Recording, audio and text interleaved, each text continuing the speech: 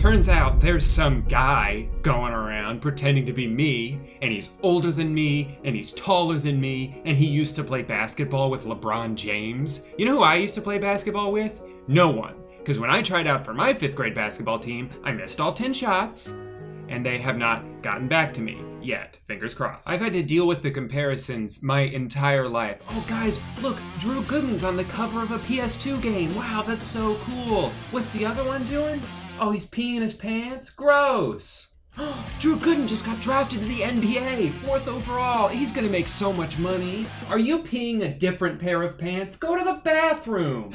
There's a regional chain of quick service Mexican restaurants called Tijuana Flats, and his picture is hanging up in every location. You think I'm trying to look at that every time I go in on a Tuesday to get 2 tacos, chips, and a drink for $5.99? No. I'm trying to get 2 tacos, chips, and a drink for $5.99. I don't need the comparisons right now. I'm hungry, and god damn it, I just peed my pants again. Sorry about that. So, I've actually wanted to make this video for a long time. The 2 most common DMs I get are, bro, I just saw a Roadwork Ahead sign. Did you know they have those in real life? And then the other one is usually screenshots of Google searches where people are looking up like Cody Ko or whoever, and then Google's like, hey, did you also want to look at this guy? You know, the guy from YouTube? And it actually is kind of confusing sometimes because even though I like to think that I can tell us apart, Google uses our information interchangeably. So if you search Drew Gooden height, it's his height. I'm actually about 5'3", but if you search Drew Gooden age, it's my age. But then if you scroll down a bit, when was Drew Gooden born? September 24th, 1981. That's why he's 38, and that's why he's 26. People also search for Danny Gonzalez, 25, Cody Ko, 29, and Danny Gonzalez, 44. One of the biggest disparities between us, besides everything, is net worth, where the other Drew Gooden played in the NBA for 13 seasons and made over $75 million. I did. It's almost a little sad for me to Google my own net worth and have it be so many decibels off. Technically, there is one thing we do have in common. Now that he's retired from basketball, he is a part of the Washington Wizards broadcasting team. I know because I snuck a pic of the back of his head when I was at a Magic game this year. Not to brag or anything, but my point is, he does commentary for NBA games. I do commentary on YouTube. I'm just saying, it's pretty crazy. We Are Two Different People Tour Part 2, anyone? Sorry, Danny, you've been replaced. Now, there's 2 reasons I want to make this video. One is to clear up the confusion. People mention this a lot, and even though they're already on Google when they find it, and they could easily just Google a little bit more and figure it out, I'm just clearing things up for you so you didn't have to type 1 extra sentence. But the real reason I wanted to make this video is because I have found several articles written about me, and there is nothing funnier to me than reading factual information about myself that is entirely untrue. So one of the weirdest ones is TrendCelebsNow.com. On TrendCelebsNow.com, he is one of the successful YouTube stars. He has ranked on the list of those famous people who were born on October 26, 1993. This one's really funny to me because it lists all these stats about me. Things that, like, I don't know who would be searching for. I don't know who needs this information. Height, not available. Weight, not available. Body measurements, not available. Eye color, unknown. Hair color, unknown. Gee, if only there was somewhere you could go on the internet where you could see what I look like. Estimated net worth in 2019, $21 million. Previous year's net worth, $21 million. Annual salary, under review. I like that it's not just unknown, it's under review, as if they have like a team of researchers working around the clock trying to figure out how much money I made. Does Drew dead or alive? As per our current database, Drew Gooden is still alive. Whew. Is he having any relationship affair? This information is not available. Why is Drew Gooden famous? Drew Gooden became popular for being a successful YouTube star. Once people realized that I was a successful YouTube star, that's when I became a successful YouTube star. There's also Celeb's Life Reel, which has a lot of the same information, but stylistically, I gotta say, I love that the first thing I see on my page is the biggest, grainiest picture of me I've ever seen. Profession, YouTuber, YouTube star. Ethnicity, unknown. If only there was some way to figure out what ethnicity I am. If anyone has access to that information, please let me know. Drew Gooden is an American YouTube star who is best known for uploading pranks, reactions, vlogs, podcasts, and challenge videos to his channel. That's not only funny because most of that isn't true, but also that's like the vaguest description that would cover like 90% of YouTube. Childhood. He has not given any insight into his childhood until now. It seems that he is very focused on his career. I wish that I had the time to share with you guys the details of what it was like for me growing up, but I'm so focused on my career, I can't do it at the moment. One thing that did freak me out though is weight, 72 kilograms. How the fuck did they know that? I had to see how much that was in pounds, but holy shit, that is like exactly right. How did you know that? Where did you measure me? This one I thought was called infamouspeople.com, but I realized I read it wrong. It's infofamouspeople.com. I really wanted to be infamous, too bad. Not a whole lot to see here, but they did integrate a Facebook comment section on the bottom. Let's comment immediately with Drew Gooden. Kathy says, great show tonight. Loved seeing Gail. She's a hoot. Tony says, gorgeous and everything that makes you, you. Tony, you're gonna make me blush. And Todd says, beautiful. So yeah, I'm pretty sure they're definitely talking about me. What's interesting about this one though is it looks like you can edit these paragraphs. And I thought, well, who better to edit information about me than me? But then it opens up complaint data where you type in your name and then it says, please take responsibility for what you write, which makes it seem like I'm gonna get in trouble if I put something wrong. But I just filled it out to the best of my knowledge. And nothing happened, so that was a little disappointing. I almost forgot, I was looking at some of these on my phone the other day, and there's another website called allfamous.org. This one's cool because on my profile, it has a button that takes you to a similar YouTube star. So I was really excited to see who it would take me to, maybe Danny, Curtis, Cody. No. It took me to Eve Frank, a 6-year-old girl who is the star of one of her family's most watched videos, Baby Climbs Out of Crib. And that's who allfamous.org thinks I'm most similar to.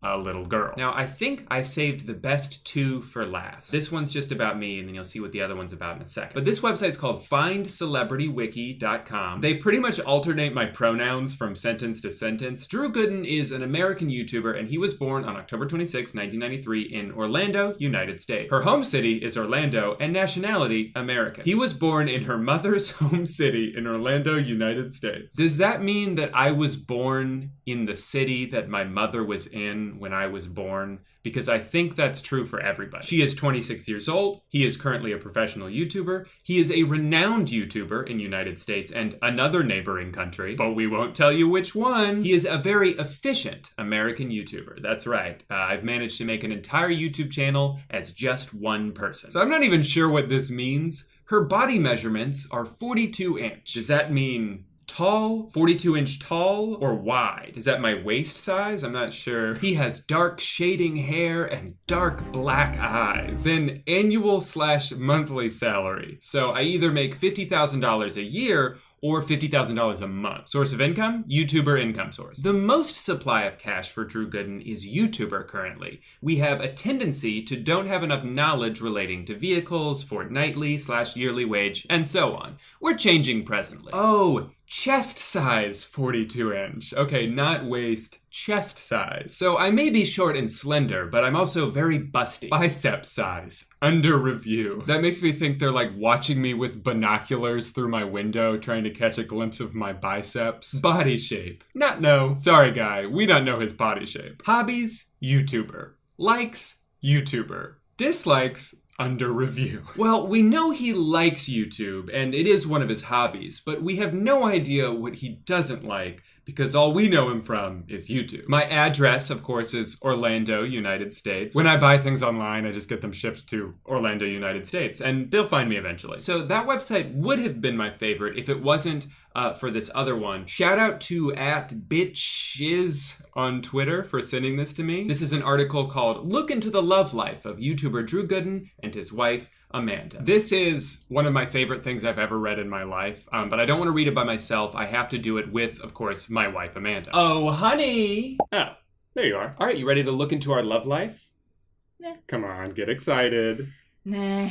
Okay, there we go. E-celebrity mirror. It'll be like looking into a mirror. An e-celebrity mirror. An e-celebrity mirror, of course. I like the way it starts. Drew joined the YouTube community on August 21st, 2015, and since has become a YouTube sensation with over 2 million people subscribed to his channel. Speaking of his love life... It's the same thing. The same thing. I do love my YouTube channel. We all know how funny Drew as a commentator is, but how much of us actually know him personally? Today, let's get to know his love life. How Drew met his better half? I'm your better half. Uh-huh. The other half is 5'8" and has a 42-inch chest size. Oh, and I'm the better half. And you're my much better half. When you are in the show business, things are bound to happen. I mean, yeah, that's true of anything. Things are bound to happen. In any business, really. A similar case happened to Drew when a girl commented on one of his vines. And who was that girl?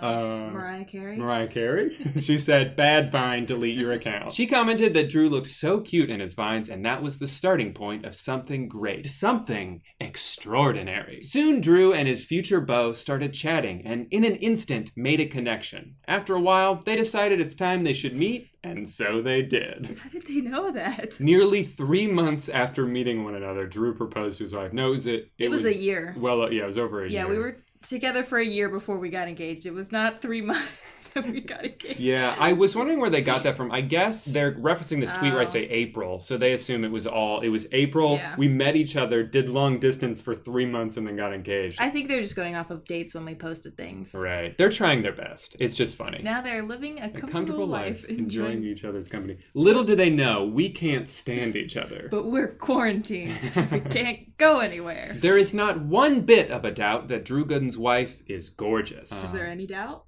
Not one bit of a doubt. Drew himself has admitted that he is fortunate. What about me? Why is there nothing about my feelings? Because our relationship is from my point of view and my point of view only. He cherishes every moment he spends with her. Did you write this? I sure did. We've never fought. We've never gotten annoyed. Certainly not during quarantine when we're with each other 27 hours a day. Drew and Amanda sharing a moment together. No, that was just me being like, here, look, fake laugh. Yeah, this was a very posed picture, as all of our wedding photos were. You kind of have to stop and like, we're having a great time. Not only that, his incredibly talented partner has been featured numerous times on his YouTube channel. Incredibly talented? Mm-hmm. He says that it's extremely easy to make vines with such a talented actress, while referring to his wife. You guys want to see what they're referring to? Babe, come on. Come on. Yeah, that was very much sarcastic. Babe, come on. Drew and his beau have come so far from being complete strangers to one another to become the best of friends to a married couple. You could say that about anyone. Literally every couple in the world at one point was complete strangers. How is their relationship? To fans of Drew, it must come as no surprise that he and his better half are quite a lovely couple. They spend time together enjoying a little walk or just chilling all by themselves. How do they know us? How do they know we chill by ourselves? And go on little walks. Just a little walk. The pair also have traveled to different locations, mostly romantic ones, where they are seen sharing a kiss or two. Who's watching us? Whether it's something fun or something boring, Drew Gooden's wife, Amanda, is always ready to back her beloved husband up. Wait, I'm ready to back you up? Yeah. When I get into a fight, you're ready to like, hey, go that's babe. My husband. Furthermore, many fans want the loving couple to have kids of their own soon. Do they? Well, I have an announcement. It's not going to be for a few more years. Yeah, it's going to be a while. So that was fun. That was pretty much it. Anything you have to say to the fans out there who demand more of you in every video? Follow me on Amanda is Gooden. Oh yeah, she made a new Instagram. Amanda Gooden. I'm part of the Gooden family. Mm-hmm. Yeah, we're finally married. You want to go ahead and leave people with your famous catchphrase? Babe, come on. Come on. Well, we've gotten to look at a lot of interesting websites today. How about we learn how to make our own? Hi. Are you suddenly craving a hot dog? It might be because you know exactly what I'm about to say. I'm founder and CEO of pictureofhotdog.com, the world's most normal website. And I'm proud to introduce another delicious topping to our shared internet hot dog, basketball. Bottoms up. To get a taste of our sportiest hot dog yet, head to pictureofhotdog.com, a website I proudly made using today's sponsor, Squarespace. Making a website doesn't have to be easy, but by using Squarespace's wide array of user-friendly tools, you can make sure that it is. One of the most common reasons people make their own website is to create an online store so they can sell their art, their clothing, or a service they provide, and Squarespace has everything you need to make that happen. Before I outsourced my own merch, I used to do it all myself using my very own Squarespace website, and it was such a simple process, I would seriously recommend it to anybody. You have full customization over every little thing in your store, but it was still intuitive enough that I never felt like I wasn't able to maintain a consistent design throughout. It was easy for people to make purchases, it was easy for me to keep track of all their orders, orders, and overall it was just something I really enjoyed doing. But maybe you don't want to make an online store and you'd rather create your own celebrity biography website with a bunch of information that no one would ever need. Squarespace has you covered there too. In fact, I made my own statistics page on pictureofhotdog.com just to show you how easy it is. To get started with a 14-day trial, head to squarespace.com/Drew, and when you're ready to launch your website, use promo code DREW to get 10% off your first purchase. Also, thanks to everyone who's been sending me their websites through Twitter. I really enjoy seeing what you guys are making. You're way more creative than I am. This is the most my brain can come up with. That being said, I suddenly have this overwhelming urge to rotate my chair. That's better. Well, I'm gonna go ahead and wrap things up here because it is so dark outside and it's only 3 p.m. But that's what summer is like in Orlando, United States. Thanks everybody for watching my video. If you ever find a weird website like this written about me, an article or some biography or whatever, send it to me. I love reading these. This was a really fun video to make. But until then, I must bid you adieu and turn off my camera. All right, bye. Hey guy, welcome back to the mid-2000s. Please comment down below if you're currently watching this video on your Zoom. So I want to take a little trip down memory lane today and reminisce about two of my favorite childhood movies, High School Musical and Camp Rock. These movies were very much a part of my formative years as a growing man-child, so I want to revisit them to see if they actually hold up or if they're hot garbage. Now, High School Musical is a classic. I know that there's a ton of YouTube videos of people talking about this already, so I'm not gonna sit here and explain the plot to you. If you don't know the plot of High School Musical, you probably haven't read the title yet.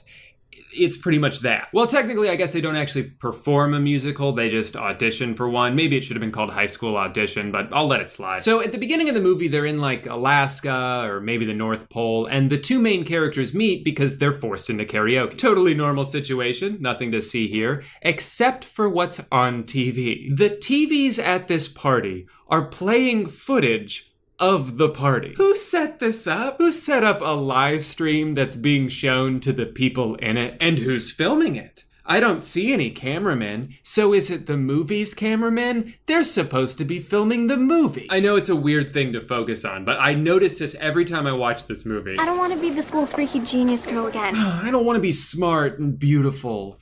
I want to be stupid and ugly. One of my favorite things in movies is watching the extras in the background of walking hallway shots, because someone will always look at the camera every time. There's a couple of these shots in this movie. What is the girl in orange doing here in the back? She sort of just walks into the corner and stops. So, look, the whole team's hitting the gym during free period. What do you want to have us run? Dude, you know what? Does anyone know what the musical in this movie is actually supposed to be about? It's called Twinkletown. Twinkletown? And the only other thing we know about it is the 3 songs that they sing from it, but the songs have nothing in common, so I have no idea what the plot is. What the heck are those two doing in a tree? Also, I've always been confused by the timing of the movie. So they come back from winter break and have the championship basketball game coming up in 2 weeks. So we're supposed to believe that they played through the entire regular season, maybe some playoff games, to get to the point where they determine who's in the championship. Then they go on a 2-week winter break, have another 2 weeks before the game even takes place.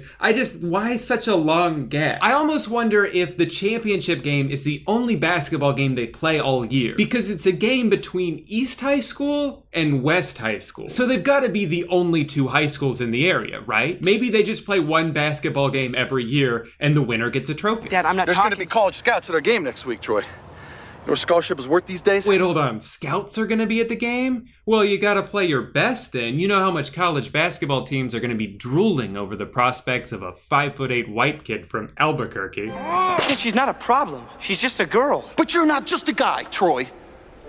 You're my guy. There's a feeling I'm reminded of whenever I think back to this movie, Zoe 101, and even Ned's Declassified to an extent. School envy. I went to the most boring high school in the world. Meanwhile, these kids are living in dorms on some beachside resort. East High School has a private rooftop garden and apparently every extracurricular activity you could possibly imagine. There are so many things going on in this school that the climax of the movie is based on the premise that there are 3 major events happening simultaneously. I don't think 3 things happened in my school the entire time I was there. Can we all agree that this song is by far the worst part of the entire movie? It's a boring song that sounds like it's being sung by 2 different people. Looking from the outside. Also, I love that her belt is not even holding up her pants, it's wrapped around them.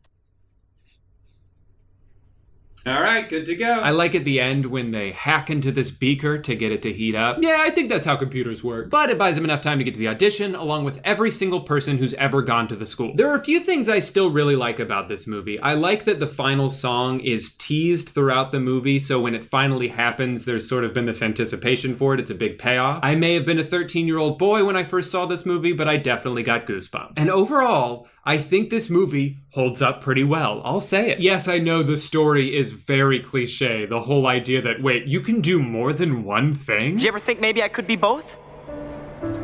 You want to sing and play basketball? But there's no time. But you know what? It's a wholesome enough lesson for a movie made for kids that you shouldn't put people into a box just because of the way they look. I also really enjoy the choreography of everything, not just when they're singing and dancing, but there's scenes where, like, you can tell the characters have deliberate movements. The camera moves with them. It feels like you're watching a musical even when there's not music. This all culminates in one shot at the end that's over a minute long. There's no cuts. It's each character taking turns sort of weaving back and forth, saying their final lines to each other. And there's like 200 people in the background that could have easily messed this up. I'm sure they had to do a bunch of takes. To me, this is really impressive filmmaking. I'm at a point in my life where I've seen movies with much more impressive filmmaking, but for what it is, they could have easily gone down a lazier route, so I appreciate the extra effort. Although it is kind of lost because of how dumb the end of this shot is. Gosh, I got this big old ball here and I just don't know what to do with it. Well, I could help you out there, ma'am. Have you considered tossing it into the basket? Wow, thank you, sir. And then all the lessons from the movie come together in one final song that I definitely tried to learn the dance to, but only got about this far. It's kind of funny how life comes full circle sometimes. The message of the iconic song at the end is now being used by every single brand in the world in their commercials. We here at Mustard know that things are pretty crazy right now, but you're not alone, and you can still give us your money. Now, on paper, Camp Rock and High School Musical seem like very similar movies, but there is one key difference that I noticed, which is that this movie is absolute garbage. That doesn't mean I didn't like it at the time, because I most certainly did. I really liked the Jonas Brothers. I liked one of the songs so much that I bought it on iTunes, even though I only had about $9 to my name. That's the song. You think? But the combination of overacting and weird writing choices make it pretty hard to enjoy this movie as an adult. Check me out. Cool. Also, the reason it's becoming relevant again is because it's so bad that people on TikTok are pointing out how bad some of the scenes are. He went.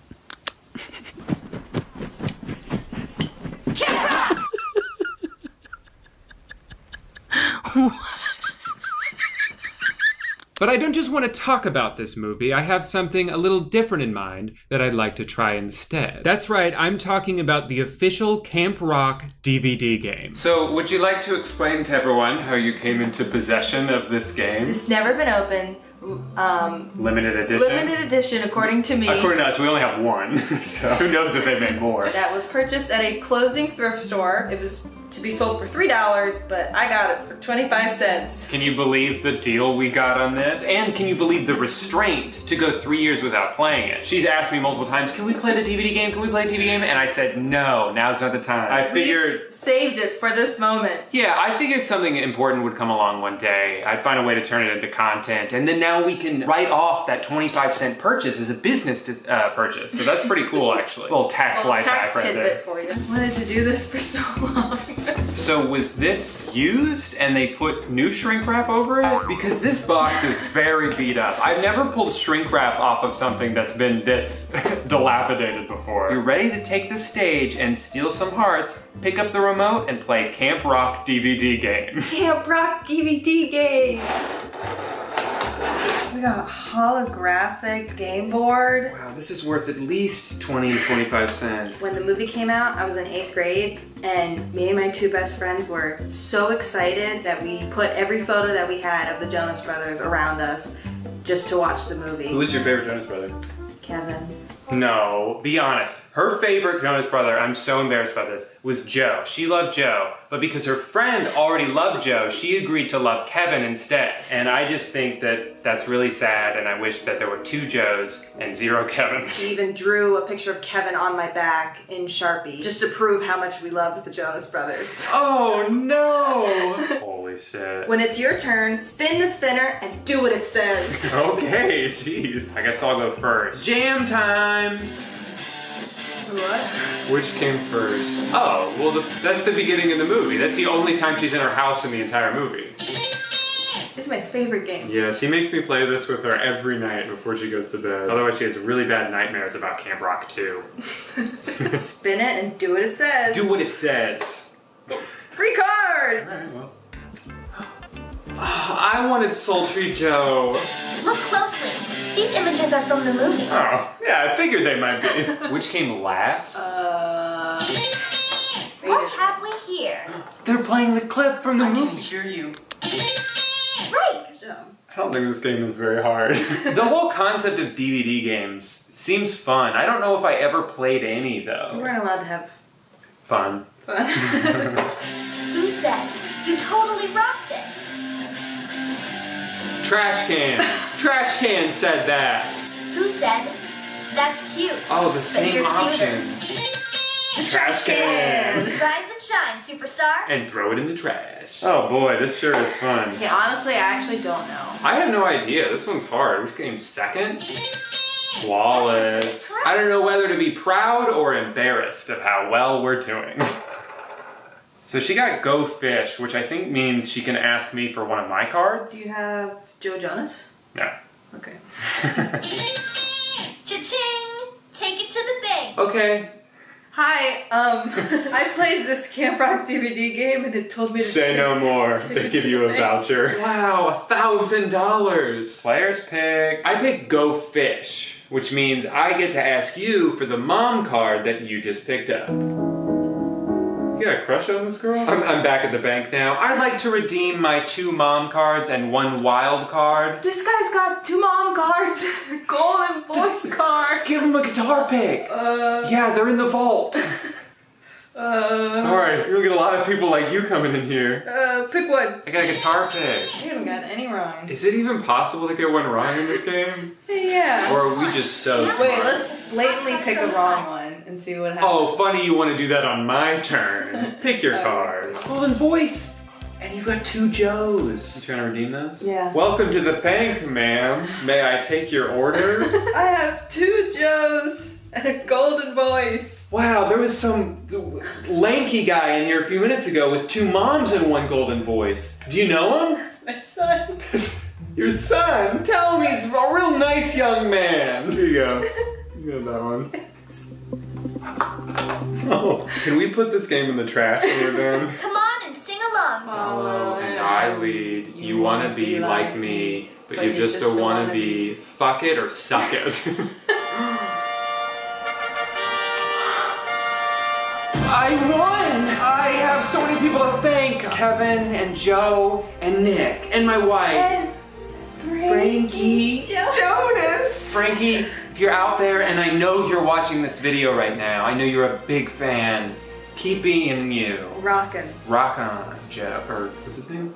Kevin. Kevin, rock on, Kevin. Frankie, if you're out there, rock on, Kevin. Which one are you? I'm Joe. Okay, I guess I'm Demi then. Didn't really give me a choice there. Are they just gonna play the whole movie but without sound? Yeah. It's really awesome. If anyone out there is looking to play the Camp Rock DVD game, good luck getting it. I don't know where you could buy this. You gotta just hope that a thrift store is on the verge of closing down and they'll give it to you in exchange for 1 quarter. Well, before we go, do you have any words of wisdom you want to impart on any aspiring DVD game creators out there? I think the ship has sailed if you want to create a DVD game. Yeah, sorry, aspiring DVD game creators. It's too late. Like, make an app instead. Yeah, make an app. All right, babe, play us out. Cool. Well, boy, was that a lot of fun. And I definitely didn't forget to film an outro. I'm doing it now. Gotta cut to a commercial break real quick, but be sure to stick around because when we come back, I will be showing you a really great thing that I just got in the mail. And it's gonna be worth it, so please don't go anywhere. Okay, thanks. Stop trying to order a pizza from me. This isn't Domino's. Hi, I just want to be left alone. I want to browse the internet anonymously. I want hackers and my internet service provider to keep their crusty hands off my data. Is that too much to ask for? No, it's not. Another carrot? Shut up. I'll take it from here. When you use a virtual private network, your data is encrypted, your IP address is masked, so even your internet service provider can't keep track of what you're doing, and they can't collect your personal information and then turn around and sell it. ExpressVPN isn't just for security though. You can also use it to watch movies and TV shows that are either unavailable or even blocked in your country. It works by giving you the ability to change your location to one of 94 different countries, tricking the internet into thinking that that's where you are. Finally, the World Wide Web is living up to its name. ExpressVPN isn't just effective, it's also fast. It boasts significantly higher speeds than other VPNs out there. There is another one that I tried using in the past, and I can't say it by name, but I will say that it throttled the hell out of my internet speed, which is a big reason why I use ExpressVPN now. Also because they gave me this shirt. I do these ads for free. I just asked for a shirt in return. They also come with a 30-day money-back guarantee, and they have 24/7 customer support in case anything goes wrong. To find out how you can get 3 months free, click the link in the description. That's expressvpn.com/Drew. ExpressVPN because that's the name of the product, and Drew because that's the name of me. Take back your internet privacy today. And also watch a few episodes of Friends while you're at it. Thank you ExpressVPN for sponsoring this video. It's this pillow. That's what I got in the mail. If you want to see what's on the other side of the pillow, please drop a like button now. It's the same. Thank you so much for watching today, Guy. Remember to subscribe if you want to see more videos of me catching a fish with my bare hands and then feeding it whole to my cat. All right, bye. You remember the first time you ever went to an arcade and you saw all the incredible, life-changing prizes available and your mind started running wild with possibilities? Shit, all right. I'll take the electric guitar, the skateboard, the PlayStation 2, 1,000 Tootsie Rolls, that stuffed animal that's taller than me. Hey, Toots, would you mind wrapping them up in plastic for me? I'll wet the bed. And then 2 hours and $47 later, you realize you've only earned enough tickets to buy one whoopee cushion? Well, not to brag or anything, but I'm old as fuck now. And I'm pretty good at games, or at least better than I used to be. So for this video, I decided to test out an idea that I've wanted to do basically my whole life. I want to find out if you can profit at an arcade. If I just play the one game I'm best at over and over and over again, can I ultimately earn a prize that's worth more than the amount of money that I spent on the tokens? I didn't need to say all that. You read the title, you know what I'm gonna do. So I headed to the second most touristy part of Orlando, Florida, to a place called Main Event, which is somewhere in between Dave & Buster's and Chuck E. Cheese. In spirit, I should say. Geographically speaking, Dave & Buster's is in the middle. This place has everything. Bowling, laser tag, a weird obstacle course hanging from the ceiling. But I don't have time for any of that right now. The reason I dragged my wife here at 3 p.m. on a Friday is to figure out the most efficient game to play and the best prize to buy. Now, this isn't like the old days anymore where you gotta lug around a 75-pound bucket of tokens. The first thing you do here is preload cash onto a fun card, which holds all of your credits and then also the points you earn from the game. And I gotta say, I immediately got overwhelmed from the onslaught of numbers. Okay, so 200 credits is not $40. It's $35, and 300 credits should be, quite frankly, $60, but it's not, it's only $50. And everyone keeps saying that 500 credits costs $100. It doesn't, it's only $75. You save $25 when you buy that, which you can use to buy 140 credits, which is actually $28. And plus, I don't know what any of that means. If I buy this one, does that mean I can play 200 games? No. Most games cost anywhere between 7.5 and 8.5 credits, which are such confusing numbers to keep track of. Why even include a decimal at all? Who thought of this? The last time I came here in 2019, I remember each machine just telling you how much it cost in terms of dollars. But if I had to guess, I'd say they changed it to be purposely confusing so you don't realize how much money you're actually blowing through with every passing game. It's kind of like how if I saw a Fortnite skin that said, this costs $20, I would would be like, hell no. I'm not spending $20 on this. I'm gonna buy $20 worth of V-Bucks because then the costume is free. As with most arcades, there are pretty much 3 types of games here. There are the fun ones, like Basketball Connect 4, Air Hockey, Flappy Bird, but big. Typically, these are the ones you earn the least amount of points for playing, but if you're just here to have a good time, that doesn't matter. Then there's the luck-based games, which can, in theory, earn you a whole bunch of tickets, but you have no control over that because it's essentially just a giant slot machine with SpongeBob on it. And then lastly, there are skill-based games where technically you could earn the jackpot every time. The only thing stopping you from doing so is your own ability. The only downside is they're usually tedious and stressful and the least fun options out of all the games in the arcade. So in other words, they're perfect for this video. Let me tell you, I was ecstatic when I walked in and saw that they still had this ball cup game. This is the machine I had in mind when I was planning this video because I used to abuse the hell out of this. While the rest of my friends were playing skee ball and enjoying themselves, I was just standing on this machine for 1 whole hour, hoping to earn the best prize out of the group. See, I was playing the long game. Sure, maybe you guys had more fun that night because you got to play Mario Olympics and Vin Diesel Simulator, but I get to have this forever.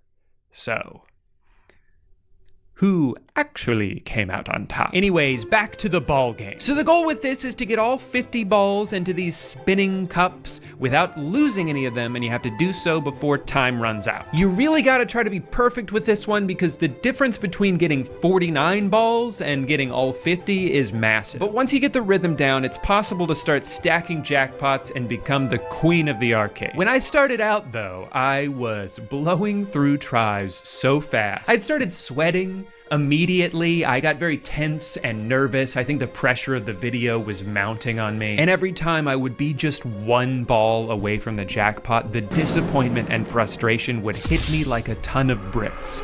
Or a ton of feathers. They both weigh the same. But I managed to calm myself down, gain my composure, and on my 10th try, I did it. Give me that jackpot, baby. That'll be 711 points, please. I love you now. Now I just gotta stand here for 4 minutes while the machine counts up all my points one at a time for some reason. Why does this take so long? Is there a little guy in there trying to count them up by hand? Just use a calculator, dude. It's like they're trying to discourage you from winning the jackpots by making them inconvenient. Well, while we're waiting for that, I do just want to say, unironically, I was so relieved when I won this. I think I had built this video up so much in my head over the past couple years, and I just felt it all falling apart before my eyes. When I started losing again and again and again, I started to freak out and think, did they make the game harder? Or worse, am I just dumb now? Am I gonna have to go to Chuck E. Cheese? They'll never let me in there.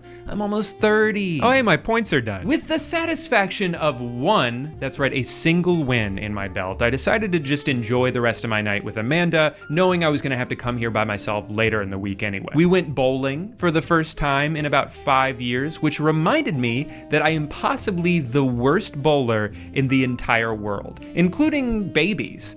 I think a baby would do better than I did. The second game though, I was like, wait, who are we trying to fool by doing regular mode? Let me just throw the bumpers up and then we'll have way more fun. Just kidding, I sucked at that too. Then we ate dinner, which was, it was fine. There's just something about cubed meat that makes me feel like I'm being given my rations for the day. When we were done eating, I decided to try out a few other games, but I quickly came to the conclusion that nothing was going to be as productive or efficient as Quick Draw. I should probably talk about the prizes, because that's the other thing I have to figure out. The single most expensive item in here is, for some reason, a minion named Turbo Dave. Just below that are some random kitchen appliances, some extremely cheap looking electronics, you know, the kind of headphones you buy for $3 at a CVS checkout line and they stop working before you even make it back to your car. There's a bunch of vlogging and podcasting gear. Then they've got a few plushies, which range from Among Us to terrifying. A fake wad of gum, you know, for pranks. And then finally, a whole bunch of candy that you throw in when you don't have very many points left. I always find it interesting to see how they price these things because it's not like there's a 1-to-1 ratio of points to dollars. Like, I don't think that the minion win on a hoverboard is worth 14 Marvel mugs or 400 blow pops, but I'm not in charge of an arcade. All right, babe, let's see that haul. That's just what Amanda got with her entree and tickets. I found out you can save your points for up to 5 years. I don't think I'm gonna be saving them that long, but I am gonna come back in a couple days. I've got about 1,700 points stocked up. $37 in, I believe. So yeah, not off to a great start in terms of profiting, but I may have discovered a loophole. You see, anytime you buy something at Main Event, they give you the option to fill out a survey on their website in exchange for a free 30-minute game card. If I could stand on this machine for 30 straight minutes, I could win thousands of tickets without having to spend even $1 more. It's the perfect plan. So I headed back to the second most touristy part of Orlando, and I swiped my card again, and I dropped those balls. And turns out you don't actually get any points from the free plays. So, 'twas not the perfect plan. But I still had fun. Not that that matters for this video. I did get to play possibly the funniest game of Deal or No Deal in its entire history. Obviously, I couldn't risk ending up with only one ticket, so I decided to accept his offer of one ticket. Anyway, after farting around for half an hour, I decided to just suck it up, spend another $35, and I headed back to my favorite stress game. Took me a few tries to get back into the swing of things, but on my 5th game, I won the jackpot. Then 3 games later, I won it again, and 2 games later, I won it again, and at this point, no one could stop me. I won twice in a row, then 3 times, then 4 times, before capping my streak off at 5 consecutive jackpots. If this isn't poggers, then I don't know what is. Grandma, if you're watching this, poggers is a gaming term for when someone does a good job. So, can you tell Grandpa too? Also, do you like how nervous I look filming all of these shots? I felt like the biggest idiot every time I picked up my phone to record myself winning this stupid game. The thought of someone watching me be proud of this is so embarrassing. Just looking at me from across the room like, does this guy have a job? It's Wednesday, go home. Well, sorry to break it to you, person I made up in my head, but this is my job now. The arcade is my office, and I'm gonna give myself a raise. Just when I could feel myself starting to get a little bit too cocky, the universe sent another obstacle my way. Maximum payout? So now I'm getting punished for being too good at the game? At this point, I'm pissed. At least warn me ahead of time when I'm getting close. Like, hey, you might want to slow down there, big guy. This machine's almost empty. Also, what? You ran out of virtual tickets? Just make more of them. I thought about it, and I think this might be why they count up your points so slowly. So that by the time they've arbitrarily decided to stop giving you points, you've already spent $8 more on the machine, all for nothing. I even had to watch them count up my unawarded tickets one by one. And at this point, you're just taunting me. Anyway, when the dust finally settled, I had lost about 1.5 jackpots. Very upsetting, not gonna lie, but I don't think this completely ruins my plan. I'm pretty sure this is only a temporary limit. I think it's just there to keep you from hogging one machine during peak hours, which is fair, by the way. If I had a line of kids behind me waiting for their turn and I was just like, sorry, I'm making a video, that would be pretty selfish. But I came here in the middle of a school day and there was nary a child in sight. Since I wasn't sure if I'd ever have this many points at once again, I decided to cash out on day 2 and buy myself the hot dog toaster I had my eyes on from the moment I walked in the room. Now, I'm not sure I would say that this is the best day of my life, but it's definitely in the top 5. I actually feel kind of bad because I had to get one of the employees to not only grab a ladder from the storage room, but also get like a special key to unlock the high value prize section. And he seemed really confused. I was hoping he might be like, oh, that's funny, you got the hot dog toaster. No one's ever redeemed this before. But I don't think he really said more than 2 words. All right, babe, I know you had a long day at work. Close your eyes. I know work's been crazy lately, but I have something for you. Open your eyes.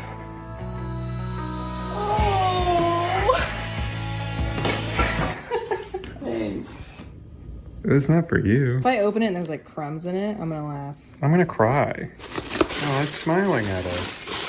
Was that a thing? Was hot dog toasters I doubt it. All my baby boomers in the chat, sound off. Was hot dog toasters a thing? Let me know. With enough credits left to play 9 more games of Quick Drop, I headed into day 3 with a very clear goal in mind. From all the Googling I've done, I'm pretty sure this Marvel mug has the best points to potential resale value ratio of all of the redeemable items here. If each attempt cost me about $2, and I think I could reasonably sell this mug for $10, that means out of 5 tries, I only need to get 2 jackpots to turn a profit. If I get really lucky and win 5 jackpots in a row like I did yesterday, then I'd have enough for 3 mugs, at which point I could be potentially making a $20 profit. And so on and so forth until I've sold 1 mug to every human being on the face of the planet, and I'll finally have enough money to buy my own private island that no one's invited to. Also, fine, I'll explain my strategy with the game so you too can try to win at this specific machine in Orlando, Florida. The secret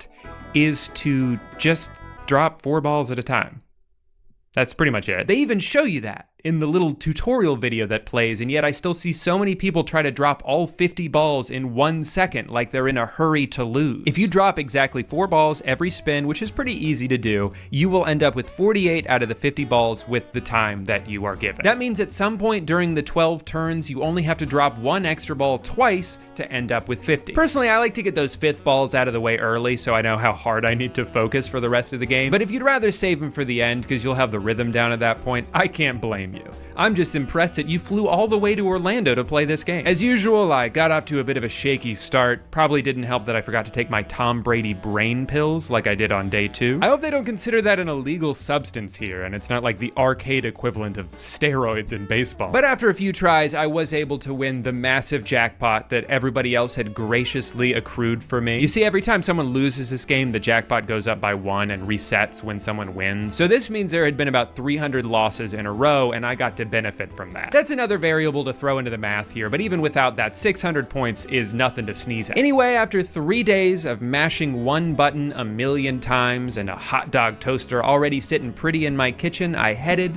to get my reward. Lucky for me, I got to ask the same guy from yesterday for help grabbing the LED sign that was just out of my reach. Instead of using a ladder though, he just kind of climbed on top of the shelves, and I really admired the creativity. Am I gonna somehow profit off of this sign? No.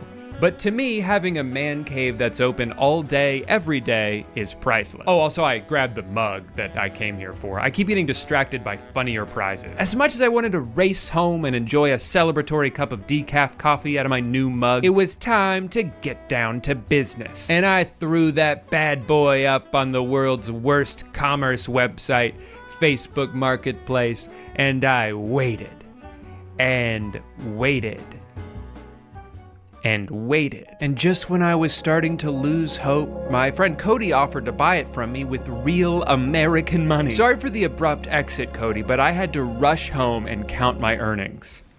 10? I couldn't believe my success. I earned enough points to buy that mug with 1 game of Quick Drop. These kind of profit margins are unheard of. Jeff Bezos who? There's a new guy in town. Why did I even bother going to community college for 8 months when I could have been investing that tuition money into the school of video games? Let's go ahead and break down the numbers, shall we? I don't have a regular dry erase board, so this calendar is gonna have to do. Day 1, we spent $37. I still don't know why it was 37 and not 35. I guess the card itself, it cost $2 because when I refilled it, it was exactly 35 the next day, but I don't fucking know. We also spent $48 on bowling and $70 on food and drinks, but that doesn't count. That's not part of it. I'm just saying that that's what we did. Okay, but $72 spent on game credits, and here is what we earned. Number 1, a state-of-the-art hot dog toaster, a relic of simpler times, a rare and priceless artifact that is currently being sold on Amazon for $25. But let's say I was gonna buy that anyway, and in doing so, I saved $25, which is almost like earning $25, because penny saved, penny earned. Benjamin Franklin? Last I heard, he's the guy who electrocuted himself on purpose, so I think he knows a thing or two about math. We also got the man cave sign, and again, let's say I was gonna buy that anyway. Well, currently, that's being sold on eBay for an average of about $40. At less than 2,000 points, that's a bargain. If you're wondering why I didn't just try to sell that one instead, that's because I didn't think anyone would buy it. But maybe I'm wrong about that. Finally, of course, we have the mug, which I sold for $10. Now, if you have a calculator at home and you're playing along, you may have noticed that this number is bigger than this number. I'm trying to think if there's a word for that, like a math word, you know, for when you make more money than you spend on something. What's the term again? Oh, that's right. I think it's called a profit. And that's not even mentioning the fact that I practically threw away half my tickets on day one, and the machine stole over 900 points for me on day two, and I forgot to get my parking validated on day three, so I had to pay for that myself. Also, I guess if you factor in like gas and stuff, because I had to drive a lot, that's probably another like $15. You know what, on second thought, I think we're just gonna call that part a wash. I made a $3 profit, and that is a success. So to answer the question of can you profit at an arcade, the answer is technically yes. Obviously, it depends on which arcade you're at, what prizes they have, if there's a machine that you can win consistently. But for this specific ball drop machine, I have learned that if I just win jackpots over and over and over again, making sure to take breaks so I don't hit the payout limit, I can absolutely redeem my points on something that I would have wanted to buy anyway and save a few bucks in the process. Am I gonna somehow turn this into a full-time job? You never know. I mean, I would pretty much be actively crashing the blue Marvel mug market by increasing the supply so much. Absolute best case scenario, I could see myself locking in minimum wage, but I would run out of people to sell mugs to eventually. Or, before any of that happens, the arcade might just run out of them, or they'll catch on to what I'm doing and nerf the machine I like, or raise the price of the prizes, or put a photo of my face on the wall that says, "Do not let this guy play quick drop, he is bleeding us dry." I guess if I had to pick one thing that I learned in this video, it's that unless you have a concrete plan going into it, and you've already done the math, you're probably only going to lose money at an arcade. Also, don't do what I almost did in this video and get really excited by the idea of selling something for a profit, because I almost got like a bunch of mugs before even seeing if they would sell, and then I barely sold one of them. Remember, the value of a product is only what someone is willing to pay for it. This isn't RuneScape. I can't just throw my Avengers mug into the Grand Exchange and get a bunch of gold coins for it. I have to use Facebook Marketplace, and Facebook Marketplace is the worst. All right, well, I'm gonna go toast a hot dog, which apparently is a thing that people do. Hello and welcome everybody to the first annual hot dog taste test. Before me, I have prepared two different hot dogs, one of which I grilled. The other one I, of course, toasted with our novelty retro hot dog toaster. Also, both buns are toasted in there. They've got a nice even burn on the bottom. So I'm excited about that. But what Amanda's gonna do is she's gonna mix them up, and then I'm gonna close my eyes and try to guess which is which, and then also say which one I like more. And we'll see if the hot dog toaster is superior. Wait. All right, bottoms up. It's hard to even taste the hot dog because the bun is so burnt and dry. I think that was the toasted one because that didn't really taste like much. I guess we'll see. That tastes way better. That's gotta be the grilled one, right? Yeah. Okay.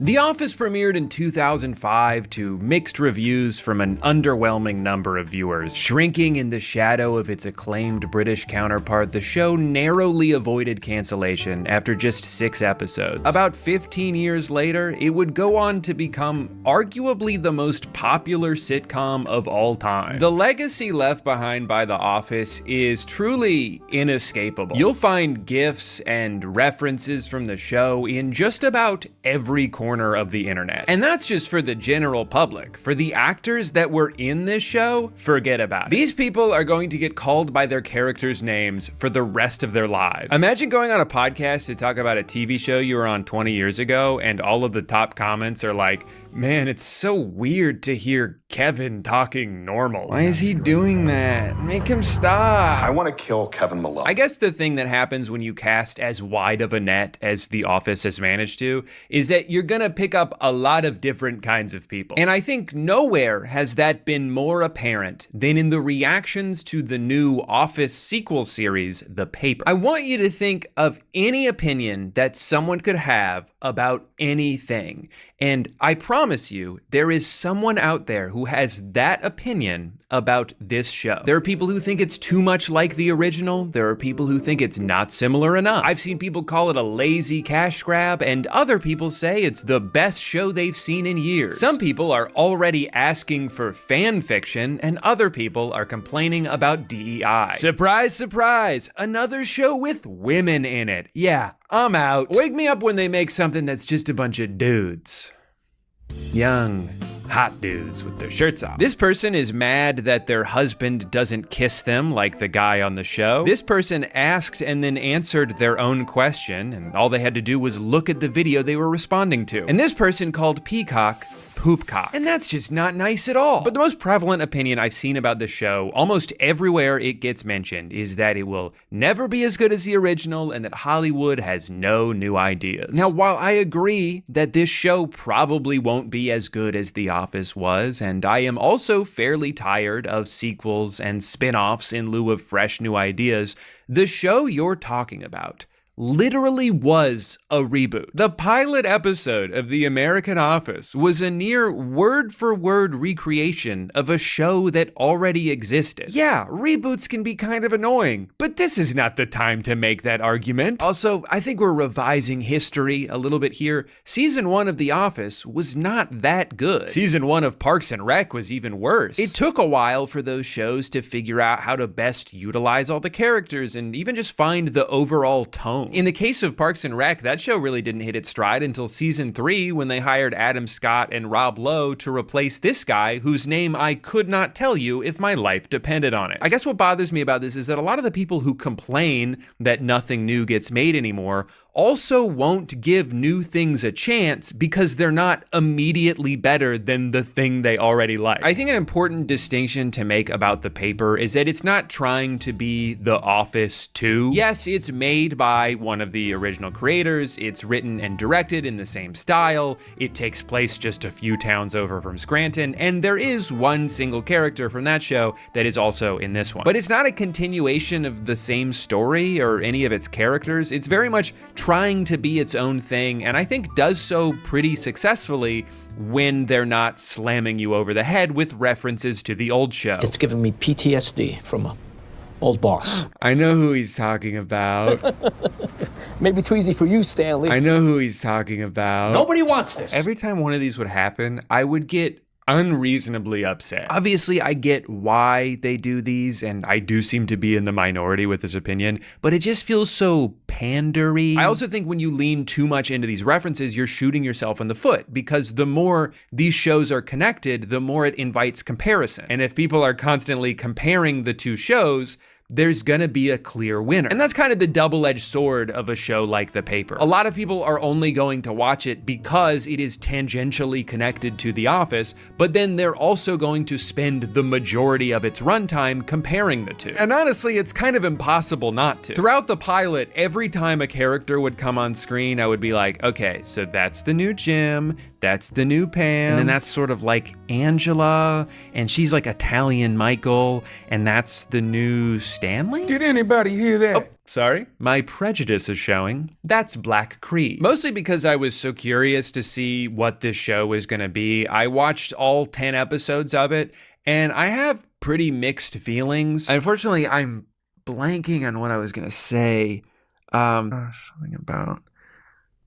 Oh, yeah.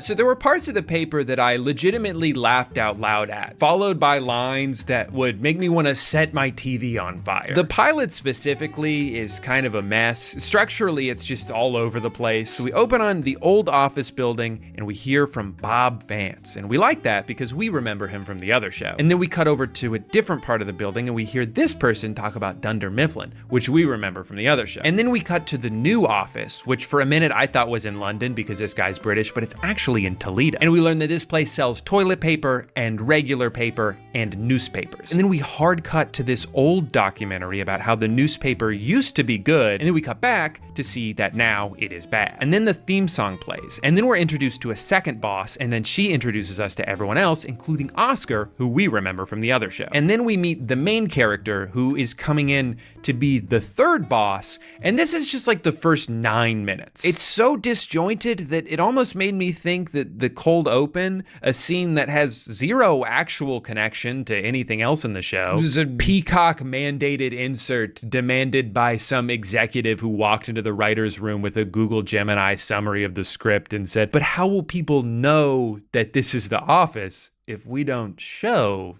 The Office? Now, if you guys need me for anything else, I will be on a spaceship with Katy Perry. I listened to an episode of the Office Ladies podcast about this pilot, and I felt like it was kind of telling that the very first nice thing they said about the show was just how long it was. This episode is 33 minutes and 18 seconds. And how much fun is that? It kind of felt like when someone shows you a movie that you know they love, but you weren't really into it, so you have to just think of anything positive at all to say about it. Yeah, dude, no, the aspect ratio is crazy. It's called Eat House. Mm-hmm. Get it? Eat House. Eat House? Mhm. Yeah. And, hilarity ensues. I also think it's funny just because the length is something I did not like about the pilot. I felt like it was way too long. This is a criticism I've had for years with other streaming shows where they leave too much in because there's no mandated length, but then the pacing feels off because of it. Like, one thing that's great about a lot of older network comedies is how they just fly through the episode. It's airtight because it had to be. And I think that if they had just cut out a couple of minutes of the weakest jokes in this pilot, it would have been received a lot better than it was. But instead, a lot of people just gave up on the show altogether. I probably would have too if I didn't force myself to be patient with it. Most shows aren't incredible right out of the gate, and pilots are difficult because there's a lot of things you have to get right. You have to establish the plot, introduce every one of its characters, tell a story that's somewhat wrapped up in one episode, but that provides enough intrigue moving forward so people want to keep watching, all while trying to be funny and interesting with dialogue that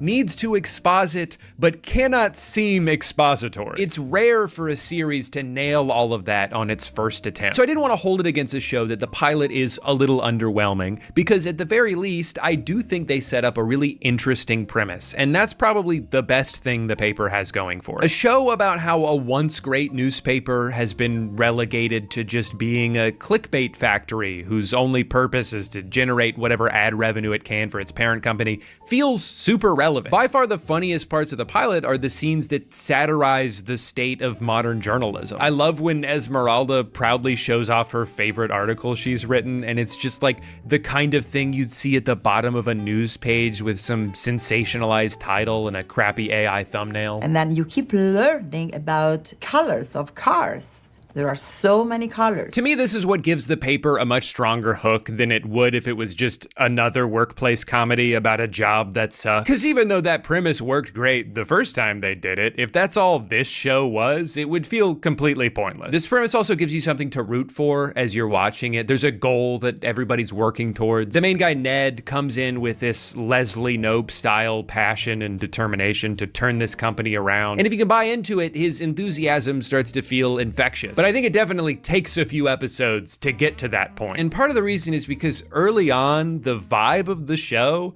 is kind of atrocious. It feels like everybody's an antagonist. The other bosses are trying to sabotage Ned. None of the employees give a shit. Oscar's pissed off whenever he's on camera. The industry itself is antagonistic. Like, it's already such an uphill battle for them to try to turn around this struggling newspaper that to add in all these other elements on top of that make it incredibly frustrating to watch. It's almost the inverse problem the first season of The Office had. In that show, you had to watch a bunch of people deal with one shitty guy, but in this show, you have to watch one guy deal with a bunch of shitty people. And it makes you not really like any of the characters in a show that is only going to work if you like the characters. But for the first couple episodes, it feels like everyone is just a slightly different flavor of stupid. This guy is stupid, but has kids. This guy is stupid, but old. This woman is stupid and loud. There would be funny moments, but it just felt like something was missing. Like there were some interesting ingredients in the pot, but it wasn't melding together into a good meal. In episode 2, I really liked the dynamic they were setting up with Adam and Adalola as a comedic duo when they go out and try and fail to do some investigative journalism. It had a real Parks and Rec vibe, you know? There were a couple lines I chuckled at. I'm not buying any of this shit. You can answer questions here, you can answer them down at the station. And it made sense that because they're so gullible, they would believe these teenagers who lie to them about the new craze that everyone is doing, and then they naively go write a story about it. It felt like everything was setting up for a really solid sitcom B-plot. But the specific lie they told them was that all the kids are acting like dogs. So then they start barking. And then later on, the episode ends with the two of them getting arrested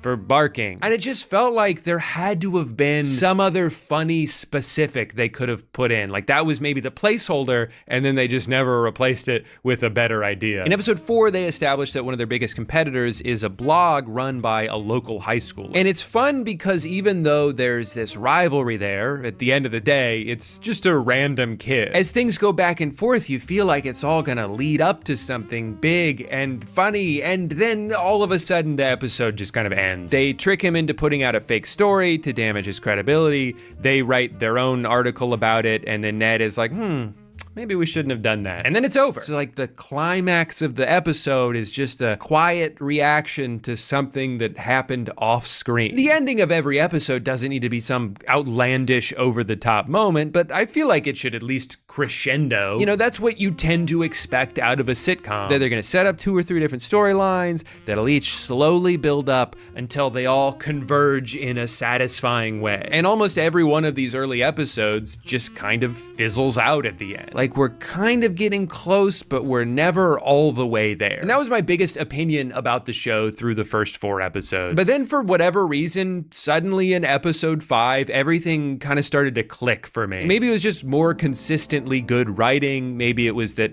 I had now had enough time to understand the characters. Maybe it was the Sawyer from Lost cameo. It was probably that. But if I had to narrow it down to just one thing, I think it would be that this is when the Esmeralda character finally makes sense. By far, the most polarizing thing about the show is Esmeralda. People hate her. A lot of viewers have said she's the reason they stopped watching the show altogether. They say she's annoying and too much and that she's trying too hard. And if anyone from Peacock is reading all of these comments, I am begging you to ignore them. They are wrong. She is hilarious. This show would be so fucking boring without her. She's kind of the only character with energy, and it's such a fun energy. Her performance feels completely unique. I feel like I've never seen this exact character on TV before, and I love it. Is she annoying sometimes? Absolutely. But she's supposed to be. That's kind of her role on the show, is to cause chaos that everybody else has to deal with. But it's not because she's just a terrible person, it's usually out of self-preservation. She feels threatened when Ned comes in and is potentially better at doing her job than she is, so she tries to make his life more difficult. And because her motives are always so transparent, I feel like you can empathize with her. Sometimes she does way too much because she's so desperate for approval. It's fun to watch someone who wears their emotions on their sleeve and is incapable of hiding how they feel. And I don't know if you noticed, but almost everything I just said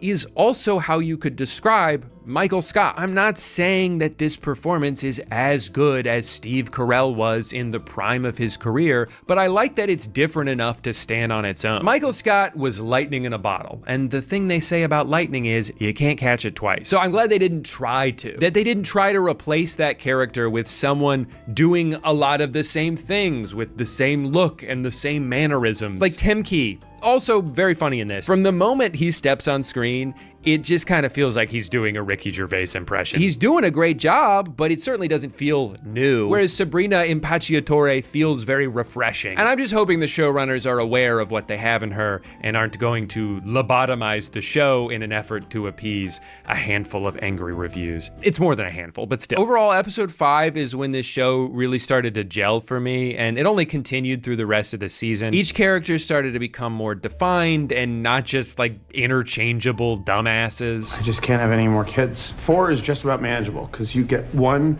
per hand per adult. But 5, I've been thinking, like, how do you even do that? Do you use a foot?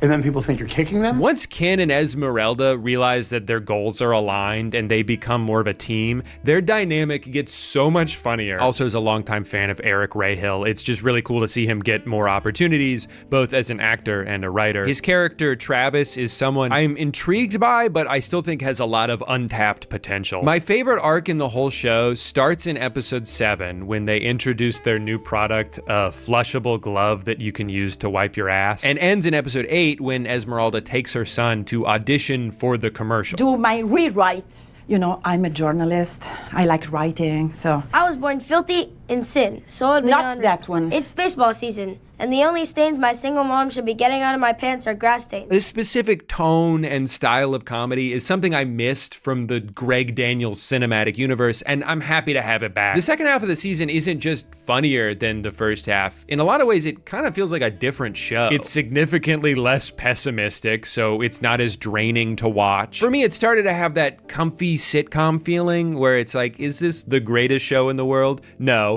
But if there were 80 more episodes of this, I would happily watch all of them over the course of a month. Unfortunately, though, right as things are all coming together for the paper, it ends with a finale that just felt so forced and rushed. Just a few hours of screen time ago, Ned came into an office with no journalists and no skills. The first paper they put out had the headline, "No news is good news," because everybody messed up so bad they couldn't even publish something in time. And then in the season finale, just 8 episodes later, the Toledo Truth Teller wins a bunch of awards. And also Ned and Mayor profess their love for each other, and everything works out for everybody at the end. And I think this is where the show needs to decide what it wants to be. Do they want it to be about a bunch of incompetent morons failing to do their jobs in an entertaining way? Or do they want it to be a kind of feel-good story about the scrappy underdogs making a comeback? Because you can't really do both. You can't have 7 episodes dedicated to how stupid everybody is, and then 3 episodes later,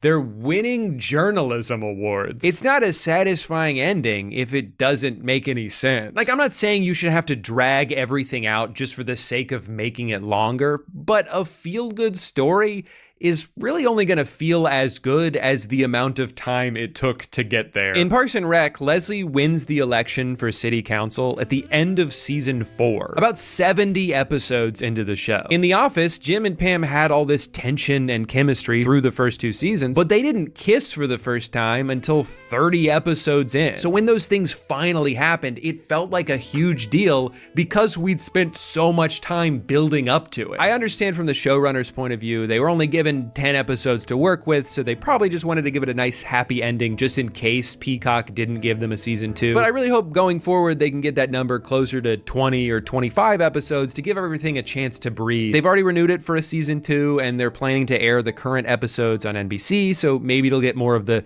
network sitcom treatment going forward, which would be good because I think that's how this show would best thrive. Like I said, the paper made me realize how much I missed being able to casually watch a new sitcom. The kinds of shows that you can watch a few episodes every night over the course of like 3 months and have it serve as this cozy distraction from whatever might be stressing you out in life. It's like the comfortability of a familiar set and a group of people you just get to spend a bunch of time with. Clearly, people still yearn for this type of show, and there just aren't nearly as many of them made anymore. That energy is more often put into the high-quality prestige dramedies, you know, shows that are funny sometimes, but also stressful, and we can't put a bunch of episodes out because we're trying to win Emmys. There are a few network sitcoms that have received a decent sized audience. I just started watching Abbott Elementary and I like that so far. I've heard St. Denis Medical is pretty funny, but every time I look at the title, my red dead ass wants to call it Saint Denis. And judging by the number of commercials I've seen for Ghosts every time I've tried to watch football the past 6 years, it seems like that one's doing pretty well too. But the most watched shows continue to be comedies that wrapped up over a decade ago. It's kind of funny that because of the way TV has evolved, the best case scenario for these sitcoms is that they garner just enough of an audience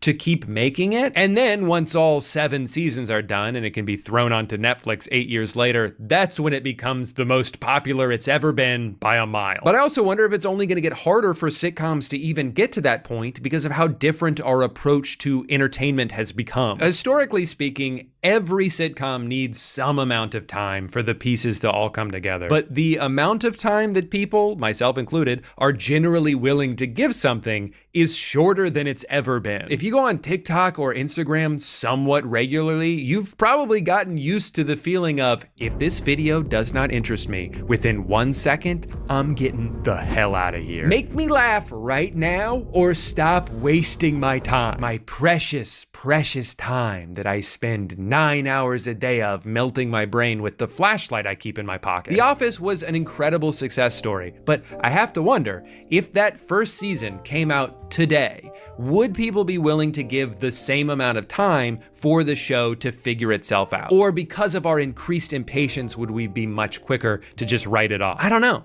because this is a hypothetical scenario I made up in my head. Anyway, I'm optimistic about the paper. I think they've planted a lot of interesting seeds, and I'm curious to see what it can grow into. And at the same time, I understand the frustration from people who don't even want to give it a chance, because it does seem like yet another reboot coming along to dangle something familiar in front of us so we stand and cheer. But as long as they continue to make the show its own thing and lean less into all the nostalgia bait, I think there's a lot of potential here. In the same way that Parks and Recreation was successful without ever needing to have its universe tie into The Office's, I think this show can succeed on its own the more it moves away from the original. But no matter what they do, they're gonna disappoint someone. If they keep Esmeralda around, some people are gonna stop watching. If they get rid of her, I'll stop watching. And for some people, it seems like they're only gonna keep watching just in case more Office characters pop in. What if Dwight had a son? And what if Jim had a son? And then they could be friends. And then we could just do the same exact show with the same exact characters, but played by different actors. What is this, HBO's Harry Potter series? Move on! Nothing you ever watch is going to immediately be on par with the show you've watched 100 hours of. You gotta open your heart up first, brother. All I ask is that you try not to develop a strong opinion about something before you even give it a chance. Try to go into everything with a clean slate, and if you like it, awesome. If you don't, that's fine too, but at least you've figured that out on your own. Just don't let some stranger on the internet tell you how you should feel about something. Unless it's me, of course. You can trust me. Anyway, thank you so much for watching this video. I know that a random ass Peacock show is not exactly the most pressing thing going on in the world right now, but lately my brain has felt like mush, so for the time being, this is the best I can do. Be sure to subscribe if you want to see my next video, where I will be ranking every number in order of how big they are. Bye. 5, 4, 3, 2, 1.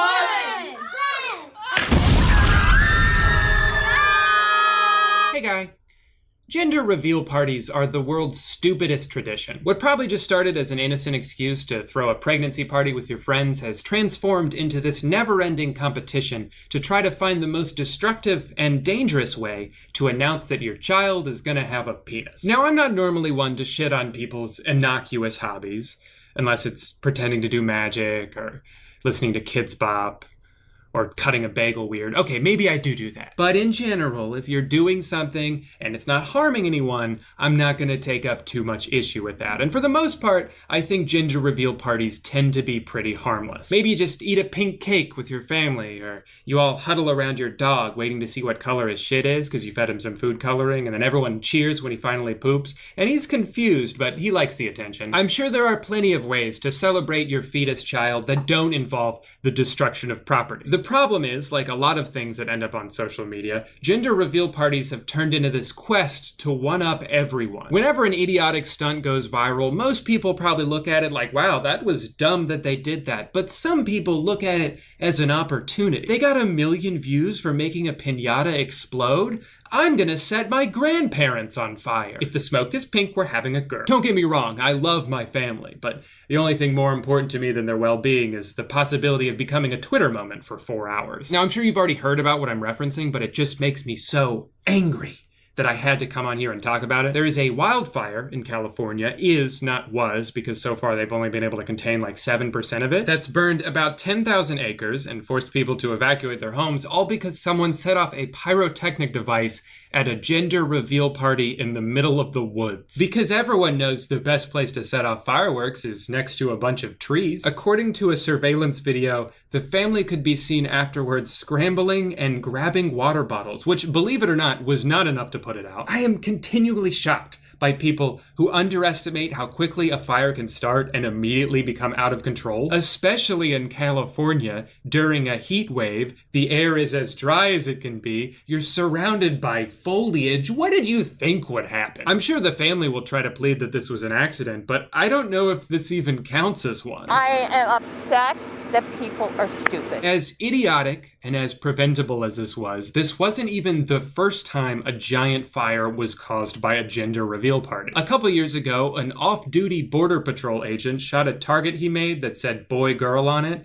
and because it was filled with an explosive illegal substance and placed right next to the world's most flammable plant, things went a little south. It took over 2 weeks to extinguish the fire and cost the city about $8 million in damages, but the good news is, it's a boy. I was curious what ended up happening to this guy, so I did a little bit more digging. Turns out he got off really easy. He didn't get arrested and was only fined $200,000, which is a lot of money, of course, but a pretty insignificant fraction of the damage that he caused. Like almost nothing in the grand scheme of things. Now, I don't feel bad for this guy at all. But apparently someone did because they started a GoFundMe for him. Help Border Patrol Agent Dad. He said it was the worst day of his life. Aww. Man, I hadn't even considered that. Order in the court. All right, I'll give the defendant one last chance to plead his case before I sentence him to 100 years in prison. Oh, well, one thing I forgot to say was, I'm really sorry. I didn't mean to steal the school bus and run over all those people. I was just having a bad day. I can't stay mad at you. All right, I'll give you 45 minutes of house arrest and this coupon to Bath and Body Works. Court dismissed. I don't know if you guys have noticed this or not, but there's actually a lot of fires going on already. It's just kind of one of those things that happens now where every summer the entire west coast of America has a different color sky than the rest of it. You know what we don't need right now? More fires. What was it that bear used to always say? Only you care about the gender of your baby, please put down the explosive device. It's just so infuriating to me, all of this unnecessary destruction of wildlife, so much damage that is caused by the selfish actions of one person. Now, you might be thinking, well, at least no one died, right? Well, you wouldn't even be right about that. Last year, someone actually did die at a gender reveal party because they didn't realize how powerful the bomb they made would be. Marion County Sheriff Jason Sandholt describes the device designed to explode colored powder into a puff of smoke revealing the gender of the baby. You were right. It's a girl. Hey, so Grandma's funeral is this weekend? A horrible accident, something that's really just terrible. Who can expect such a terrible loss to happen when somebody's trying to celebrate and welcome a life? You know, it's a real tragedy what happened. They did everything right, too. You detonate a homemade pipe bomb from not that far away. You don't expect no one's head to come flying off, but I guess crazier things have happened, right? Wait, this ain't going on TV, is it? So that means in 2019, at least one person was killed by a gender reveal party. I was doing some research. You know how many people were killed by dinosaurs in 2019? 0. And they're giant monsters!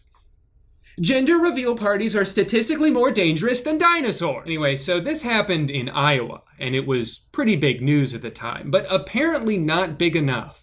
Because the very next day, in a town 20 miles away, someone else almost died at a gender reveal party. What the fuck is going on? Now, if you're like me, you might be wondering, how are so many people getting access to explosives? What is there, like a website you can go to where you can just order one for yourself? Yes. There is. For the low price of just 99 American dollars, you too can order your very own Tannerite gender reveal boombox. It shouldn't be this easy. No wonder this keeps happening. You can't trust the average person with this kind of power. Most people can't even handle a party popper. How do you expect them to handle real explosives? Knowing this, I'm actually surprised more people haven't died at gender reveal parties. Apparently last year, shortly after these instances, a plane crashed at one after a pilot dropped 350 gallons of pink water. Miraculously, both people on board survived with very minimal injuries. I guess they're invincible. And I haven't even shown you guys the gator reveals yet. Oh, yeah. Can you guess what state this happened in? That's right. The one where I live. I think this last one really sums up the attitude that people have about these kinds of things. Gender reveal party in Boardman leads to a call to police. Officers were called to the Applebee's restaurant Monday night for a fight that broke out between staff and a large group of customers. A manager told officers a group of 20 people came to the restaurant with confetti poppers, and she asked them to go outside so they wouldn't disturb other guests. The manager says they left a mess behind, and when she asked them to clean it up, a fight broke out and menus were thrown. The incident tonight remains under investigation. What do you mean I have to clean up all this blue confetti that I shot on private property? I'll kick your ass. I feel like this is so indicative of the problem that America's having right now, where people are just so self-absorbed that their celebration is more important than your convenience, or even worse, your safety. Sorry I burned down your house, Deborah. Can't you just be excited we found out about the genitals on my baby? Again, I'm not here to stand in the way of your weird little tradition. If you want to pop a balloon to see what color smoke comes out so you can start imposing a personality on your unborn child, then do it, I guess. But if you knowingly take part in something that has the potential to put other people in harm's way, and you still do it because it's kind of fun for you, you are selfish. And you suck. I think I would attribute some, but not all of the blame to family vloggers who, when they're having their own gender reveal parties, probably feel this obligation as content creators to make it as extravagant as possible. For them, the gender reveal party is just one of the many pieces of content you get to milk out of every pregnancy. When most people find out they're pregnant, it's like, oh shit, we're gonna have to spend a lot more money. But when family vloggers find out they're pregnant, it's like, oh shit, we're about to make a lot more money. As an example, here is just one family's pregnancy content journey. Mom's pregnant. Mom still pregnant. Looking at the baby. Guessing the gender. Gender reveal. Gender reveal part 2. Baby training. Another gender reveal. Baby name, baby doctor again, baby name again, baby got feet. Side note, this is some extremely ominous clickbait. Belly getting big, belly at the doctor, belly on the bed, the baby's coming out, baby shower, baby hurtin', the official baby mama dance, and labor, birth, baby, you get the idea. No shade to this family, they're just living their lives. I'm not saying that they're having babies just to get content out of them. That would require an almost impressive amount of commitment. All I'm saying is it probably doesn't hurt knowing that every positive pregnancy test comes with 4 videos and about 20 million views focused solely on whether it's a boy or a girl. And this is why, in spite of the destruction that often gets caused, I think gender reveal parties are not going away anytime soon. For content creators, it's money in the bank, and for everyone else, it's the spectacle of it. If we're trying to get a video that people are gonna go crazy for and share with their friends, a little bit of confetti just ain't gonna cut it. So honey, grab the camera, grandma, you light the fuse, and everybody else, buckle up. Because we're getting Facebook views. So I guess that's pretty much it. With everything going on in the world, I decided to donate the AdSense money from this video to that one guy's GoFundMe. I think he really needs our help. Just kidding, I'm gonna try to find some relief fund for the wildfires that are going on the West Coast. I'm not sure which one yet, but when I do, I'll put the description in the link. Put the description in the link! I'll put the link in the description, and if you have any recommendations, comment those down below. Although now that I think about it, this video probably won't be monetized because YouTube doesn't seem to like it when I talk about current events that have tragic aspects to them. Thank you so much for watching today's video, guy. I do want to say, if you're having a baby, that is absolutely something to celebrate. I'm very happy for you. Congrats on becoming a parent. That's a big deal. My whole life I've been looking forward to becoming a dad. Even when I was a kid, I'd be like, you know, I suck at everything, but you know what I would be good at? Being a dad. I can't wait for that day. And when it happens, you better believe I'm gonna be just as excited as every single one of these people. But all I'm saying is, you know, maybe channel that excitement into something that isn't arson. That's all. Well, anyway, thanks for sticking around till the end of the video. You have a great attention span. I will see you back here first thing tomorrow morning for a brand new video where I teach you how to remove your fingerprints and put them on your toes. All right. Bye. Hey guy, I want to start this video by telling you about something very dumb that I did recently, and I'm going to preface the story by saying that this was entirely my fault. There are probably 50 things I could have done differently to avoid what ended up happening, but I didn't, and that's on me. So I got a new car last month. For most of my adult life, I've been driving a 2012 Honda Civic that I bought from CarMax in 2015. I'll never forget the day I rolled up to my job at Popeyes and felt like the coolest guy in the parking lot. Took the Max part of the sticker off so it just said car on the back. Had a lot of fun back then. And even though this car was very reliable for pretty much the entire time I had it, it was starting to show its age, and I got to a point where I kind of just wanted something that felt nicer to be in. So I splurged a little bit, traded it in for one of the coolest sports cars on the market right now, a 2021 Hyundai Sonata. Now that's not the dumb part. There are so many things about this car that are massive upgrades over what I had before. There's a rear view camera, there's blind spot indicators, I don't have to plug my phone in anymore to play music, it beeps at me if I move 1 inch in either direction on the highway.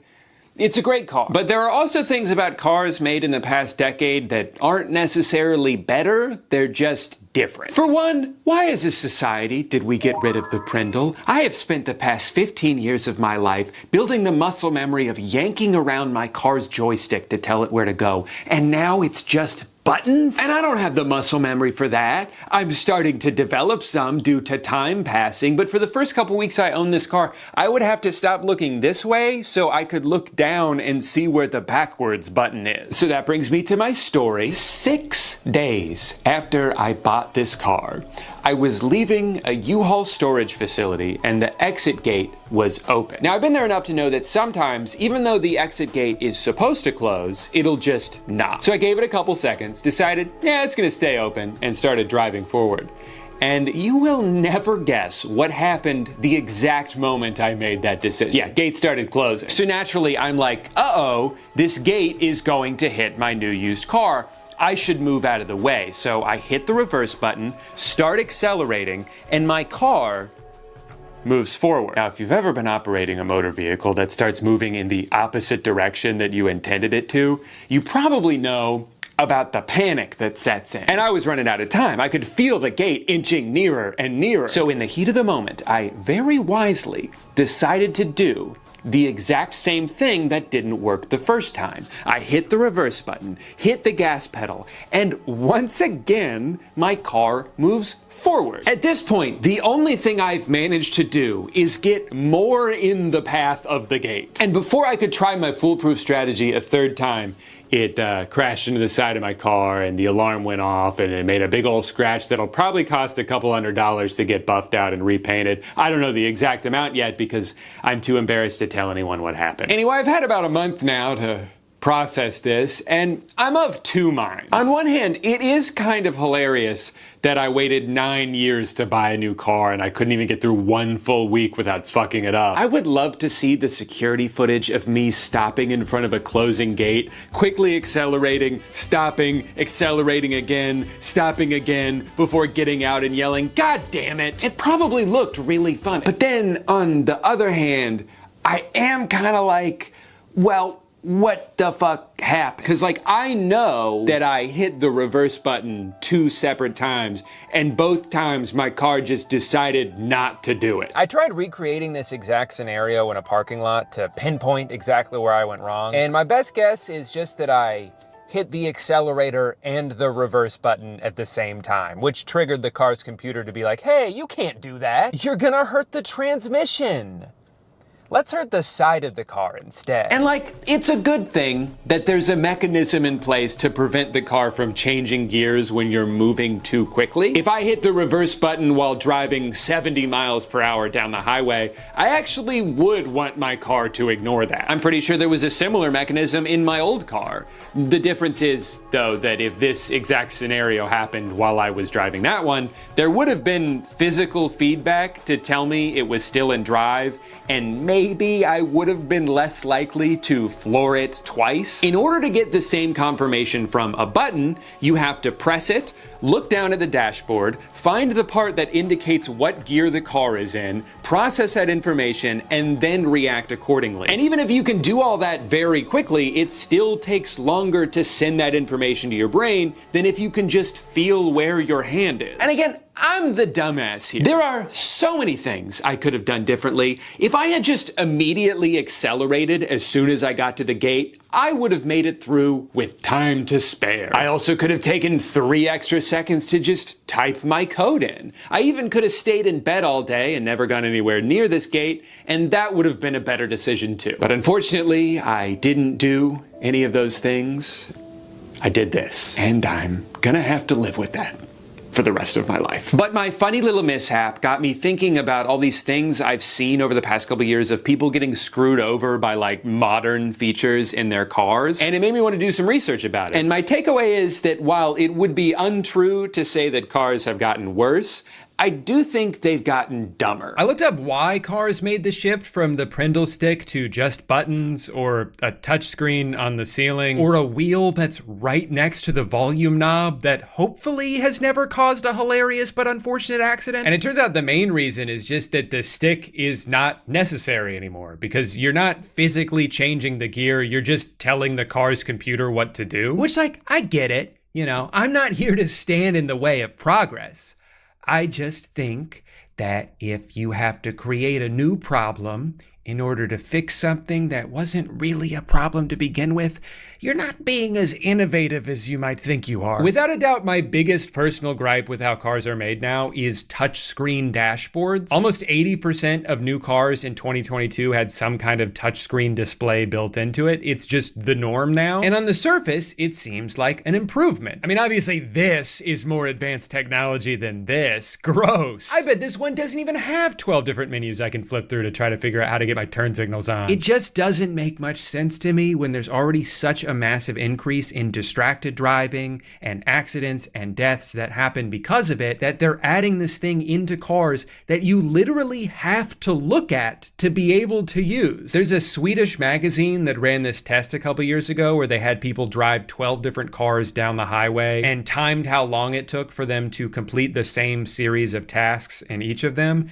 And the winner by far was a 2005 Volvo. Now, this doesn't mean that 2005 Volvo is the best car. It just means that for basic tasks like changing a radio station or turning the AC on, physical buttons that you can memorize the location of are the quickest and safest way to do those things. You don't have to look away from the road to be able to find where the button is. I think ideally modern cars are built with the right combination of actual buttons for basic tasks and the touchscreen for more advanced features, most of which you don't really need to use while driving anyway. And it does seem like some of the companies that maybe over-embraced this technology a few years ago have started to peel back and find a happy medium. But what absolutely drives me crazy is cars that have consolidated the entire dashboard into one giant iPad. Windshield wipers? We put it on the touchscreen. Want to turn the air down a little bit? We put it on the touchscreen. I think the irony of these kinds of interfaces is that they give the illusion of luxury. This certainly seems like the more innovative option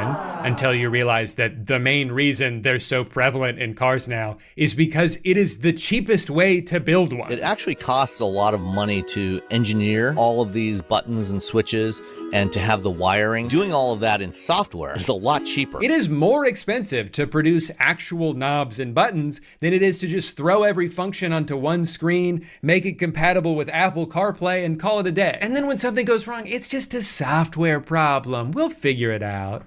Or maybe we have to replace the entire thing and it's going to be $4,000. Who's to say? And I didn't even mention the fact that if the screen does end up malfunctioning in a car that's entirely reliant on it, it's not just a minor inconvenience, it means you can't drive the car until it gets fixed. Some of the extra hoops I've seen people have to jump through in order to accomplish basic tasks now are mind-boggling. You know how sometimes you have the AC on, but it ends up blasting right into your hand, so you have to reach over and change the direction of the vent? Well, that's fucking dumb, okay? That's how a caveman would do it. It makes way more sense to go on over to the car tablet, find the AC control button, select the air vent you want to change, and then drag it where you want it to go, all while barreling through a school zone. While watching a bunch of videos of car dashboards, I happened upon this 1989 Toyota, and there's something so beautiful about it. Look at that subtle burgundy interior, the tasteful thickness of those buttons.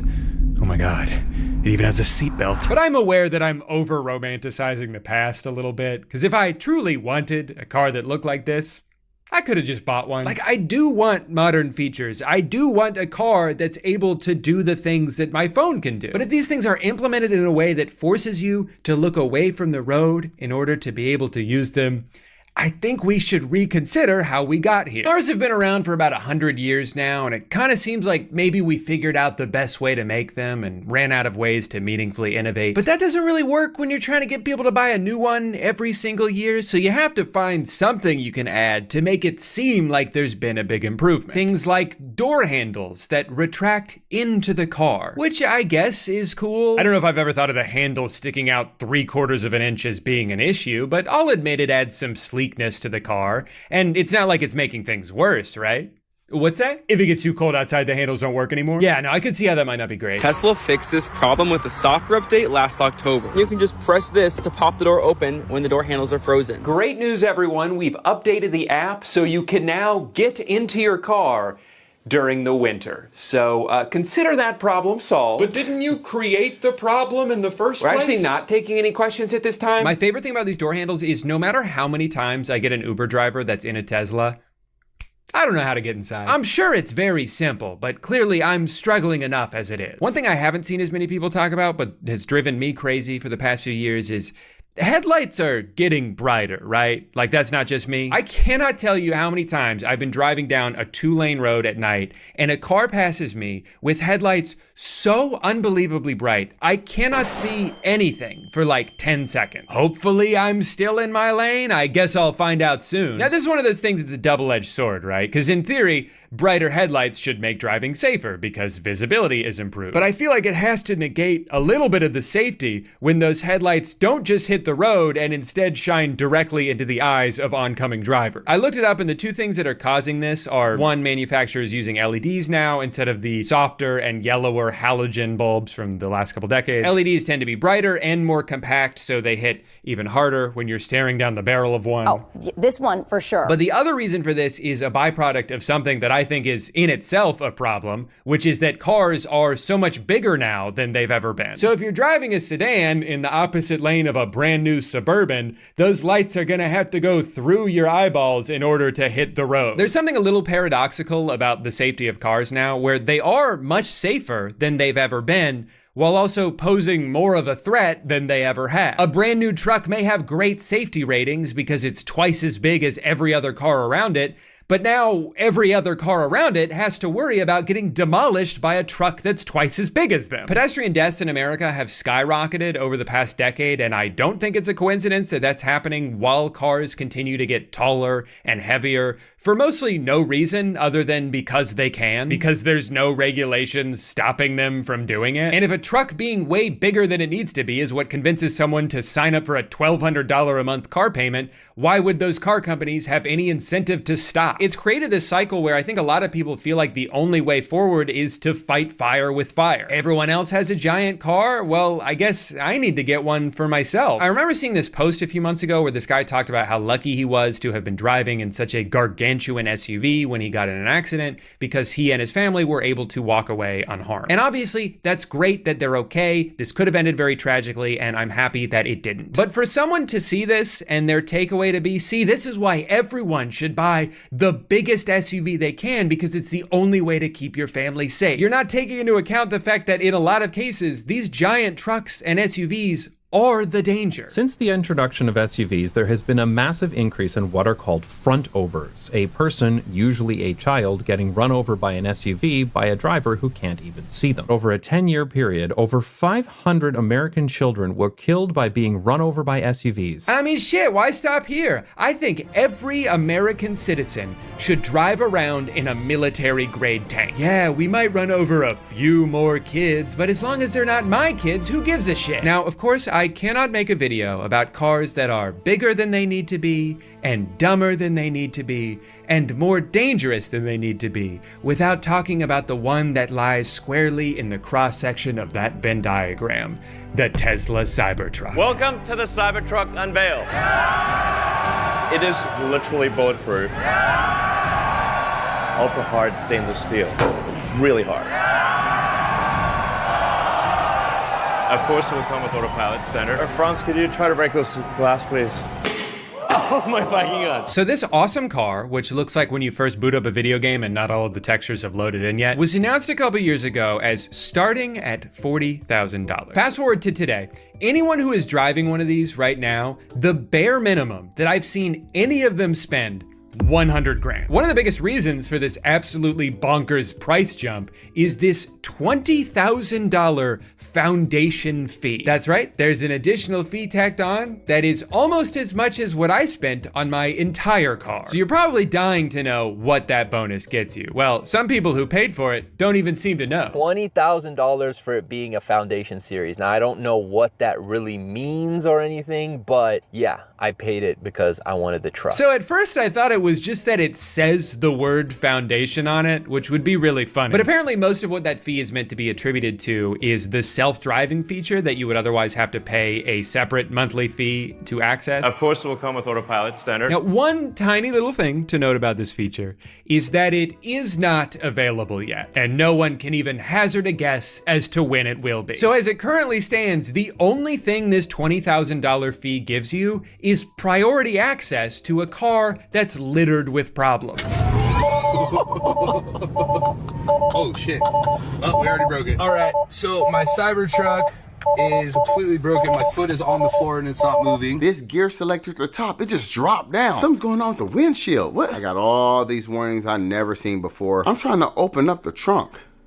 It won't respond. I'm going back and forth trying to close it. It won't close. It won't close. It won't close. When the tailgate's down, the camera's showing you the street. I have had enough. At this point, I think I know more about manufacturing than anyone currently alive on Earth. I have to say, I have really enjoyed watching videos lately from people who may or may not be in denial about the absurd amount of money wasted on this stupid car. They'll make these update videos where they complain about so many things they hate about it, and then be like, and that's why it's a perfect car.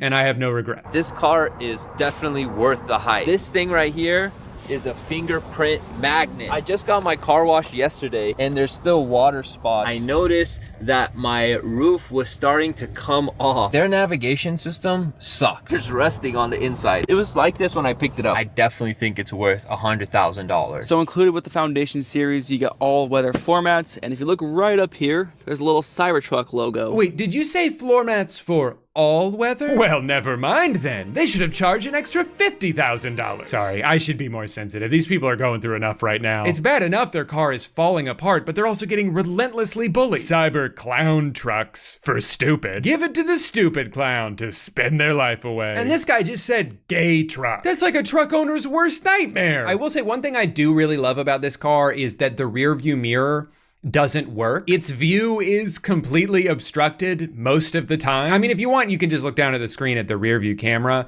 but that also becomes useless if it gets even a little bit dirty. And isn't driving through dirt kind of the whole point of having a truck? That's all they do in commercials. Now, if off-roading is the thing you want to do in this truck, good luck, because it doesn't seem to know how to do that. My friend in the 4Runner wanted to take that incline challenge, and he killed. The Subaru also went up that incline. The Cybertruck did not make it up that incline. And once we got to about the middle of the incline, it would stop. We tried airing down to 30 psi, but it still did not make it up the hill. Also, you're not gonna believe this, but part of his car broke while he was doing this. How does this keep happening? To be fair though, look how easily it navigates this puddle of mud. I mean, if I tried to drive through that in my old Civic, I literally would have drowned. But this truck can do things that I've never seen any vehicle do before. Yes, technically, this road is paved, but they're still in the woods. That's gotta count for something. This truly is the all-in-one vehicle. You can drive out in the middle of nowhere and sleep there if you want. It even comes with its own tent that you can attach to the back of the truck for an additional $3,000. Now, considering you can get a pretty big tent for like $100, you'd probably assume that this thing is decked out with premium features. No, it's just a tent. A 1-inch thin mattress, a couple of straps, a zipper that barely works. But since it's an official Tesla product, you know you're getting that signature high-quality engineering. Oh, that didn't sound good. It's broken. It even comes with a bicycle pump, so you can spend 10 minutes manually blowing it up. For $3,000, you should be able to hit a button and watch this thing assemble itself. It is crazy to me how much they're able to overcharge for the most basic shit. Cosmetically, this stainless steel, absolutely gorgeous. It does pick up the occasional fingerprint if you touch it at all. But as long as you don't get in the car or anywhere near the car, you've got nothing to worry about. And if it does get a little spotty, not a problem, just take it through a car wash. But if you do that, make sure you put it on car wash mode first, otherwise it'll break the truck and void your warranty. The Cybertruck does not work anymore. Listen to the noise this thing makes.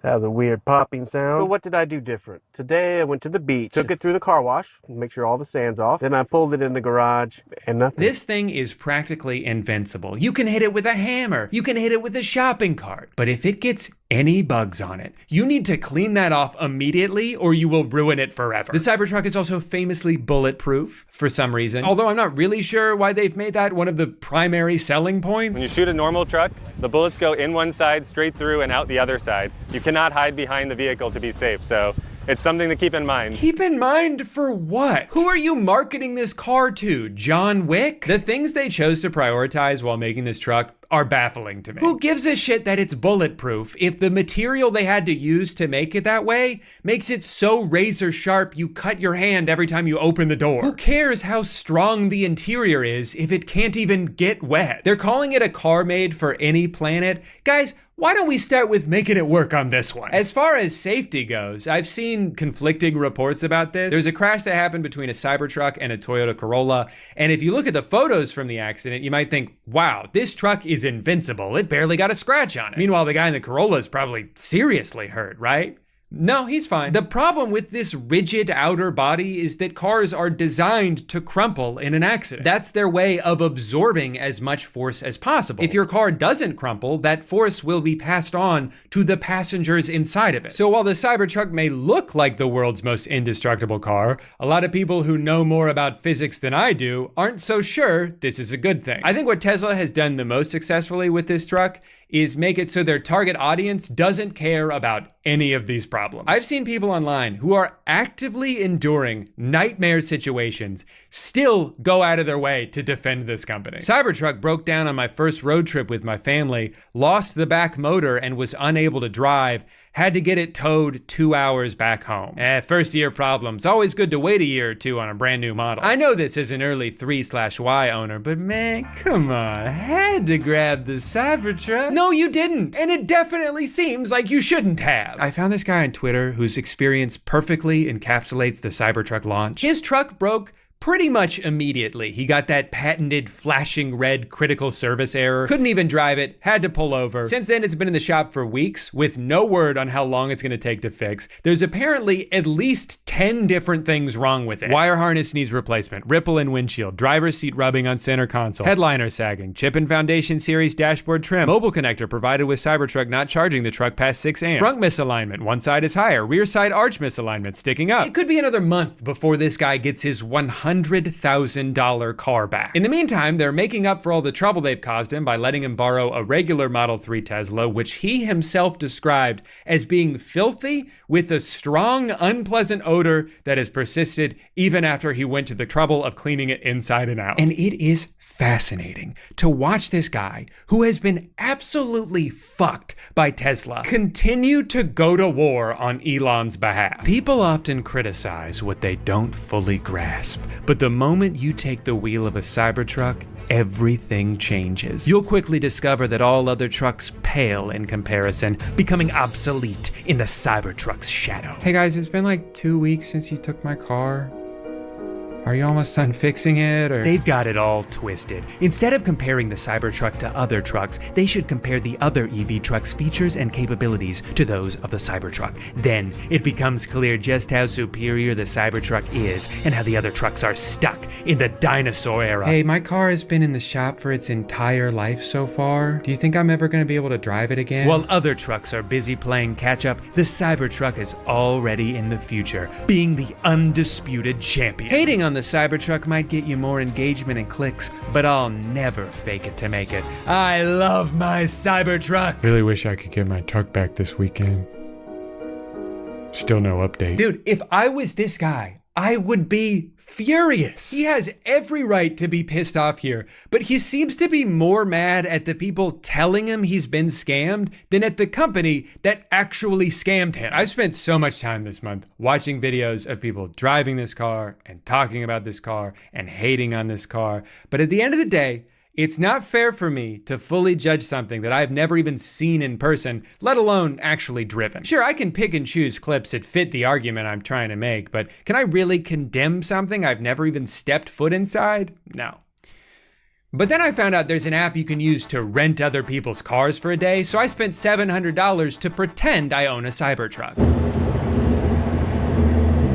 Love that sound. This is my nightmare. Everything on this screen, nothing's here. I don't like how many buttons I have to press to like turn the AC off. For a truck as big as this is, I don't love how sensitive everything is. The steering wheel, you barely have to turn it. You don't need to brake. I instinctively, when I'm slowing down, I want to take my foot off the accelerator and brake, but it brakes when you let go of the accelerator, so it's like really jerky. I guess I would get used to that if I drove it more often, but so far it's just like, I feel like I'm really drawing a lot of attention to myself. Going to a Costco parking lot, probably a bad idea.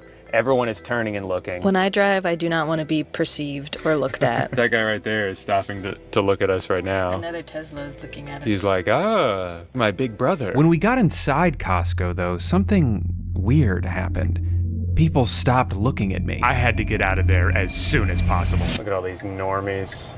Only I'm in the Cybertruck.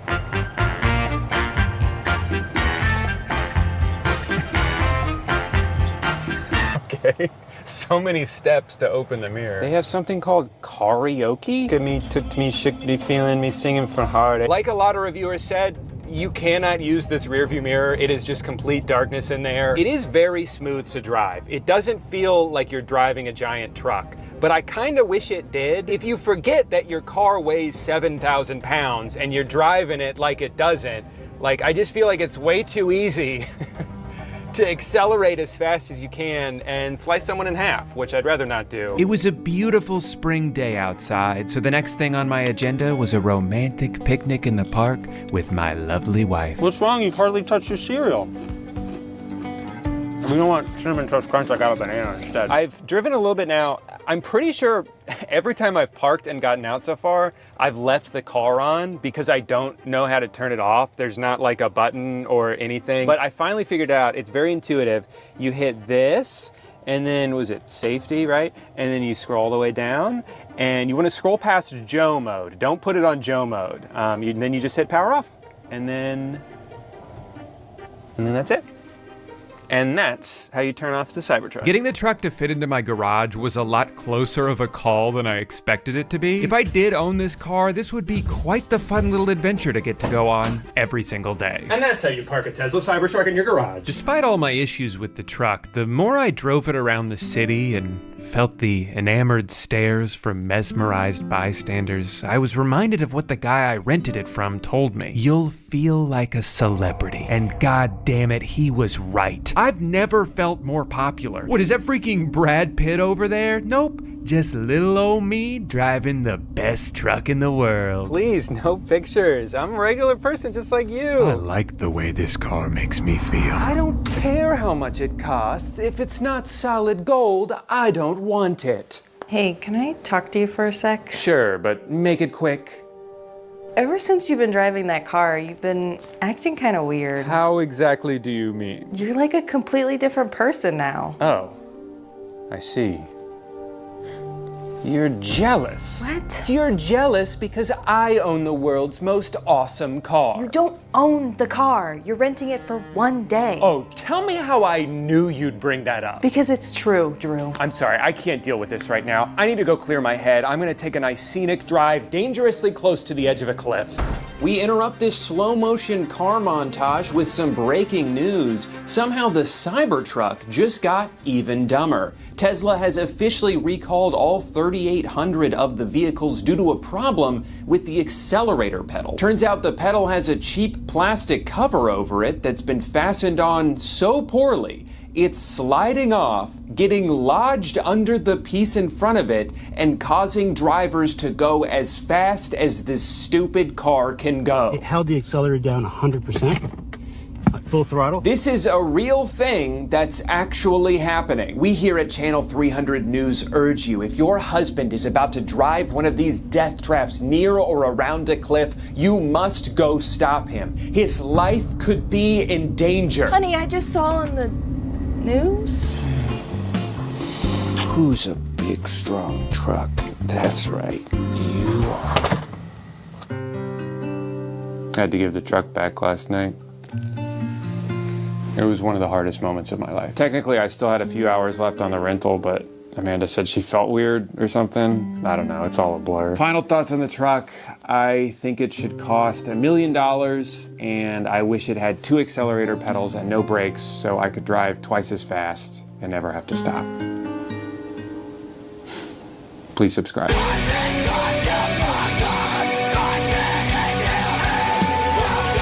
Hey guy. The rumors are true. I've been a victim of identity theft. Turns out there's some guy going around pretending to be me, and he's older than me, and he's taller than me, and he used to play basketball with LeBron James. You know who I used to play basketball with? No one. Because when I tried out for my 5th grade basketball team, I missed all 10 shots, and they have not gotten back to me. Yet. Fingers crossed. I've had to deal with the comparisons my entire life. Oh guys, look, Drew Gooden's on the cover of a PS2 game. Wow, that's so cool. What's the other one doing? Oh, he's peeing his pants? Gross. Drew Gooden just got drafted to the NBA, 4th overall. He's gonna make so much money. Are you peeing a different pair of pants? Go to the bathroom. There's a regional chain of quick service Mexican restaurants called Tijuana Flats, and his picture is hanging up in every location. You think I'm trying to look at that every time I go in on a Tuesday to get 2 tacos, chips, and a drink for $5.99? No. I'm trying to get 2 tacos, chips, and a drink for $5.99. I don't need the comparisons right now. I'm hungry, and god damn it, I just peed my pants again. Sorry about that. So, I've actually wanted to make this video for a long time. The 2 most common DMs I get are, bro, I just saw a roadwork ahead sign. Did you know they have those in real life? And then the other one is usually screenshots of Google searches where people are looking up like Cody Co or whoever, and then Google's like, hey, did you also want to look at this guy? You know, the guy from YouTube? And it actually is kind of confusing sometimes because even though I like to think that I can tell us apart, Google uses our information interchangeably. So if you search Drew Gooden height, it's his height. I'm actually about 5'3", but if you search Drew Gooden age, it's my age. But then if you scroll down a bit, when was Drew Gooden born? September 24th, 1981. That's why he's 38, and that's why he's 26. People also search for Danny Gonzalez, 25, Cody Co, 29, and Danny Gonzalez, 44. One of the biggest disparities between us, besides everything, is net worth, where the other Drew Gooden played in the NBA for 13 seasons and made over $75 million. I didn't. It's almost a little sad for me to Google my own net worth and have it be so many decibels off. Technically, there is one thing we do have in common. Now that he's retired from basketball, he is a part of the Washington Wizards broadcasting team. I know because I snuck a pic of the back of his head when I was at a Magic game this year. Not to brag or anything, but my point is, he does commentary for NBA games. I do commentary on YouTube. But I'm just saying, it's pretty crazy. We Are Two Different People Tour Part 2, anyone? Sorry, Danny, you've been replaced. Now, there's two reasons I want to make this video. One is to clear up the confusion. People mention this a lot, and even though they're already on Google when they find it, and they could easily just Google a little bit more and figure it out, I'm just clearing things up for you so you didn't have to type one extra sentence. But the real reason I wanted to make this video is because I have found several articles written about me, and there is nothing funnier to me than reading factual information about myself that is entirely untrue. So one of the weirdest ones is TrendCelebsNow.com. On TrendCelebsNow.com, he is one of the successful YouTube stars. He has ranked on the list of those famous people who were born on October 26, 1993. This one's really funny to me because it lists all these stats about me. Things that, like, I don't know who would be searching for. I don't know who needs this information. Height, not available. Weight, not available. Body measurements, not available. Eye color, unknown. Hair color, unknown. Gee, if only there was somewhere you could go on the internet where you could see what I look like. Estimated net worth in 2019, $21 million. Previous year's net worth, $21 million.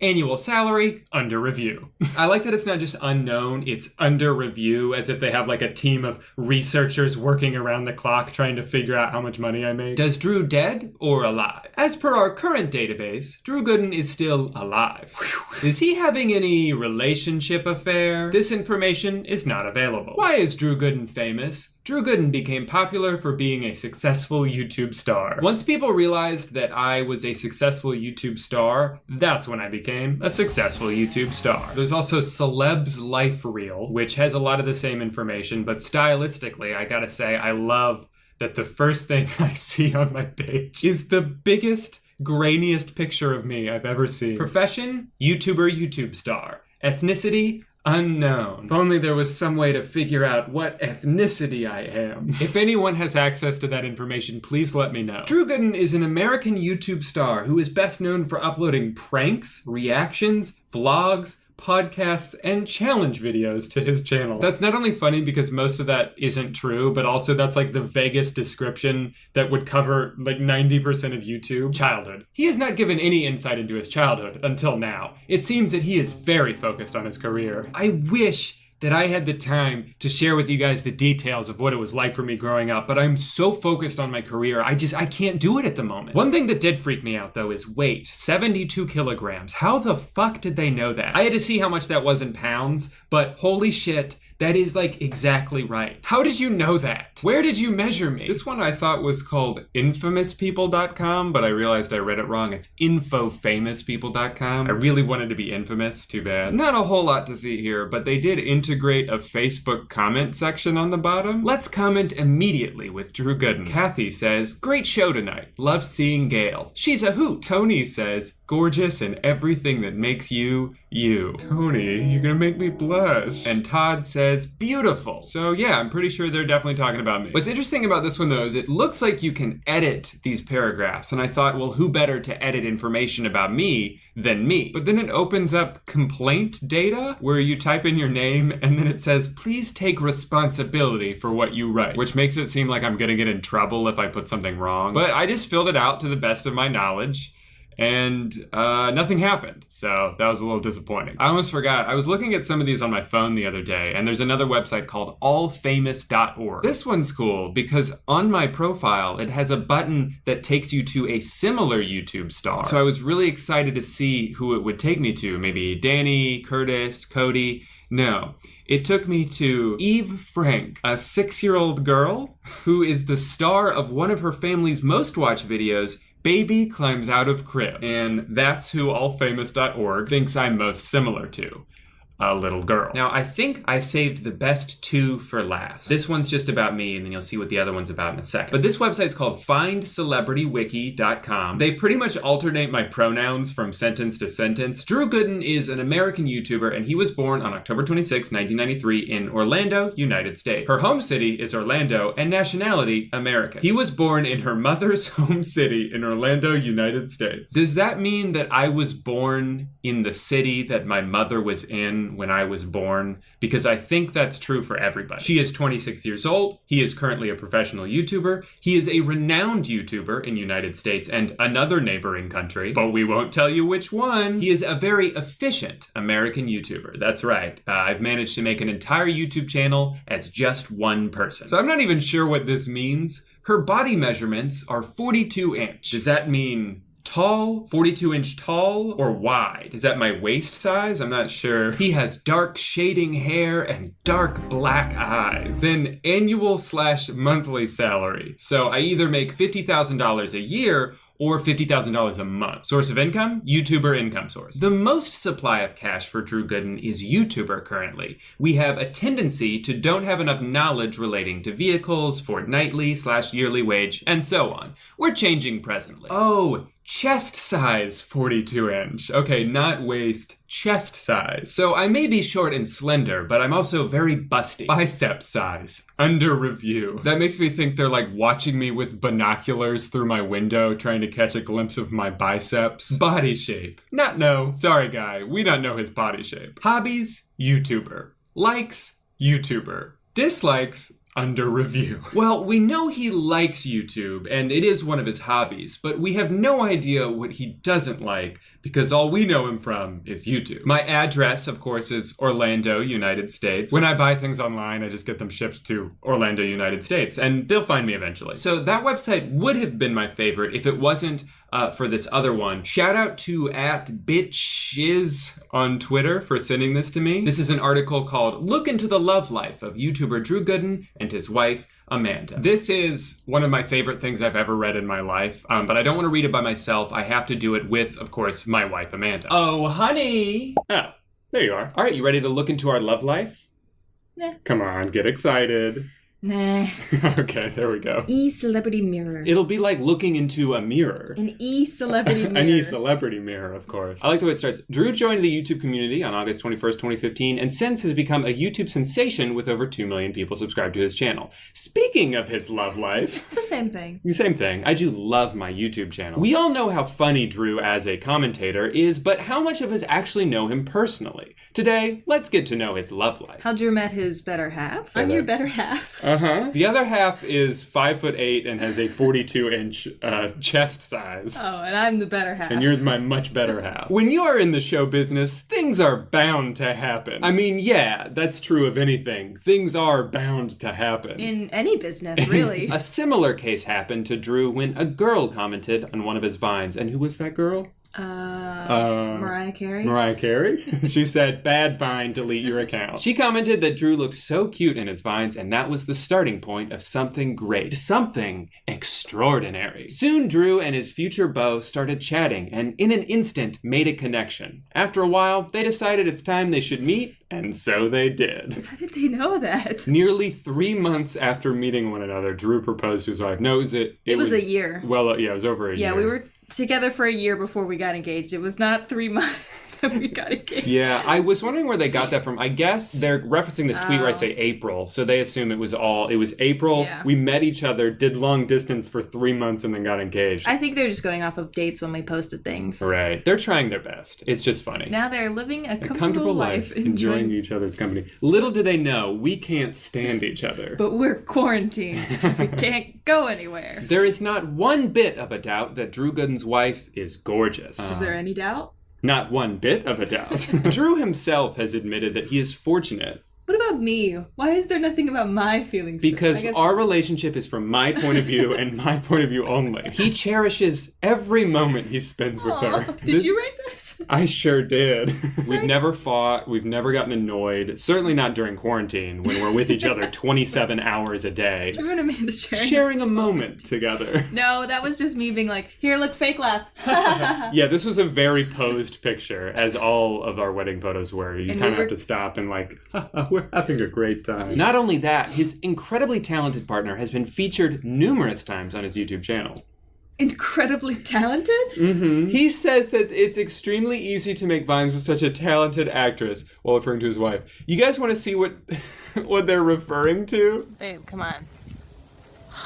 Come on. Yeah, that was very much sarcastic. Babe, come on. Drew and his beau have come so far from being complete strangers to one another to become the best of friends to a married couple. You could say that about anyone. Literally every couple in the world at one point was complete strangers. How is their relationship? To fans of Drew, it must come as no surprise that he and his better half are quite a lovely couple. They spend time together enjoying a little walk or just chilling all by themselves. How do they know us? How do they know we chill by ourselves? And go on little walks. Just a little walk. The pair also have traveled to different locations, mostly romantic ones, where they are seen sharing a kiss or two. Who's watching us? Whether it's something fun or something boring, Drew Gooden's wife, Amanda, is always ready to back her beloved husband up. Wait, I'm ready to back you up? Yeah. When I get into a fight, you're ready to like, hey, go that's my husband. Furthermore, many fans want the loving couple to have kids of their own soon. Do they? Well, I have an announcement.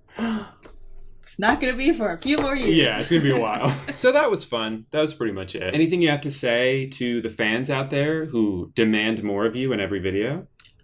Follow me on Amanda is Gooden. Oh yeah, she made a new Instagram. Amanda Gooden. I'm part of the Gooden family. Mm-hmm. Yeah, we're finally married. You want to go ahead and leave people with your famous catchphrase? Babe, come on. Come on. Well, we've gotten to look at a lot of interesting websites today. How about we learn how to make our... that's better. Well, I'm going to go ahead and wrap things up here because it is so dark outside and it's only 3 p.m. But that's what summer is like in Orlando, United States. Thanks everybody for watching my video. If you ever find a weird website like this written about me, an article or some biography or whatever, send it to me. I love reading these. This was a really fun video to make. But until then, I must bid you adieu and turn off my camera. All right, bye. Hey guy, welcome back to the world's best and also worst website. Someone I've never really talked about but have always been a little embarrassed to share this platform with is JStation, who many of you may know is a guy who exploits celebrity and YouTuber deaths for internet views. One of my favorite things about Mac Miller is he dated Ariana Grande. And hell yeah, I put ads on this shit. This is someone who also just last month pretended to buy human slaves off the dark web in a video that had the hashtag slave in the description. You know when you're just browsing the slave hashtag to find fun new content? But now congratulations are in order because recently JStation managed to set a new personal record for negative attention by faking his girlfriend's death. Let's smash the like button right now, guys. 1 like equals 1 prayer for Alexia. Dear God, where did you go? And at first he was getting away with it because aside from the reputation he's earned from his entire body of work so far, no one had any reason to suspect that he was lying about this. And even if they did, there wasn't any proof. Until there was. The YouTuber Some Ordinary Gamers, feeling heartbroken for Jay, having gone through a similar situation in the past, wanted to be absolutely certain of the truth. So he did a little bit of investigative work. He looked up the site of the crash, nothing there. No news reports from the area, despite it supposedly taking place on a pretty major highway in Toronto. No mention of her death online by family members or seemingly anywhere other than in Jay's videos. He then took it a step further. He called the local police in the area of the crash and asked if there were any reports of a fatal car accident involving someone named Alexia. There were none. So either every member of the police force took a vacation at the same time, or she's not really dead. The truth starts to leak out. Uh-oh, Jay's in trouble. Not willing to accept defeat yet, he follows up the first video with an equally heart-wrenching drive to the site of the crash. Oh my God, she must have crashed into the sign. Can we just take a moment to acknowledge how absurd this is? They set up this fake memorial in the middle of the snow, then drove a couple miles away so they could pretend to be driving to it. I bought her these roses. And all of this for nothing because the cracks are starting to show. The commenters have caught on, more videos are starting to come out about the situation. She's gone. She's gone. This is too fake. It's too bad. I was half expecting her to pop out of that fucking Egyptian sarcophagus behind him. But the real tragedy here, in my opinion, is that this premature revelation of the truth got in the way of Jay's initial master plan, which is so genius. I can't believe it didn't work. What if we fake your death, do a skit on YouTube, pranking everybody just to gain traction on the Dream Team channel? This gives you 2 free videos of pure sad with ad. Then we were gonna do a Ouija board video, which I did. My dead girlfriend right now. And then finally, the grand finale. Bring her ass back to life. We were gonna call her at 3 a.m. Then we were gonna resurrect her. And no one would suspect a thing. See what I'm talking about here? It's a foolproof plan. All they were gonna do is resurrect a human being for the first and only time ever, and no one was gonna have any follow-up questions. Not the police, not scientists. He's since tried to imply that if Alexia hadn't come clean about being alive, then everything would have turned out fine. She ruined my entire life, this girl. No, she isn't what ruined the plan. The plan is what ruined the plan. You idiot. It was her dream to get 1 million subscribers, so... What? Let's try to reverse engineer this idea for a second. Your goal is to get more followers on your second channel. So your brain tells you, one of us should die. I am in awe of the decisions that had to be made for Jay Station to get himself into this situation. To be trapped inside his mind is a prison sentence that I wouldn't wish upon even the worst criminal. And I know that this has been covered ruthlessly up until this point, but I do want to point out how pathetic and gross this is to try and manipulate your audience into thinking that someone is dead. Not just dead, but that they died from a drunk driver. Do a skit on YouTube, pranking everybody. That's not just like a funny YouTube skit. That's so insensitive, dude. You are making light of a horrible tragedy just for your own personal gain. Go subscribe to that channel right now, guys. There's really not a word strong enough to describe how scummy that is. But the story continues. The truth. Alexia fires back. Jay Station retaliates. Oh my god, how long is this gonna go on? Finally, after several days of airing out their personal grievances with each other in a hilariously public setting, they seem to have moved on and they're both back to business as usual. And you know, if their plan was to bore people out of caring about the situation by posting these 25-minute he said, she said confessionals, well, by golly, I think it worked. Most people have lost interest. So what we're left with here is 4 videos of whining, crying, and pointing fingers at each other. You'd have to be insane to sit through all 97 minutes of this. So I did. Let me summarize it for you. Now, obviously, neither of them want to take the blame for this, and they're in an interesting situation where because there's 2 of them, they don't necessarily have to take accountability. They can just point fingers at each other and say, well, don't worry about what I did, guys, because the other person's worse. Let me tell you guys exactly what happened with all these my girlfriend's dead videos.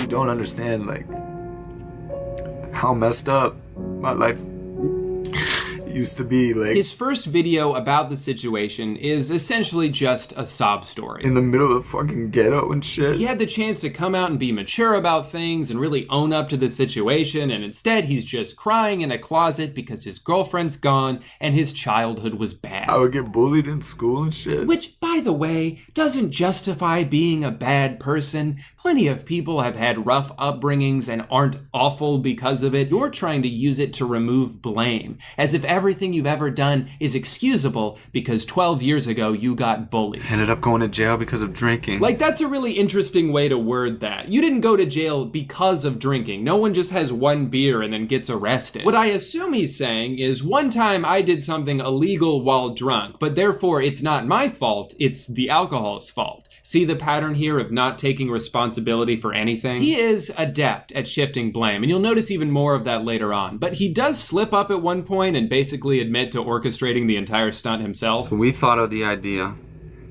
Actually, I thought about the idea. The whole thing was her idea, which is to say that she was in the room when I told her about the idea. She ruined my entire life, this girl. I miss you so much. But now my entire life is ruined. I want you back. Oh man, he is really going through it right now. But hey, at least he's got his friend Ahmed. Forever, I'm grateful for Ahmed Mo. He helps me with everything. He is down for me. What's good, G Nation? When I was was a kid, I actually had a girlfriend and she passed away. Good Nation, witches are actually super scary. When I was a kid, I had a grandma babysitter and guys, she used to whip me all the time. So I'm really scared to go see the grandma. He is a true guy. But enough funny business. Here is the line in this video that stands out to me the most. I expected all this to stay on YouTube. And it didn't. I expected all this to stay on YouTube. What? There is so much inside of that one sentence. What an insightful glimpse into the way this maniac thinks about YouTube. That all of this is just content, that it has no connection to the real world whatsoever. Ghost fart at 3 a.m. is just content. I'm with you on that one.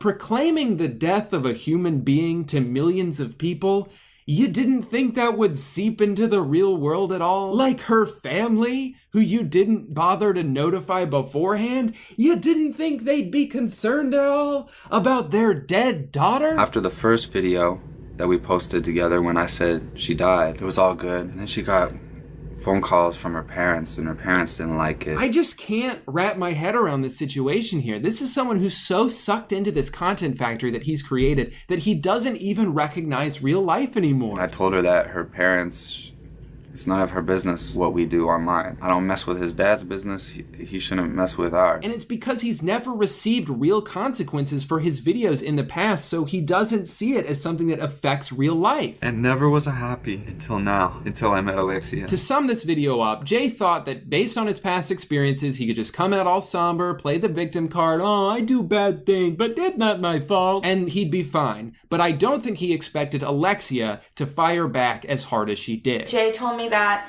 he does not want me to have Instagram. He does not want me to have Facebook. He deleted all my contacts in my phone. I felt really controlled by him, and I felt like he was trying to isolate me from my friends, from my family. One time he literally threw and whipped an iPhone at my face, and then the second time he grabbed me off the couch and threw me to the ground. He does not know how to control his anger, and he lashes out on people for no reason. Like, if I didn't do exactly what he said, he would just get so mad. The times that he was mean to me, it's just like he was so mean. He would even kick me out of the house every single time that he was upset at me. He would just kick me out, not even give me keys to come back. He was just like constantly trying to make him happy. He literally told me on more than one occasion that he thinks that it would be better for my dad to die because then I would actually start working harder. There is a lot to unpack in her two response videos. She throws out assault allegations, which I'm pretty sure have since proven to be valid because he just got out of jail last week. I just got out of jail right now. She also describes situations and shows accompanying texts that make it clear he was a very vindictive and controlling boyfriend. You're gonna go from everybody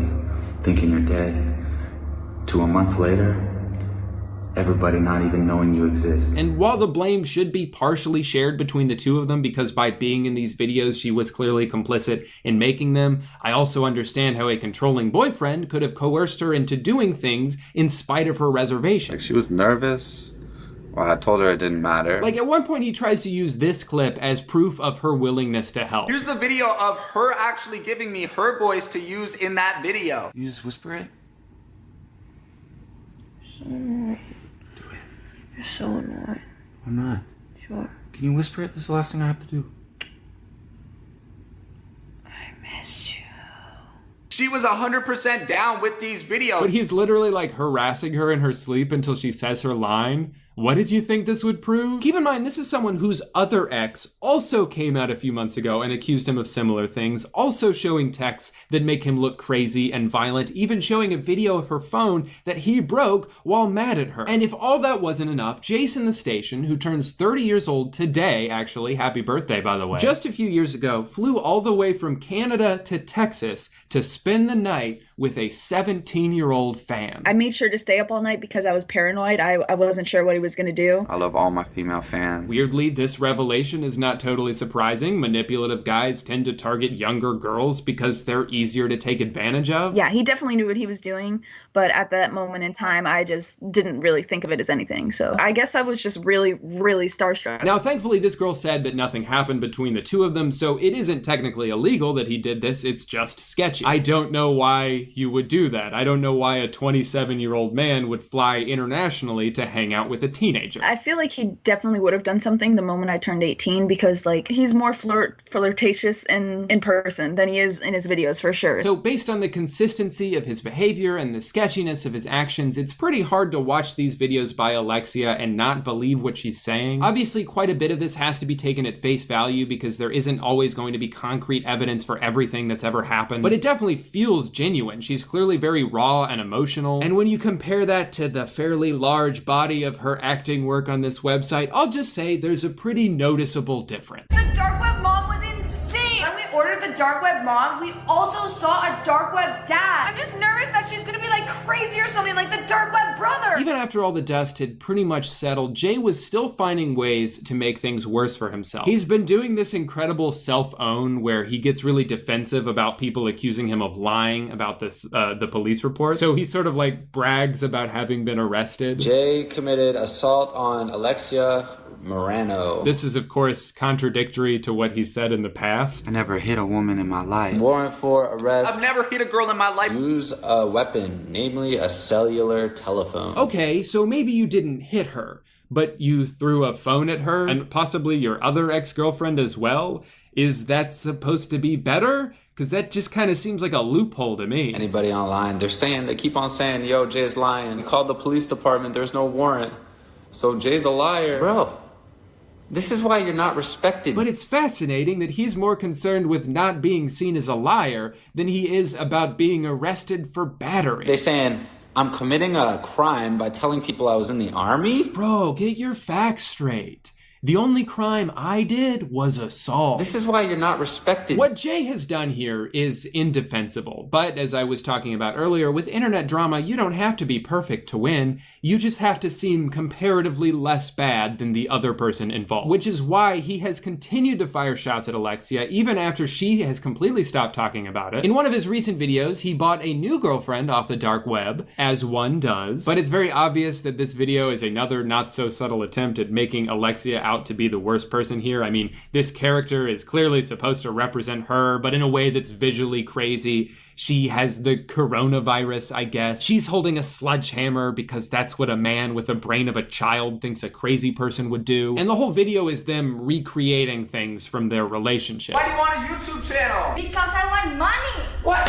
Yes, the insane person is definitely the one being parodied in the skit, not the one who wrote and produced the skit. What were you thinking? But even after all of this bullshit, profiting off of fake death, assault allegations from multiple women, even after this has escalated far past the point of insanity, the most frustrating thing is that none of it fucking matters. Nothing will happen to Jay Station. See, your first instinct is probably to disagree and say, well, no, his reputation is ruined. He's done for. But he's not. We say this every time he does something dumb, but then in 2 weeks, it goes away and his channel continues to grow. It's never mattered. You look at all these dislikes and your instinct is to be like, man, the only thing dead here is Jay Station's career. But at the end of the day, dislikes don't affect how much money you make from a video. The only number that matters in that regard is this one. And he's doing just fine there. I made like $2 million off of YouTube so far. No matter what all of us big, strong grown-ups with high school diplomas think, we are on a website where we're outnumbered probably 10 to 1 by tiny little kids swiping through dark web videos with one hand and using the other hand to steal their mom's credit card to buy V-Bucks.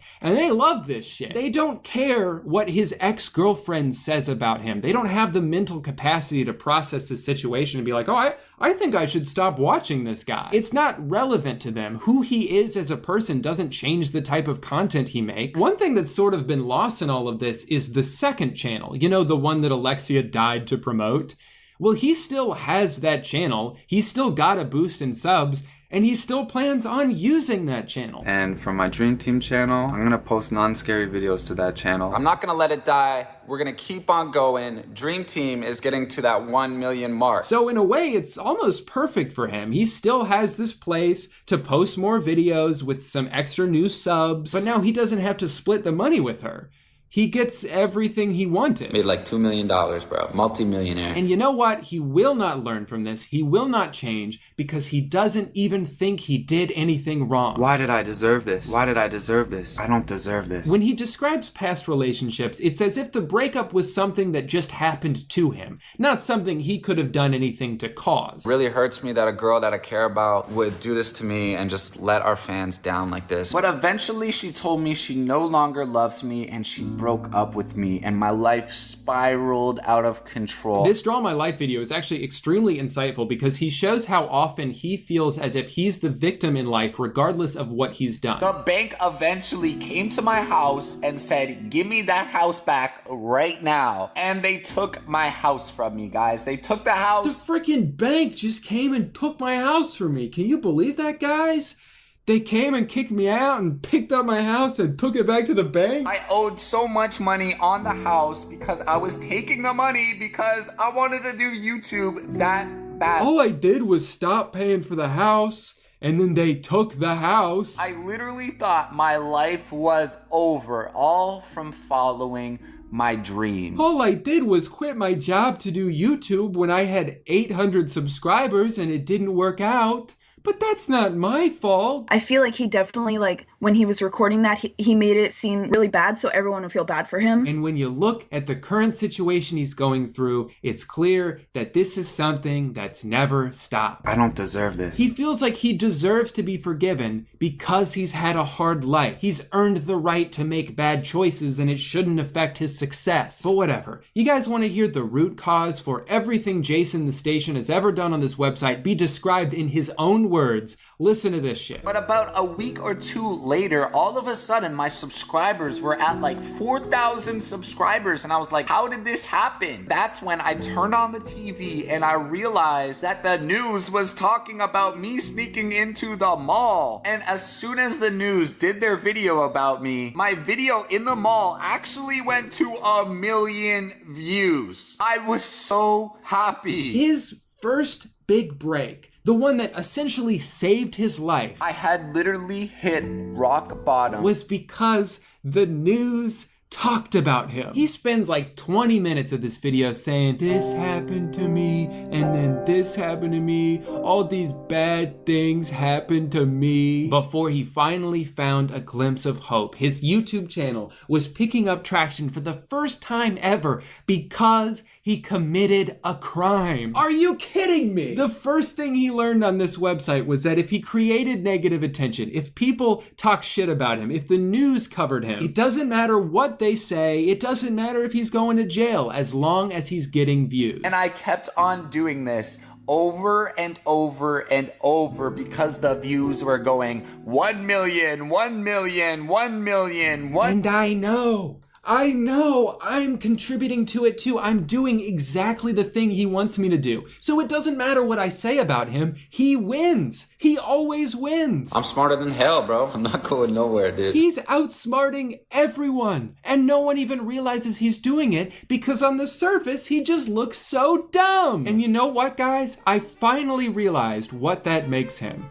He is Jar Jar Binks, fumbling around a Star War, tripping over himself, but still successfully killing droids because they underestimate him. He's the fucking Jar Jar of YouTube. So yeah, Jason, you're laughing all the way to the bank, but don't forget who you are.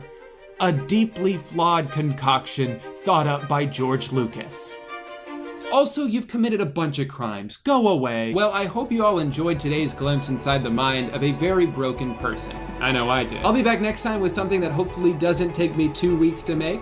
But until then, goodbye. All these commentary channels, it doesn't bother me what they say at all. But what bothers me is that there's something wrong with me, man. Welcome back to your channel.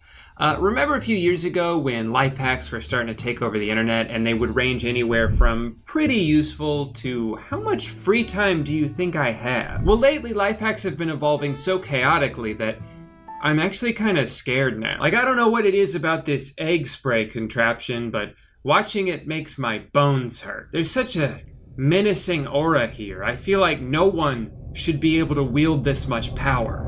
Except for me. I'm making eggs. So anyway, after eating my delicious and nutritious breakfast, my brain pooped out an idea for a video. So I went on Twitter and had you guys send me some of the most bizarre life hacks that you've seen lately. And today I will be sitting down with my wife, who's been asleep for the past 3 months, and we're gonna be trying some of them out and then ranking them on a scale that I came up with. Let's do this. Hi. Oh. Hi. You can put that glass pumpkin on your head the entire time? It's ceramic. Or ceramic. Equally breakable. My point still stands. It's fall. I am allowed to wear this on my head if I want to. Okay. You're right. I just hope that you don't have to nod or feverishly shake your head at any point, because these life hacks are pretty bad. You're going to want to say no to them. So, as I discussed in the intro, today we will be ranking some life hacks. Some of them we will be testing out ourselves. Some of them we will not be, because they're just total abominations and no one should attempt to recreate them. So my scale for this will be extremely useful, good, but way too time consuming, didn't work, what the fuck, and never talk to me again. Would you say that you eat a lot of pistachios? Well, 5 Minute Crafts has come up with a brand new way to enjoy pistachios without all the hassle.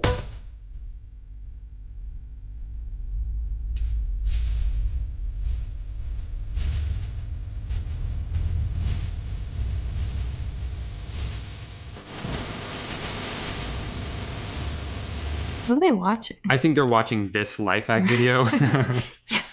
Oh, I did it right. I get that, like, to eat a pistachio, you want to have a second bowl to put the shells in, but, like, you already need one bowl for this. Instead of cutting off who thought of this? I'm all for reusing stuff, but... Not in this way. I've already burned myself making one of these videos. Why not slice a finger off while I'm at it? I always feel like we should say don't try this at home, but we're literally doing a tutorial that basically is telling you to do it at home. Yeah, and they don't have any warnings. Mm-hmm. It's made for at-home trials. Not that you were gonna do this anyway, because we're the only people dumb enough to attempt this, but you know, it's worth saying. It? No, works perfect. Still need this cup though. True. It's all warped. Now it's gonna have pistachio residue in it. My clothes are gonna smell like nuts.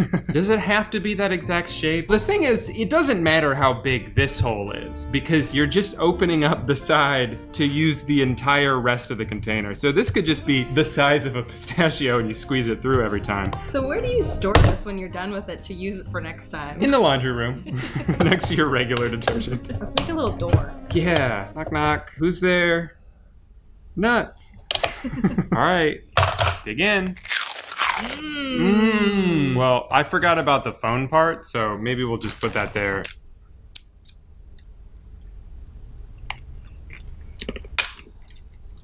So you go over to your friend's house and you see them eating pistachios on the couch. And you're like, no, stop! I have a better way. You dump out a full thing of laundry detergent. Well, when you think about it, how long does it take to get 2 bowls out of your kitchen? Days, maybe? Months. It could be months. But this only took us about 5 minutes, so. You can make like a birdhouse. Or a squirrel catcher.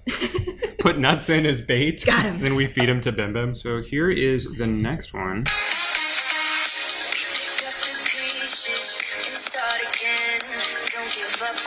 Yeah, it looks a little so far. Don't worry, it takes a left turn.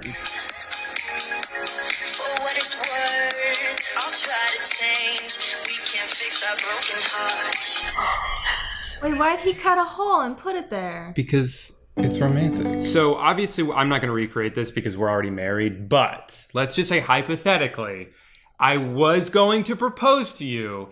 If I did it like this, what would you say? No. Yeah, okay, that's fair. I'm gonna say Never talk to me again. So this video is 5 Minute Crafts on Facebook. It's called How to Survive into the Wild for Urbanites. Vital hacks for sudden camping. You know, when you find We gotta go camping now. Suddenly, I'm camping. When you're suddenly camping and you're not prepared, you might accidentally step into a puddle. But there's a solution.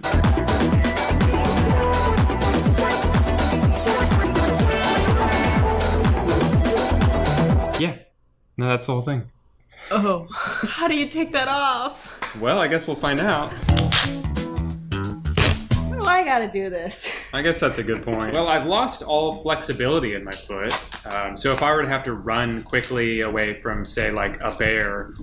Yeah, you probably shouldn't keep this on long so you don't lose circulation or anything. Now, it looks stylish, of course, and it's very hard to walk in, but the real test is going to be if my sock stays dry. Let's see what happens. Uh-oh, stepped in a puddle. Oh, no. Oh, yeah. All right.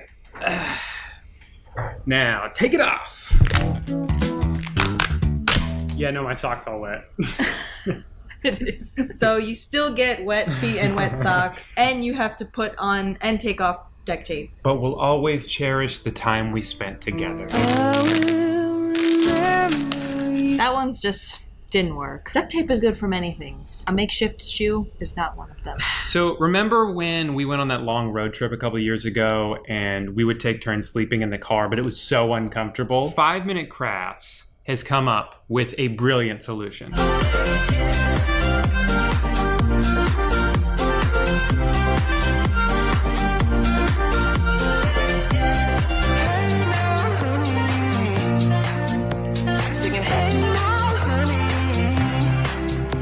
I like how the last shot makes it look like she's the only one in the car, as if she drove all the way there like that. I don't even want to try it. I can just tell you, that's so unsafe. Yeah, I don't want to try it, but for the sake of the experiment, I think we have to. Well, it's not great. I can't really see, and it hurts my neck, and my face is getting really sweaty, and it's not really making me want to fall asleep because of all those things. So I would say don't do this. Big no from me. So this one, probably not going to try this one out, but just had to share this with you. The world outside only made me enough, 'cause I just wanna be here in our hometown. You shouldn't have a hack for safety. Right. Like, why spend thousands of dollars on a life vest when I can just make my own? Because you might die.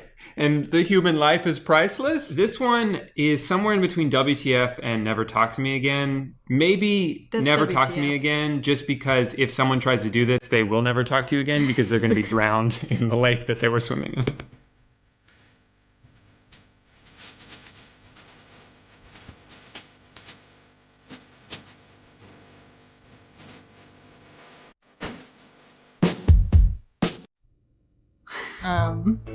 Little trickier than we thought. This is definitely a two-person job. So I'm going to help you make this so that you can squeeze it when you're mad at me. Exactly. Almost there. I can feel the stress melting away already. And then when you're done with the empty bag of marshmallows, you can put a ring in there and propose to your girlfriend. Hey, we may not always see eye to eye. Actually, I can't stand you, but will you be my wife? Well, it's actually... So far, so good, actually. It's pretty cool. Here's another life hack. And then pop it like a piñata and all the kids get the marshmallows off the floor. Not too bad. But we have to try the stress test. Honey, you left the toilet seat down again? You know how hard it is for me to have to lift that up and put my hands on the gross little seat and get pee-pee all over my hands and all over the seat and all over the ground and all over the wall. That's probably the best one so far. Yeah, I got to eat marshmallows. So that is gonna go in extremely useful.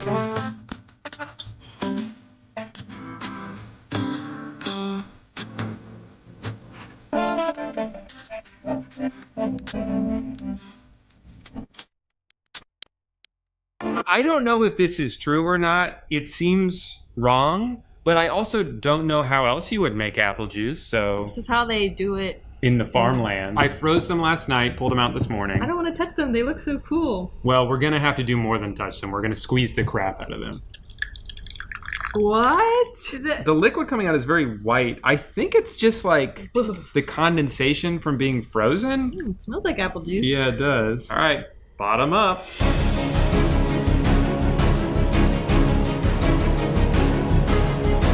Kind of tastes like apple juice. All right, I guess we'll be squeezing the rest of these and filling a whole carton of juice and then selling it on the side of the road. But if this is how you make juice, it's not really a life hack. It's just explaining how to do it. So it's just a messier way to do it. So I guess that's a life hack. A life hack is Sure. just a messier way to do things. That's a really good way to describe all life hacks, honestly. Good, but time consuming. Now, if there's one thing I hate, it's robbers. I hate people who rob and commit crimes. But I also want to have a key outside my house that's available to anyone, my friends or my family, who I need them to stop by if we're out of town. Not that we literally ever go out of town. But, you know, this is a hypothetical scenario. But if you just put it under the mat, people are gonna find that. Those robbers I was talking about, they're gonna find it and they're gonna break in. Well, they're just they're gonna unlock the door. They don't really have to do any breaking. I guess they're not really breaking anything. So this is an interesting twist on leaving your key under the mat.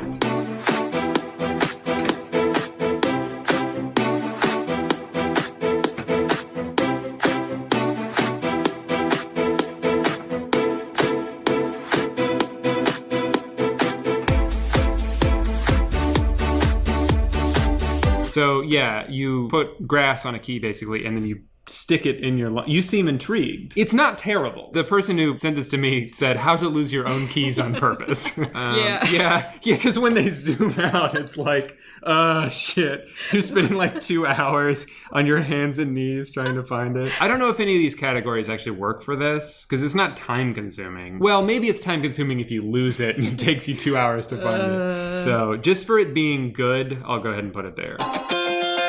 Spinning like a broken record for a play. No! I like the perfectly positioned woman in the back is like, which, you know, points out the absurdity of this. It's like they're admitting if you do this, people are going to look at you like you're crazy. So she just drops her pants, and what is she paying for? She just stops in the middle of running and pulls her pants down and just pays someone off screen. I'd like to continue running outside. Who just accepts the money, no questions asked. Well, wouldn't you? This seems trustworthy.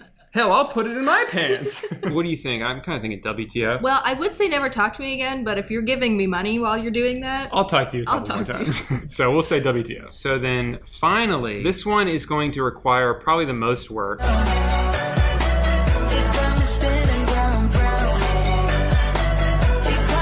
These pictures suck. Here in Playside, still it doesn't seem like you see me. High five. Thanks. Sorry about bashing your head in earlier. I don't know how many oranges we're gonna need for this, but I got 4 just in case. Forgot they're round. Do I look good? Yeah. Why'd you hesitate? So I think I have to like lay down for this. Do I look like a model? Yes. Why'd you hesitate?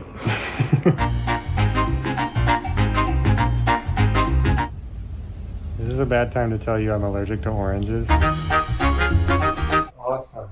What would you rate this? Without even seeing the picture? Yes.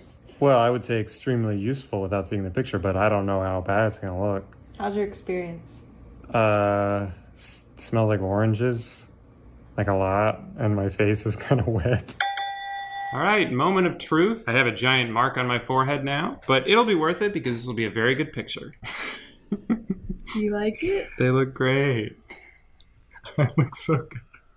That is our definitive tier list, I suppose, of 2020 life hacks. Well, you put them into the categories, but they're either dangerous, wasteful, absolutely absurd. 1% of them are decent. That's kind of just the general rule of life hacks. Yeah. What was that you said earlier? A life hack is just to mess your way to do things. Very well said. Well, guys, Gooden family, signing off once again, wishing you a happy birthday. Oh boy, that was fun. And I didn't even get injured this time. Thank you guys for watching today's video. If you're new here, please subscribe. I'm trying to hit 1 billion subscribers by the end of 2017. Well, anyway, I'm kind of on the run from the law. Long story, but if anyone asks, I wasn't here. I'll see you guys next week. Kevin, stop. You're getting cream cheese all over the table.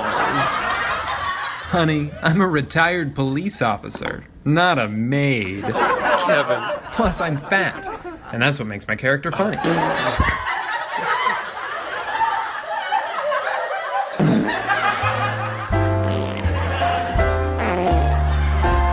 Fine.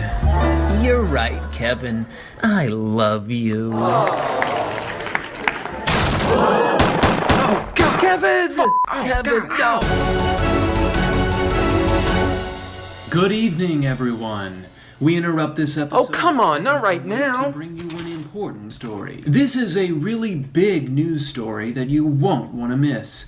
Be sure to stay tuned. Really? Every channel? What is so important that... Twitter has announced that their popular social media app Vine will be closing its doors in the next couple months. At this moment, the specific details of this move are unclear, But one thing I know for certain is that if you're a Viner and your only source of online relevance and, hell, self-worth is the number of Vine followers you have, then I imagine this news is simply devastating. Oh my god, I heard. Can you believe this? No, that's crazy. They're shutting down Vine? What? Oh, no, I wasn't listening to that. I'm on the news. News. Boy, do I love the news. What? I'm the news anchor. Which is weird because I didn't think I was. Am I? Why didn't I know this? No, you're not the... This is a sketch, Drew. You're just playing all the characters. Characters? You recorded that yesterday, and now you're just playing it on the TV. I'm not so sure I'm following. Alright, clearly this is getting too meta. Did you just write this part in because you didn't know how to... Because I didn't know how to end the sketch. Yeah, I figured. 911? Hi, I'd like to order a sandwich. Also, you wrote a sketch that's supposed to take place 1 year ago. Just pickles, please. And the phone you gave yourself was a Motorola Razr? Uh-huh. Do you think that people still used Razr phones a year ago? I don't remember when people stopped using Razrs.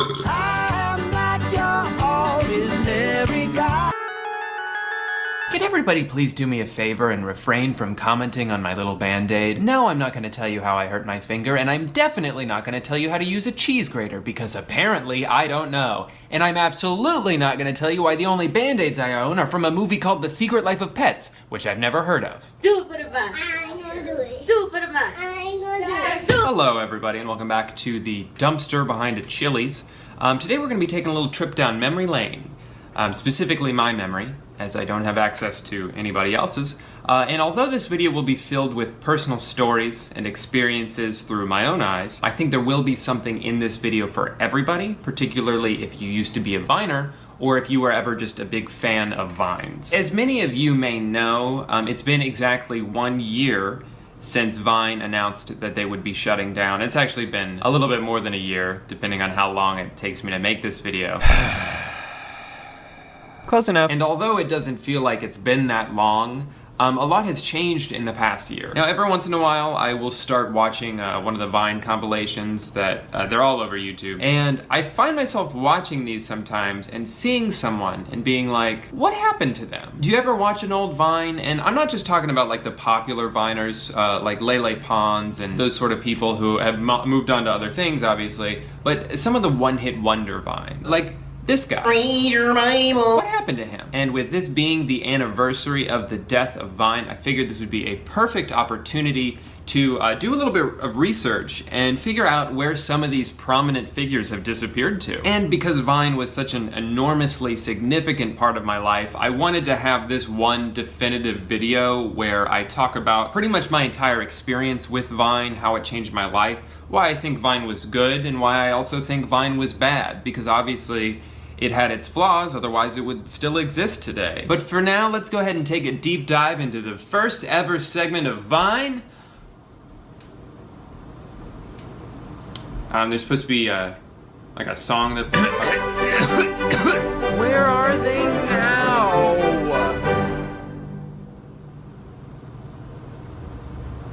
Cause some came in the mail today. Yeah, I did. These nuts. Got him! I laugh every time. The D's Nuts guy, whose real name is Charles Nuts, is one of the most notorious figures to ever come from Vine. As you all know, Charles went on to host his very own prank show on VH1, the D's Nuts Prank Hour, which ran for 12 seasons and is still the highest rated show in television history. Who could forget that season 6 crossover episode with Ashton Kutcher, where they both thought they were pranking each other? You're pumped! Despite strong ratings throughout its entire 600 episode run, the D's Nuts Prank Hour was canceled back in August when they simply ran out of people to prank. And you can't prank someone twice. Zach, stop! Zach, stop! You're gonna get in trouble. Zach. This Vine was called Kicked Too Much. And without a doubt, it's one of my favorite Vines ever. But it does leave you with a lot of questions like, why was he kicking so much? Why did his friends keep telling him not to? Well, I guess it makes sense why they told him not to, because he ended up getting arrested. But it's a pretty confusing Vine, and I continued to be confused about this for months until very recently I was just fed up of that and I decided to do a quick Google search, and I found out very quickly that he was simply arrested for reaching the legal kick limit in one day. Afterwards, I became very angry at all the people who didn't do as much research as I did and continued to question this Vine. The answers were right in front of you. You just had to Google it. And although it seems a little harsh that he was sentenced to life in prison without the possibility of parole, the law is the law, and you have to respect the law. Iridocyclitis. Unfortunately, this kid did go on to lose this spelling bee after a late field goal in overtime, but as all stories must have a happy ending, he is currently the mayor of Sacramento. I'll kill you. I'll kill you. This story does not have a happy ending. After facing the worst public humiliation of his life, this poor guy had to move to a different state where he was unable to get an apartment or even a job because he forgot his wallet. Who am I? Let's go to the beach. Beach. Nicki Minaj. I'm Corbin Bleu. Corbin Bleu, one of the most mysterious figures on Vine. After an anonymous Reddit user made a strong case that this Corbin Bleu is not the same Corbin Bleu from the High School Musical franchise, people began to question the true identity of Corbin. However, there is a rumor going around that I think sounds pretty convincing. I apologize in advance for condoning a rumor that doesn't have 100% hard evidence to back it up, but I feel very strongly about this one. Basically, the rumor is that Corbin Bleu is Spider-Man. Now, you may be thinking that's ridiculous. Spider-Man lives in New York, while Corbin Bleu lives on the internet. But there's a pretty convincing argument to be made that these two are, in fact, the same person. For one, let's take a look at Corbin's post schedule. Now, I'm gonna go ahead and scroll down to 2015 because there's a pretty noticeable discrepancy in here. Here we go. Corbin posted 3 times on October 16th, 2015, but then he didn't post again until the 28th of October, nearly 2 weeks later. Now, ask yourself, where was Corbin? Now, it stands to reason that if Spider-Man had a Vine account, he wouldn't be able to post every day because he'd be busy fighting the Green Goblin and whatever other villains he has. And this wasn't just a one-time thing. The behavior continues. November 17th he posts, and then not again until December 11th. That's nearly a month. Spider-Man presumably fights a lot of crime and would be very busy. And I imagine this is exactly the kind of post schedule he would be forced to maintain. When you look at all this evidence combined, it seems obvious that there's no other answer possible. Corbin Bleu is Spider-Man. Now, a lot of people assumed that this was Cole Hirsch playing a character just because they have the same Snapchat account and they look very similar. But if you ask me, that isn't really enough evidence to say, oh, they're the same person. Like I said earlier, this video is all about the truth. Everything in this video is true. I did a lot of research to find out all these things about all these people, and I think it would ruin my credibility as a video maker if I condoned such ridiculous rumors without any real hard evidence. Plus, it just seems very obvious that Corbin is Spider-Man. We'll get back to that segment in a moment, but first I want to talk a little bit about why I think Vine was good and also why Vine was bad, because I think both are true. The most important thing I want to make clear in this video is I am 1,000,000% thankful to Vine for what they allowed me to do and where they allowed me to go. I want to talk honestly about what I think some of the problems with Vine were. And I don't think it's that, like I said, I don't think it's that crazy to say that Vine had its flaws because it doesn't exist anymore. But ultimately, I want to make it clear that I love Vine. I appreciate the hell out of Vine and all the employees and the people I met and everyone that allowed me to be where I am today. Vine was a perfect place to start out on the internet, to build a platform from scratch. If you wanted to be an online content creator, Vine was the place to start. It was easy to make Vines, it was easy for your Vines to be seen. Vine was all about ideas. Because with Vine, the distance between an idea and the execution of that idea was very short. You could have the idea for a Vine, and within a couple hours, it exists. Road work ahead. Yeah, I sure hope it does. And then a few hours past that, it's got a million loops and a bunch of comments and likes, and all this validation is given to you for the idea you had a couple hours ago. So Vine was great in that way, but really what made Vine great was the people on Vine. It was such a fun group of creators to be a part of because everyone was supportive of each other. It'd be so fun to see your friend or just someone you follow and really like. You see a Vine they post, you're like, oh, that's a great idea. That's so funny, that's fantastic. They posted a couple minutes ago, and you know that's gonna go viral. And then you check back a few hours later, it's got the little flame emoji next to the view count. It's #1 on the comedy page. With things like Vine and YouTube, they can only exist with the people using them. And they're only as good as the content creators on the app. And Vine, for the most part, had a fantastic group of creators. And I don't think it was the quality of Vines that led to its demise. Everything that led to its demise was more numbers. They weren't making money, that sort of thing. But I think there was some really great content and really great people on Vine. Now, shifting the focus a little bit to what were some of Vine's flaws. And I think a lot of the things that made Vine good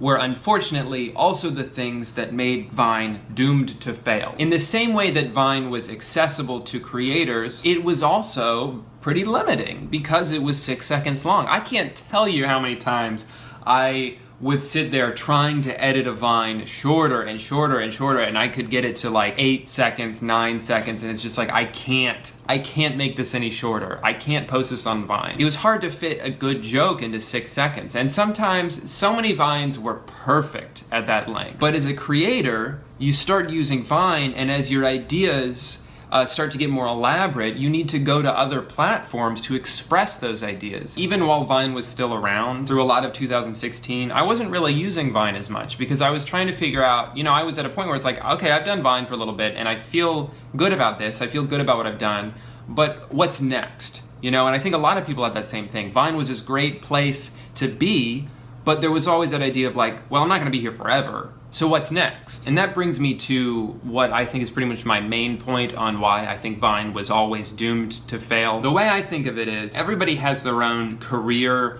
ladder in their head where the top of the ladder represents total creative fulfillment. If you were as successful as you could possibly imagine, what does that look like? And the top of the ladder is different for everybody. Maybe the ultimate fulfillment for you is you want to write a movie, or you want to act in a TV show. You want to be like Dwight from The Office. Maybe that's your ultimate career goal. Or maybe you want to be just famous enough to get 4th place on Dancing with the Stars. It's different for everybody. So while every Vine creator's ladder was slightly different, I think what they all had in common was that Vine was not at the top. In fact, I think Vine, for most people, was the bottom step. It was the first step. And there's nothing wrong with that. I don't mean to disparage Vine in any way, but I think for most people, no one had success on Vine and was like, I'm gonna do this forever, because it just didn't seem to work out that way. It didn't seem viable. It was great for starting out, but once you got to a point where it's like, okay, where do I go with this? It was usually the next place to go is somewhere else. So going back to the ladder analogy, if Vine is the first step, that means 2 things. One, it was accessible enough to be reached from the ground, but the ultimate job of the first step of the ladder is to propel you to the next step of the ladder. And so that's what Vine was. It was the 100% necessary first step that would propel people further along. I imagine this type of thing made it very difficult to be an employee at Vine or someone who had a large role at Vine, because they would probably see these very talented people come in and use Vine to go do something else. Like they came and they got what they came for, but ultimately they just needed to leave and do something else. For the rest of my career, no matter what I do, whether I completely fizzle out and never do anything, or whether I go on to be a millionaire movie maker, I will owe my start to Vine. It doesn't matter how talented or funny I think I am recognized now as an online entertainer because of Vine. Failing to express gratitude for the thing that got you where you are now shows a complete and utter lack of self-awareness. Going back to the ladder analogy, it's pretty easy when you're on that second step to look down at the ground and see how far you've come, but let's not forget that when you were on the ground, you couldn't reach that second step without the first one. Hey Logan!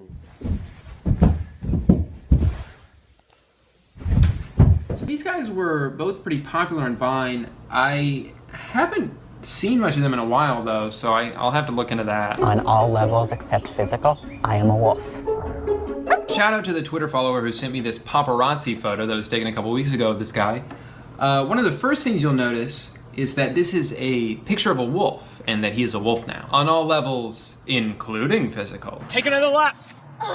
Coach, just give me a sec. Give me a sec. Give me a sec to breathe. This family is such a perfect encapsulation of what made Vine so special. Every once in a while, you'd find someone and just marvel at the fact that they exist, that there's someone out there like that. Because the young girl, J-Ro, is so interesting on her own, the way she sings. When there's too much drama at school, all you gotta do is walk away.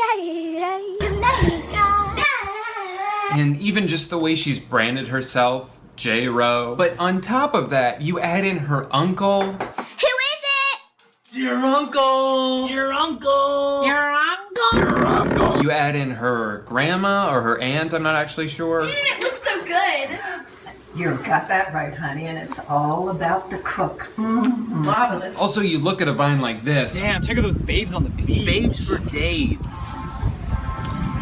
Which makes sense, you know, it has a setup and a punchline, but then you realize that the babes for days that they're talking about, 2 of them are like 10 years old. We're just gonna gloss over that. I got your drink.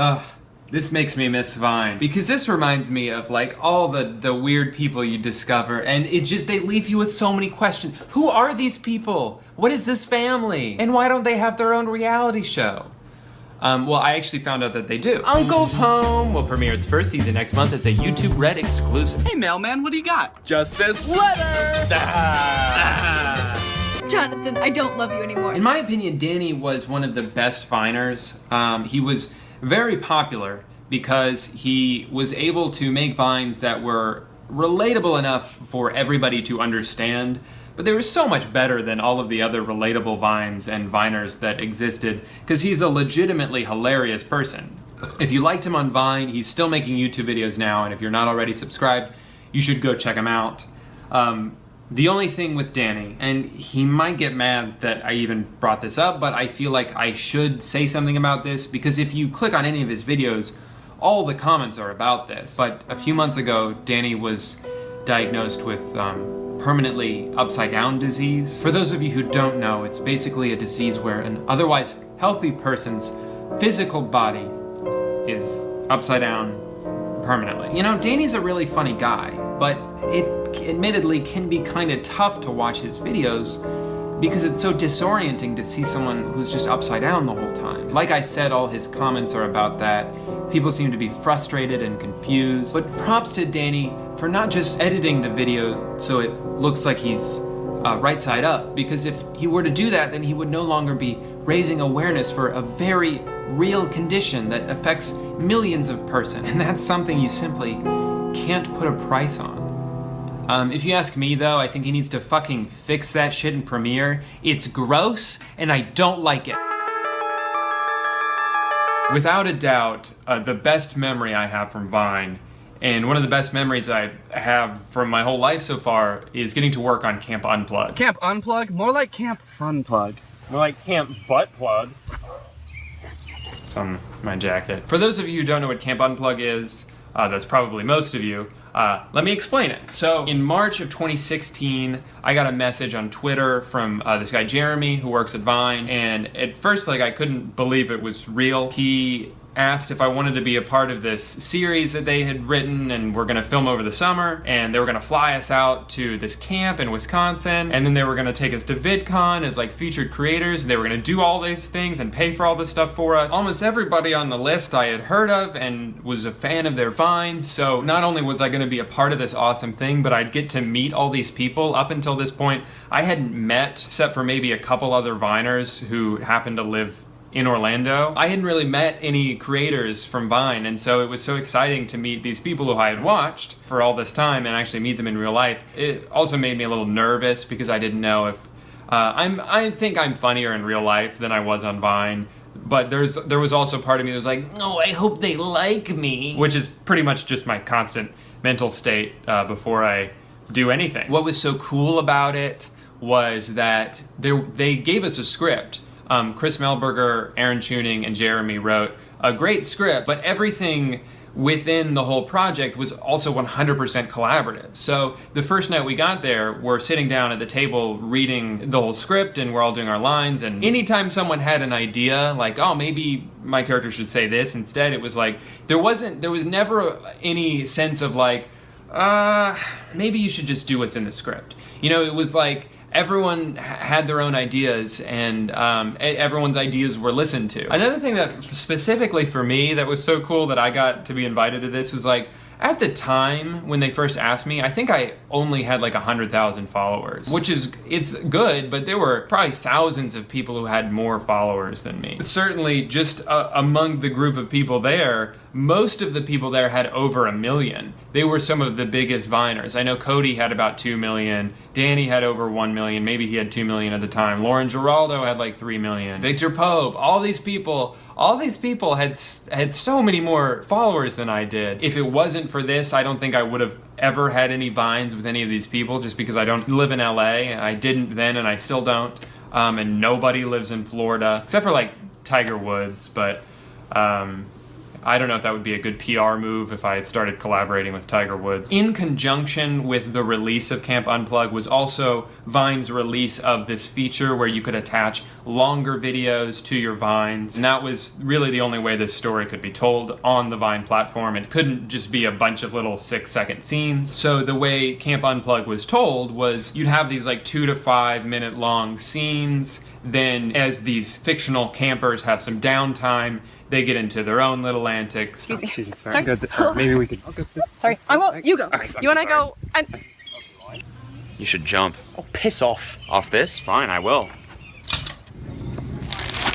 It was so cool to be a part of that. You're probably waiting for me to like get to the point here. Right now it's just me gushing about these memories I have and the people I got to meet. But that's all it is. I look back and I gush at the fact that I got to do this. Like I alluded to, they also invited us to VidCon. Now, if you've never been to VidCon, and I'd like to go back, but this was my one and only time going to VidCon so far. VidCon's crazy. VidCon it's a whole different world, because you've got this entire subsection of humanity all compact into one place. I don't know if I'll ever feel like as much of a celebrity as I did that weekend. The fact that I was technically a featured creator, they had their whole booth set up. It was one of the ones near the front. They had these big LED screens, and my big dumb face would cycle through every once in a while, so that was crazy. Oh, they also took us to Disneyland, which was awesome. They rented out this whole section of a Denny's nearby, so every night between like 9 p.m. and 3 a.m. or something, you know, you'd have all these drunk creators going there. All the food was free. You could order whatever you wanted off the menu, and it was so free to the point where you would see, like, people would come in drunk and order something and then not wait for it, and you just see like a big stack of nachos just untouched. We Vine celebrities really abused the hell out of that whole experience, but definitely one of the best experiences of my life, and something that I felt like I had to talk about. You know, if I'm gonna make this whole video, fuck, I'm so glad I get to take this off now. It is so hot. It's like 80 degrees in my apartment because I have to turn the AC off while I film because it's very loud, and Jesus Christ, I feel good. This feels good now. So hello. Yeah, can I just get like a raw potato and a spoon? And then just an egg to drink. Thank you, sweetheart. Oh, hey, we're back. Two bros chilling in the hot tub, 5 feet apart because they're not gay. Now, this was a pretty big headline at the time, so I'm sure you guys already heard about this. But basically, as the night went on, the two bros, so as to not be confused for being in a homosexual relationship, slowly drifted further and further apart from each other until they both ended up in the middle of the ocean, where they were tragically eaten by 2 different dolphins. Sources later revealed that those dolphins were in fact married, and that is ironically a pretty gay way to die. Legend has it that this boy is still running.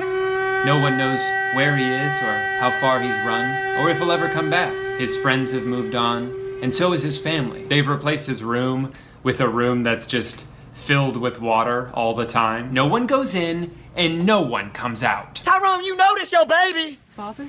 That baby don't look like me. That baby don't look like me. Ah, Cole LeBrant, the whitest and boysiest member of Dim White Boys. If not from Vine, you may know Cole from his YouTube channel, where he and his wife like to film her 3-year-old daughter getting hurt. You may also know him from that time he tweeted about losing his virginity on his wedding night, and then blocked me when I made a really good joke about it. Cole, I wasn't making fun of you for waiting to lose your virginity. I think that's awesome. If that's your belief, that you want to wait till you're married to have sex, and you actually do, that's great, man. That's awesome. I'm proud of you for that.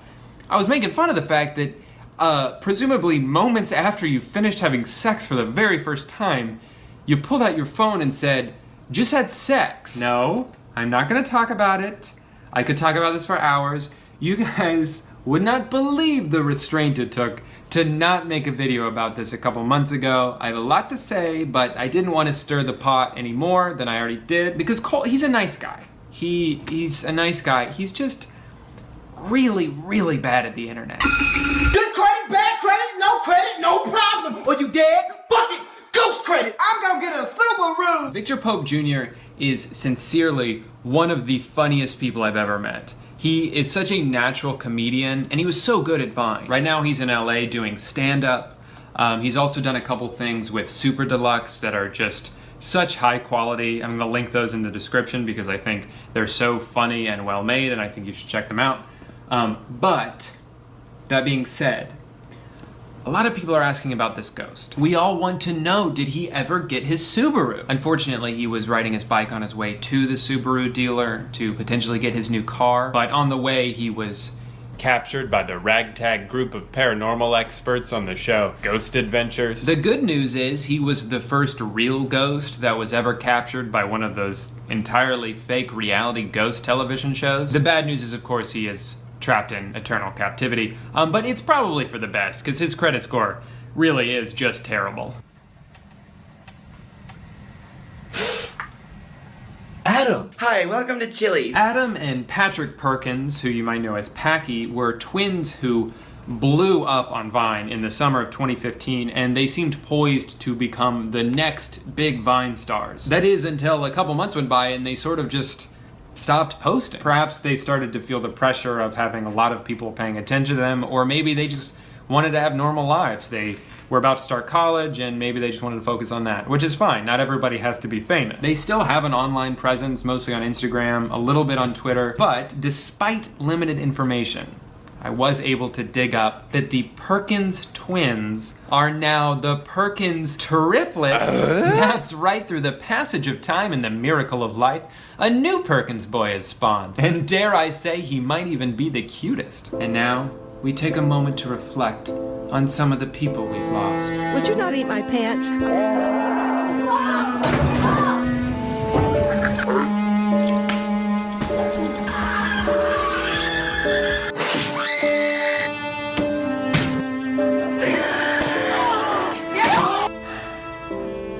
Oh, they're not dead. I just don't know what happened to them.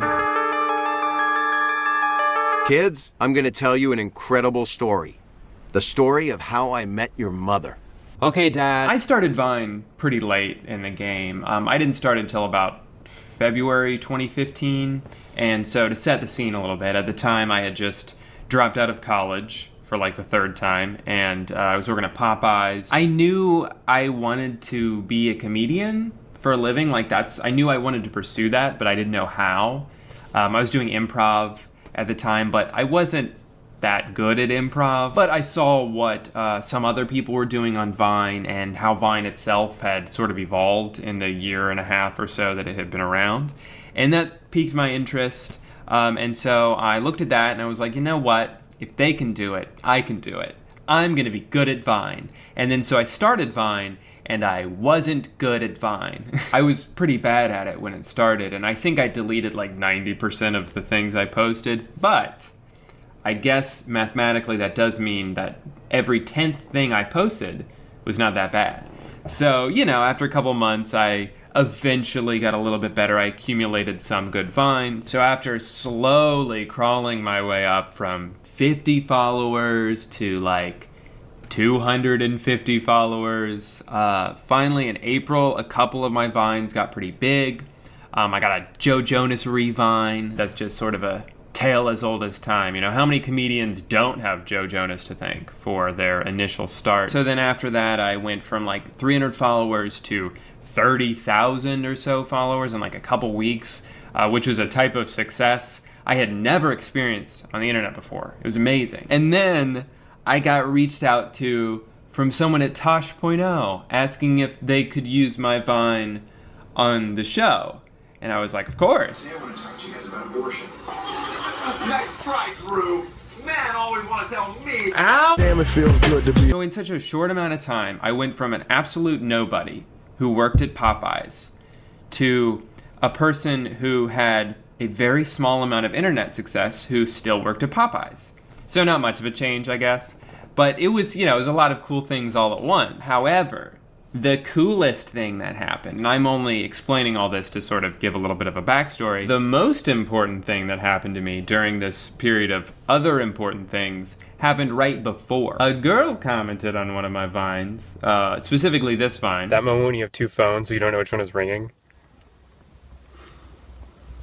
I'm using the other one to record. And she said, OMG, you are so cute.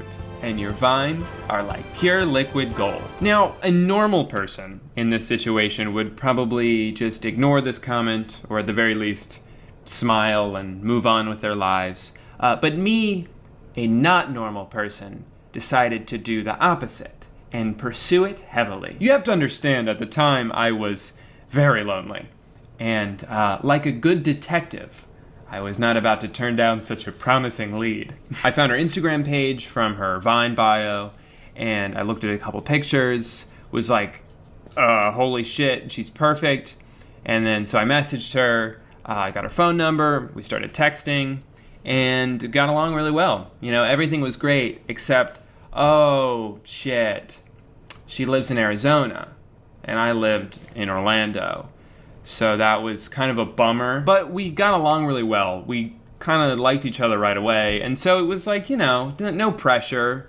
We don't have to commit to anything. Let's just keep talking. And so we talked every day. Like I said, we texted every day for like a week. And then after a week, she wanted to FaceTime. And I was very nervous to FaceTime because I'm nervous to do anything. But I agreed and I called her.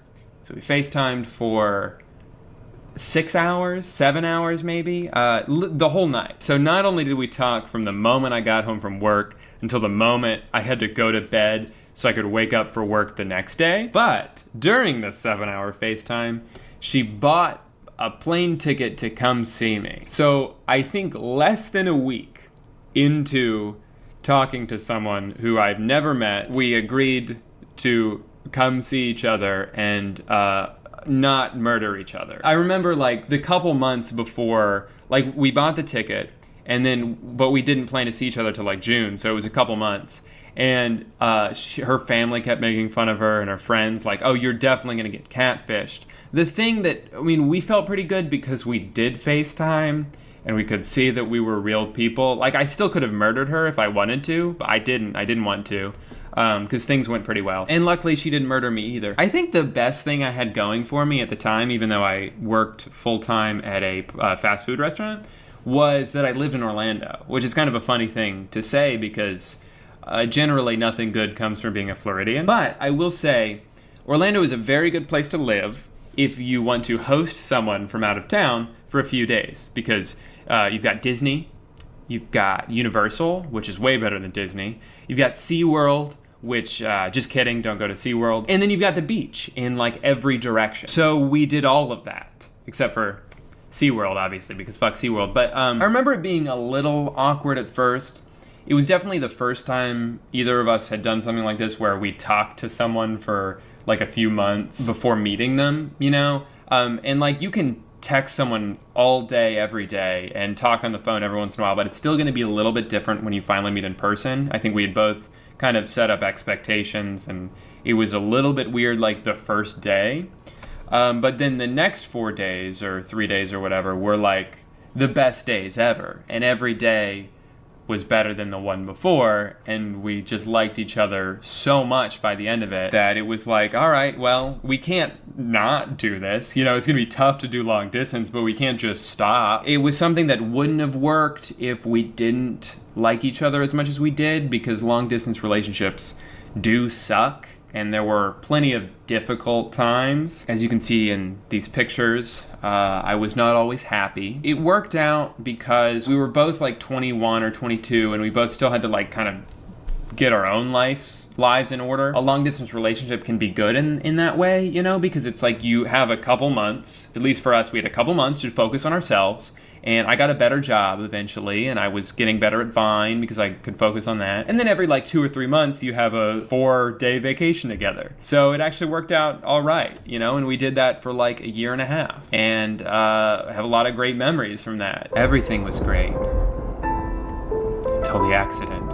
Just kidding, this story has a happy ending. Now, I think the most romantic ending possible for the story would be how I just couldn't take it anymore. I couldn't do long distance. I had to be with the woman of my dreams. So I drove across the country and I just showed up at her doorstep one day and I popped out a ring and I said, "Will you marry me?" And she was crying and she said, "Yes, I will do that." And then we would be married, and then immediately I'd get her pregnant, and we would raise the kid into like the next Superman or something, and then he would be, I don't know what I'm saying. And then we would drive my 2012 Honda Civic into the sunset, and we would live happily ever after.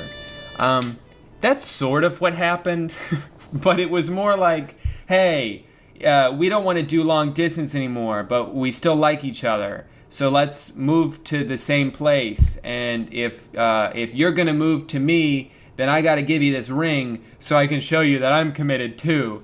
And so that's what we did. She picked out the ring, I paid for it. Quick side note, fellas, if you can get your girl to pick out your ring for you, do it.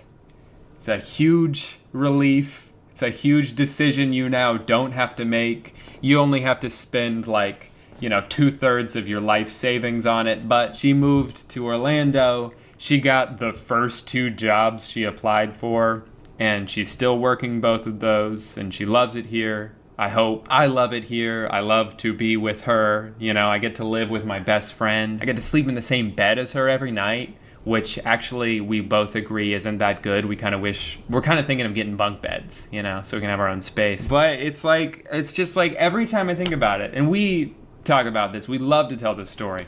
I met my wife, my future wife, because a girl commented on a video I made. The stupidest video ever that I made. She was like, "Oh, you're cute." And I'm like, me, the horny, desperate 21-year-old, was like, "You're cute too. Let's kiss. Let's talk and stuff." And then we did, and then now we're in the same house and we're married in principle. Life's freaking crazy. And Vine is the best. Really, my main reason for telling this story is to show all of the people out there who watch my videos, and I'm so appreciative of you guys, but I know there's some of you, a lot of you who watch my videos and you don't give a shit about Vine. You didn't follow me on Vine. My YouTube account is so different than what I made on Vine. It's like, I understand that people watch my videos and they don't always like my Vines. Now I hope by telling you, by showing you the things I got to do because of Vine, the fact that it is the reason I met my wife, I hope you guys understand now why Vine is so important to me, why Vine was the most amazing experience for me, and why I will always cherish this beloved app. Some takeaways from this story. Do I think the first time a cute girl comments something nice on a thing you make that you should get married to her? Not every time. Maybe a small percentage of the time you should do that. But it worked for me. I hope that this story showed you guys that there is hope out there if you just shoot your shot. If you think someone is cute on the internet, tell them they're cute. Maybe you'll be dating them in the next 2 months. Or maybe if you tell someone they're cute too much, then they'll put out a restraining order for you. And then that's cool too, you know, because it's like what better way to show that you notice someone than by getting a lawyer involved? So I think it's a win-win. Always shoot your shot, always respect Vine, because I love it, and always don't do long distance. Always never do long distance, because long distance is trash. I've already talked to you for about 8 hours now about Vine, so I think it's time we start wrapping this up. Well, that's it, I guess. Video's over. At this point, I've spent so long making this video that I don't even know if it's good anymore. We'll see. As you can tell, it's taken quite the physical toll on me. My hair is a lot longer. I've grown out a full beard, or at least my version of that. The last thing I want to address, and I'll try to make this quick, is the recent news that I guess one of the founders of Vine is working on his own, quote, follow-up app to Vine. He wasn't super specific on any details other than just to, like, keep an eye out. A lot of people were pretty excited about this. A lot of people were a little bit more skeptical about this. For me, I don't know. I mean, I just made a 12-hour video about how I loved Vine, but honestly, I don't know if I want it to come back. At least not in whatever form this entails. A follow-up app sounds like something that's similar to Vine, but isn't Vine. So let's say that's what it is. It's a similar app to Vine, but it's not called Vine. It's called like Loops. Loops with a Z, of course. And to make it stand out, we're gonna add in more features that weren't originally on Vine. For example, now you're not limited to 6 seconds. You can do a full 15-second video and it still loops. Again, Loops with a Z. Also, you'll be able to make a daily story because every social media app seems to have stories in it. In addition, you can also post pictures. So if you just want to give like a little quick update to your fans on, oh shit, I think we just made Instagram. Okay, so Vine comes back and it's just called Vine, or God forbid, Vine 2. Vine 2 comes out and it's exactly the same as Vine was. Well, part of the reason Vine failed initially was that they were always losing money. And so you're going to need to add some sort of monetization system in place. Otherwise, Vine 2 is going to end up with the same fate as Vine 1. So now you have an app that's the same as Vine was, except with, let's assume, ads in between vines or like in the corner of the screen or whatever. So it's a lesser product because it's now been diluted by ads. It also no longer has the novelty value that Vine had when it first came out, because that was like 5 years ago at this point. And on top of this, it doesn't offer anything that isn't already available on another platform. Not to be cynical, but I am being cynical, I don't think it would work out. I think people would be really excited about it for a month, and then they're gonna stop using it like they did before. The creators are gonna slowly leave because there's more profitable uses of their time elsewhere, and as they leave, the content on the app will dwindle, and so will the users who use it, and it will have the same exact end as the original Vine did. Except I don't picture it lasting 3 years this time, I picture it lasting like 3 months. Call me cynical, but that's just how I see it. We all have wonderful Vine memories. But sometimes, it's okay for something to just be a memory. Good things can still come to an end. I have great memories from childhood. That doesn't mean I want to be 8 again. I love being an adult. I can do whatever I want. I look back on Vine with all the love in the world, but that doesn't mean it has to exist again for me to cherish it. You can cherish memories. Let it rest. Move on. It's in the past. Even if it comes back, it'll never be the same as it was. And that's all right. Maybe I'm wrong, and I would love to be proven wrong. Something I have had to come to terms with, selfishly, is that I think I'm glad that Vine ended. Just because I know the type of person I am. I embrace complacency like nobody's business. When things are going well for me, I don't always have the same motivation to work as hard as I should, because I'm content. And that's something I'm trying to improve about myself. That's something I've gotten a little better at over time. But I know that a year ago, Vine dying was the catalyst for me to figure out what I was going to do next. If Vine never went away, I don't know if I ever would have started YouTube. I always wanted to, but I never felt like I needed to, because I was a famous Viner. I had 400,000 followers on Vine. I didn't want to start from scratch on YouTube and have to do like 100 times more work and learn how to use a real editing program that wasn't just iMovie on my phone. My thought process at the time was, why would I do all of that extra work when I already had Vine? And then one day, Vine died, and everything I had spent 2 years building up was pulled out from under me. I was upset, I was angry, I regretted the fact that I hadn't tried to spread my followers around to other places on the internet. I, like hundreds of other Viners, put all of my eggs in the Vine basket. And then the basket broke. It exploded, destroying all of my eggs in the process. And now I'm infertile. But when Vine went away, my safety net went away with it. And so I had to deal with being irrelevant again for several months. And I had to try new things. I had to try different types of content. And a lot of it didn't work. Some of it did. Eventually I figured out what people liked and what I liked doing. I worked hard. I got super lucky, emphasis on that. And now I'm about to quit my job to do YouTube full time. And that's something that even at the height of my Vine success, I never even fathomed the possibility of quitting my full-time job to just do Vine full-time. That was never a possibility for me. And so, if I'm being 100% honest, which, like I said, this video is all about the truth, for selfish reasons, I think I'm glad that Vine died. Feels good to get that off my chest. I loved Vine. And now I love YouTube. I'm ecstatic to be able to do what I'm doing now. And I'm so excited to get to continue to do it and see where my channel goes and where it takes me.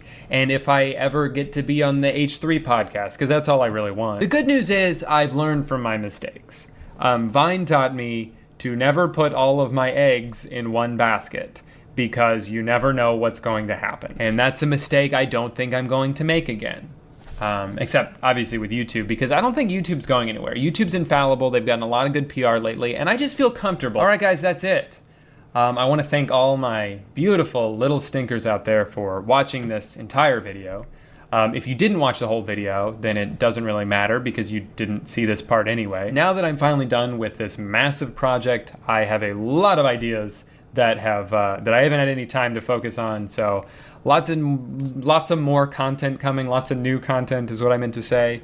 And I could have just said, I hadn't already said the thing that I was gonna mess up. I also have an exciting merch announcement coming pretty soon, and I don't think that I'm being too hyperbolic when I say this is going to be the greatest merch of all time. Seriously guys, I'm changing the game, so I hope you're ready for that. All right, well, I don't really know what else to say now.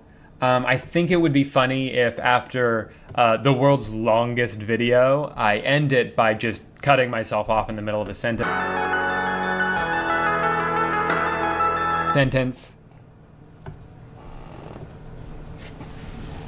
Hey guy, welcome back to the scariest website on the internet, hosted by me. So I know already you looked at the title and you think this video is very similar to the last one I posted, and I'm here to tell you that you're exactly right. Here's what happened. So originally my plan was to make a Halloween themed video because today is Saturday. But after a few minutes of watching Adam Sandler's new Netflix movie, Hubie Halloween. Yeah, the good old days. When the town toughs only used to throw crab apples. I don't understand what he's saying. I did call the hotline 90 times, but I think you guys get a... Why can't he just have a regular voice?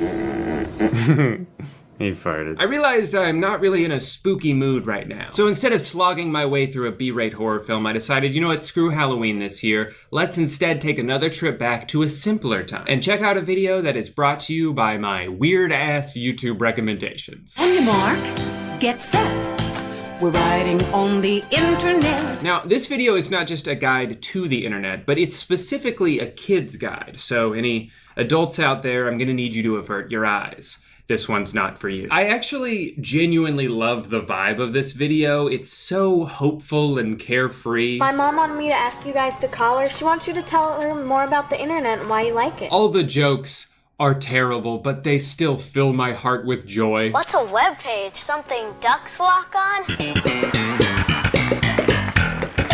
Haha, very funny. Plus, the song is great. Hello, virtual reality. Interactive appetite, searching for a website. We're riding on the internet. Cyberspace, set free. Wait, what'd she say? Set free. Sex free? I mean, I would hope so. This is made for kids, right? I just feel like it's kind of weird they even felt the need to clarify that. Like, you don't usually hear kids shows advertised as being sex-free. It's just assumed. This fall on Nickelodeon comes a brand new zero porn show about a sponge who doesn't fuck. Hey there, it's us again. Again? I don't know who you guys are. This is my brother Peter, mom and dad, and I'm Dasha. Oh, okay. Well, wait, why did you introduce yourself if we were already supposed to? You know what? Never mind. When we installed internet access on our computer, I got the whole family involved. It's true. Everybody had their own tasks to do. It was a lot of work, but it was really worth it. Now that I've gotten on the internet, I'd rather be on my computer than doing just about anything. Yeah, I know that feeling. The internet gave us a whole world of exciting new possibilities. So I guess this is a story of how it changed our lives.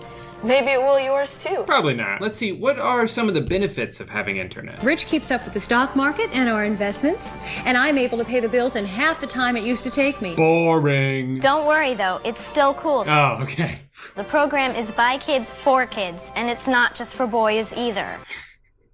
Did you see the little slap? Calm down, Dasha. No one said anything about this being just for boys. That's not a thing. And to help out if requested. Though I doubt she'll be asked. So let's get underway. Oh no, poor kid. They didn't let him do another take. That's okay. I'm 27 and my voice still cracks sometimes. Plus, these people are probably all dead now anyway. I did my report on the Mississippi River all by myself. Hey, you know how to spell Mississippi with one I? M-I-S-S-I-S-S-I-P-I. You know, I've been able to read. Okay, yeah, so we're definitely just doing one take the whole way through. And gotten some great gardening tips, too. No wonder you guys are always so busy on the computer. Yep, and we're just doing schoolwork, so don't need to look at our internet history. Dad's just leaving, and Mom said we can have the computer all to ourselves. Hey Andrew, what's up? Hell yeah, we got a fellow Drew in here. I hope the other kids are nice to him. There are 3 important services you can access on the internet. Surfing the World Wide Web. Surfing? That sounds pretty cool already. Andrew, don't interrupt. Andrew, shut the fuck up. I was just saying it sounded cool. No one likes you. You can even talk with people all over the world on chat lines. Don't they have chess games and stuff like that? Andrew, don't interrupt. Then there are news groups to share information with people, and then there's email. Oh, don't even get me started on email. Yeah, email's a riot. So, where should we start? Websites of games and kid stuff. Yeah, kid definitely wrote that. To access the World Wide Web, you type in www.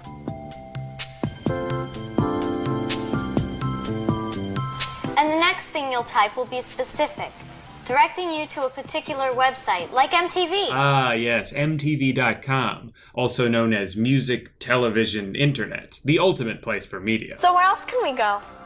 Want to write a letter to President Clinton? Would he answer us? No. I bet he would. Let's tell him how much we love the internet and that he should try to get more computers for our school. Yeah! I'm gonna thank him for all his hard work as president. Yeah! Definitely. I'm gonna tell him he's a little slut. What? He is. Andrew, where did you learn that word? MTV.com. Is this like sending email? It is sending email. She's so mad. It is sending email. To be fair, it was a pretty stupid question. Yes, Andrew, sending an email is exactly like sending an email. Dear Mr. President, my name is Peter, and my sister is Dasha. Sincerely, Andrew. Oh, he's not gonna fucking respond to that. To get started, you'll need to get connected to the internet. You do that through an internet service provider. An internet service provider? What's that? It's a service. Oh, what's going on, guys? We don't want to call out Lisa when she asks a dumb question? We're just gonna keep piling on Andrew? Alright, I see how it is. What does download mean? Andrew, don't interrupt.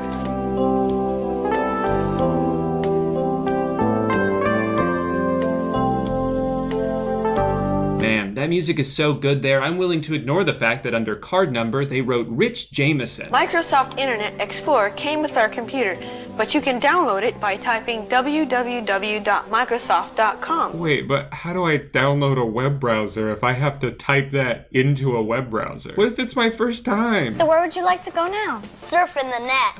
Andrew, we're already doing that. Can you be more specific? Can we do something fun? Maybe play a game? Okay, now you're speaking my language.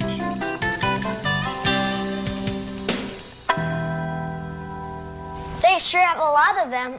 Too bad we don't have time to play them. Man, Dasha's such a buzzkill. I really wanted to play Hunt the Wumpus. I can't believe how easy it is to get onto the internet.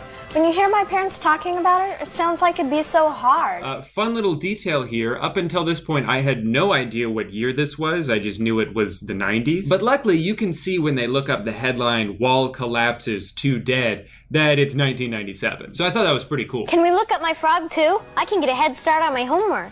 I'm so glad we don't have to dissect them like they did in the old days. These kids are so dumb. They don't even realize that from my perspective, they're already living in the old days. But wait, that means that one day people will watch this video and I'll be the one living in the old days. Can you stop that? I'm trying to have an existential crisis. Sorry. Someone said you could order concert tickets over the web. Is that true? Sure. My mom ordered tickets from the net to take me to the Russian ballet for my birthday. And I hated it.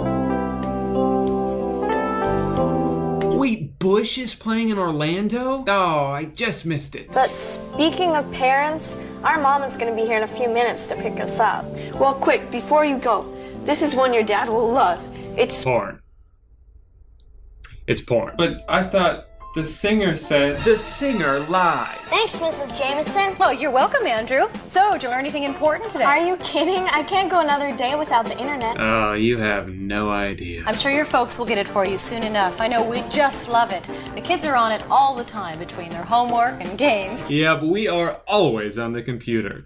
That's why it's the literal centerpiece of this room. We put it right in the middle. And Mr. Jameson gets up-to-the-minute stock reports, and I could go on and on. But you better get going before your mom wonders what you're doing. What are they doing in there? Oh, they better not be surfing the web. That was definitely cool. Thanks, dude. Absolutely. See you on the net. Call me the minute you get an email address. Okay. And Andrew, we can play interactive games on the net together.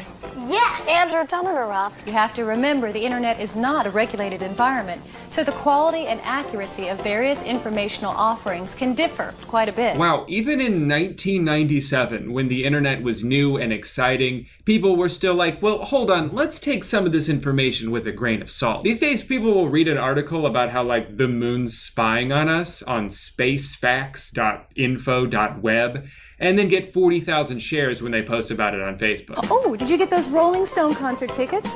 And the whole family can go, right? I mean, you can buy tickets online. I don't know. What do you think, kids? Yeah! Yeah! We love current day Mick Jagger. Yeah, because he doesn't look that scary yet. Surf's up. See you on the net. So this is kind of unrelated, but earlier when they were talking about MTV.com, it made me curious to go to current day MTV.com and compare. And it's really not that much to look at. But I noticed they have an entire section dedicated to casting calls, and this piqued my interest. MTV is the world's premier youth entertainment brand, the cultural home of the millennial generation, and a pioneer in creating innovative programming for young people. Oh, you mean like Teen Mom 2? I don't think that word means what you think it means. I really like the variety in these casting calls. Are you facing pregnancy for the first time?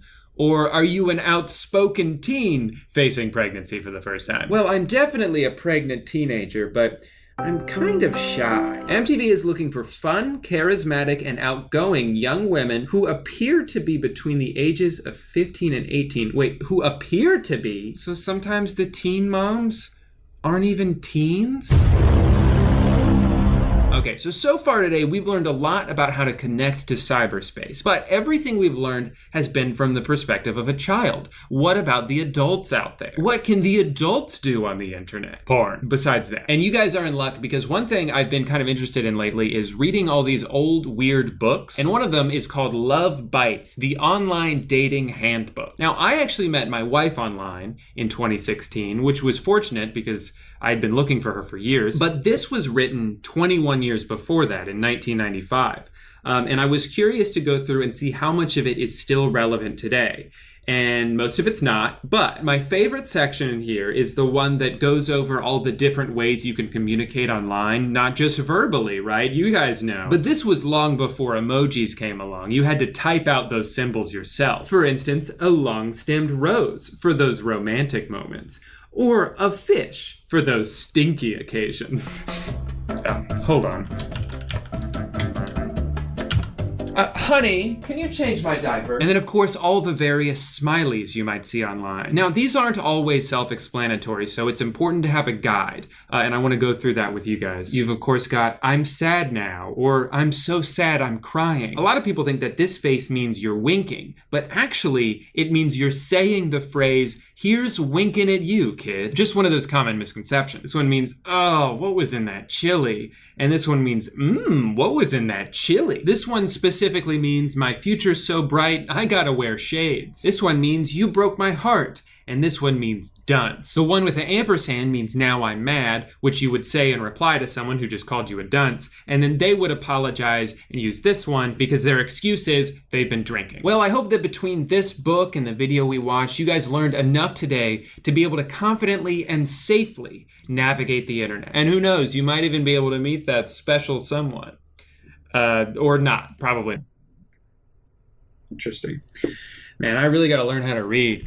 Well, thank you guys so much for watching today's video. If you liked it, shut the fuck up. And you can subscribe to my channel for free. All you have to do is do it. But anyway, thank you again for watching and supporting what I do, and I will be back very soon with another sex-free video. Bye-bye. Hey, guy.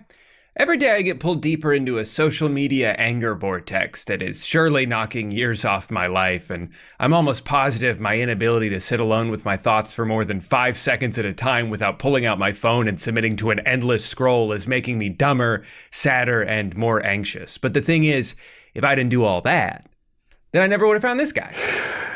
At a restaurant, while waiting for your food to arrive, your fingers can have a dance party on the table.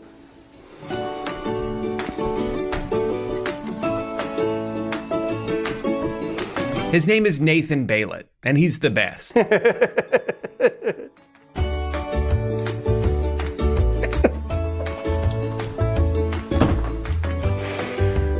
He's slowly been taking over Instagram the past couple of months with his awesome ideas, and they're all so brilliant. But what really sets him apart is the time he gives you to soak it in. An upside down glass can become a little plate.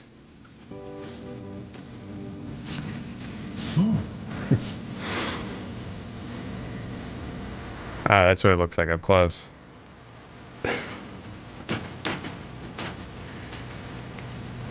I think there should be an award for the weirdest song of the year. And they could call it the Grammy-O-Weird. Have a great day.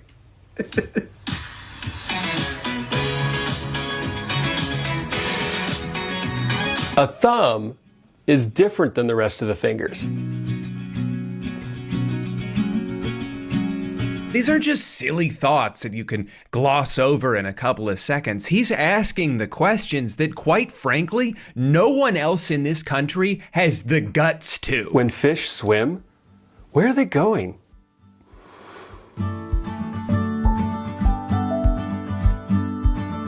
Cupboards. Wait, what is it? Oh, cupboards are shelves.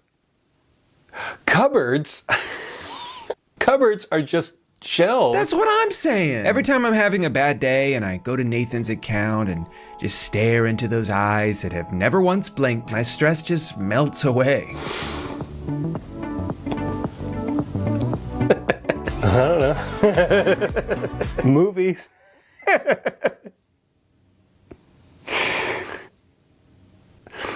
Movies. I will say though, sometimes it's not all just fun and games with him. There have been instances where I've been a little worried.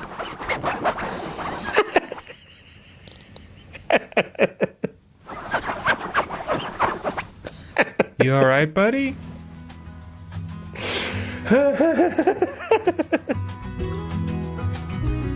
Okay. Just making sure. Let's say you're in the future and you have to get on a spaceship to travel to Mars, and you can only take one movie with you. What movie would you take to Mars? Like, I'm not really sure what he's laughing about in that one. He didn't say a joke. He just asked a pretty normal question. Oh, wait, he's coming. Hi, Nathan. We love your videos.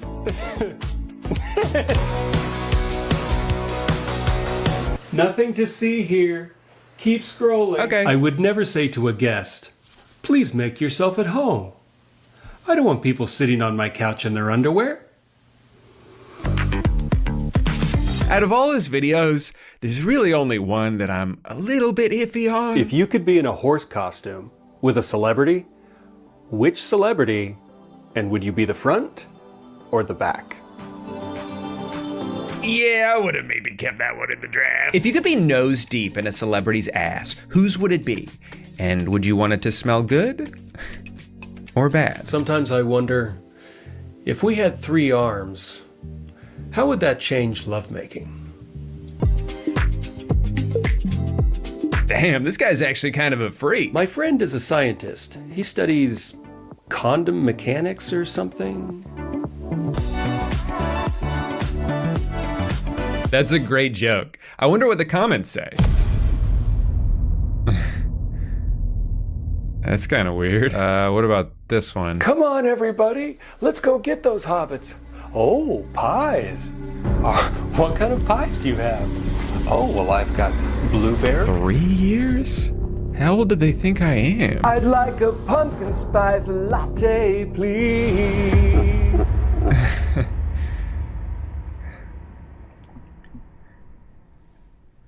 I have to go to the bathroom. Is that what people think I'm like? Am I just a younger Nathan Baylett? I don't understand. My videos are nothing like his. Why do they call it a freeway if you have to pay a toll to drive on it? What the hell? Anything can be shoes if you put it on your feet. I don't remember making these.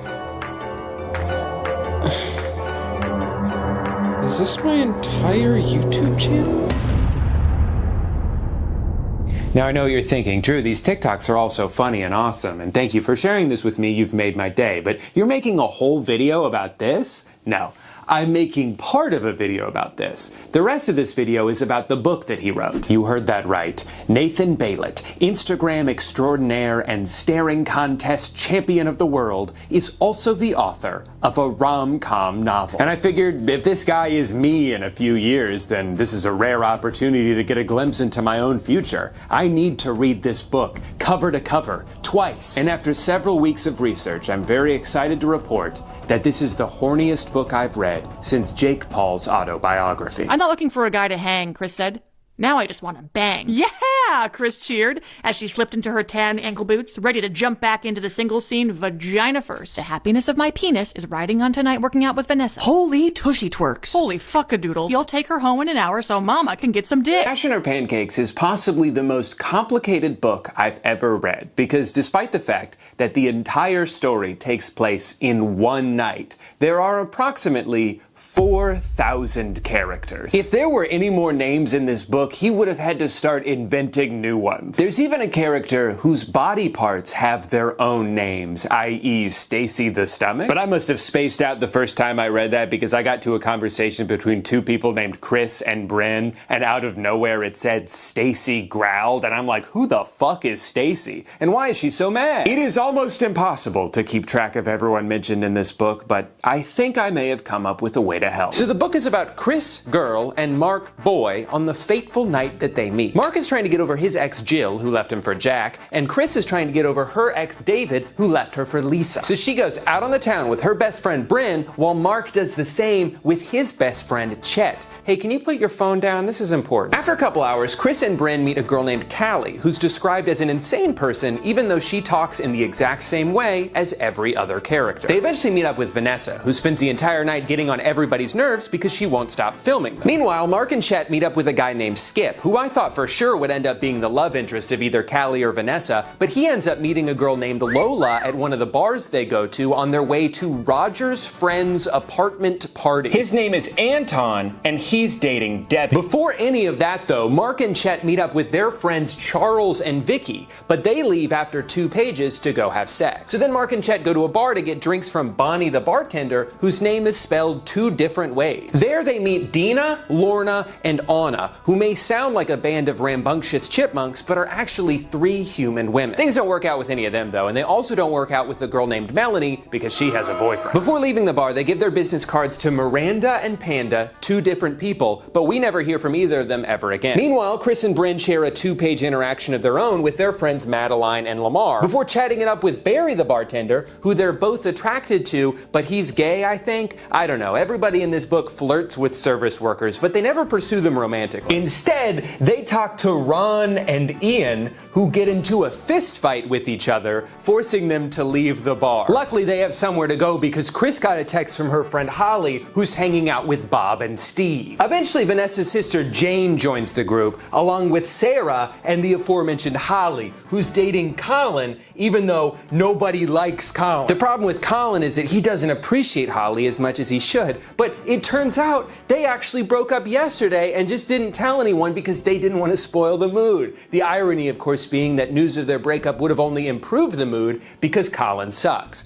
Also, Dan is here. No one knows who Dan is, so I don't know what he's doing in the group. So that's kind of the main core of the group. But then, for seemingly no reason other than to just make things more complicated for us, Vanessa gets a text from her friend Ruby, who tells her about Hannah, Billy, Chloe, Nick, Layla, and Sarah. Now this is of course a different Sarah than the one we already met, because this Sarah has an H in her name. In fact, someone, and I truly mean someone because he does not specify who says this in a scene that has 97 people in it, says that they know 7 Sarahs. So that makes 5 additional Sarahs just hanging out in the Nathan Bailett Marina rom-com universe. Then Vanessa, who's clearly very popular, gets a text from Chantel, who updates her about Oscar, Isaac, Leo, Abby, Ezra, and Ellis, and then a text from Shane, who tells her about Camille, Blaine, Tallulah, Blair,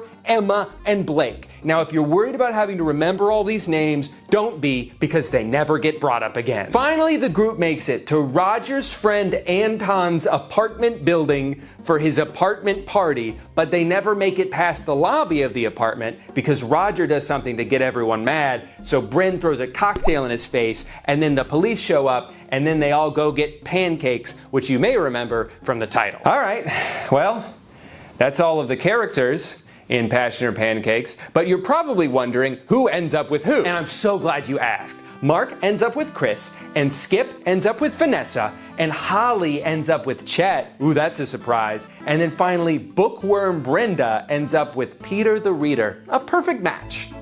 Except Peter has a girlfriend, so he just fucks off and she ends up all alone. Well, there you have it.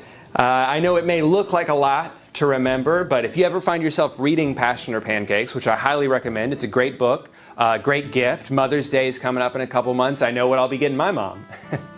I'm going to be getting her 12 copies. But if you ever find yourself reading the book and you're at all confused, feel free to open up this video and refer back to this simple chart. You're welcome. I think the only thing this story is missing is a few more downs to go with all the ups. Everything kind of just works out for everyone. There's a part where they all go to karaoke and they're a little nervous to sing, but then they sing so well that a recording of it goes viral. That's awesome. I also like that Mark's character is written to be the most perfect human man ever constructed. He is tall, he's hot, he's smart, he's funny, he's rich, he has big feet, and every woman wants to fuck him. But Mark doesn't want to fuck, he wants to love. He wants passion, not pancakes. Or maybe the other way around, I can't remember which is which. Really, the only conflict in the story is that Chris just wants to rip his clothes off and hook up with him on the spot, but Mark wants to get to know her first. Chris paused and looked over his poundable chest, up to his thick, grippable hair, kissable, chiseled chin, and his starry eyes looking at her so nicely that she felt the warmest whoosh tingle up thoughts of exactly how she'd climb him. So I'd have to have a relationship with you to climb your mountain and sit on your peak? Mark chuckled. I'm afraid so. Eventually, he wins this battle. They decide to take it slow because they're a perfect match and they don't want to mess this up. This all culminates in what I think is, and I know this is going to sound hyperbolic, the single most beautiful paragraph in the history of the written word. And their fun rhythm moved them close, then apart, then back together, and over here, and over there, rockin' and swaying, to a twirl, to a deep, delicious dip, and so erotically slow back up into his strong, gentle arms for a sexy sway with a sultry stare, then starry-eyed stare, then a sweet, simple, and super sincere stare as they slowed and slowed and slowed to a sway together, a soft, slow, fun sway, just the two of them on the rooftop above the world, up in heaven, surrounded by city lights and flowers and stars and the moon and a beautiful bright green baseball field below, and everything felt wonderful, and he felt wonderful, and she felt wonderful being with him and all of this wonderful, and wow, their wonderful was a wonderful more wonderful than drunk dancing with some random dude and pulling him home for a half hour of woo-hoo.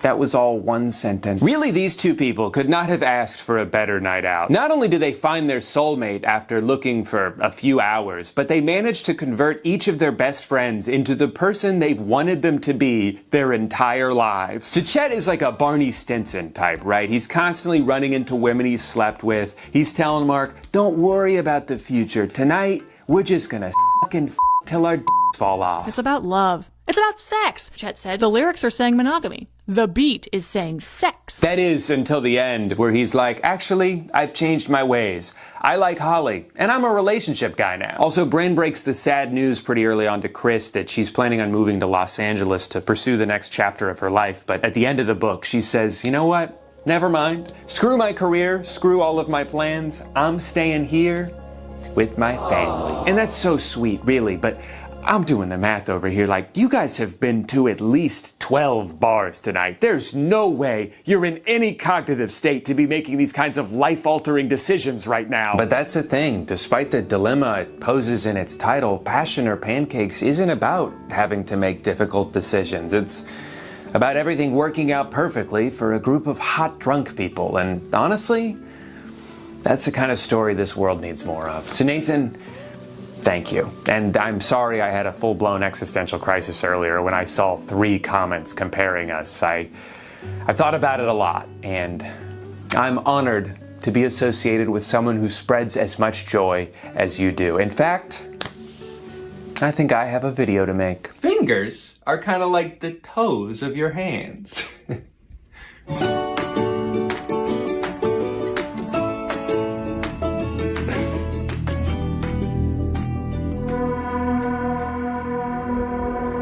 Hey guys, welcome back to my second attempt at filming this intro, because when I tried to do this yesterday, I forgot to focus the camera. Life can be pretty stressful sometimes. Even when you're not screwing up one of the easiest jobs in the world, you're often faced with important decisions and complex moral dilemmas. And it can be hard to know exactly what to do because things are almost never black and white, except in Darman videos.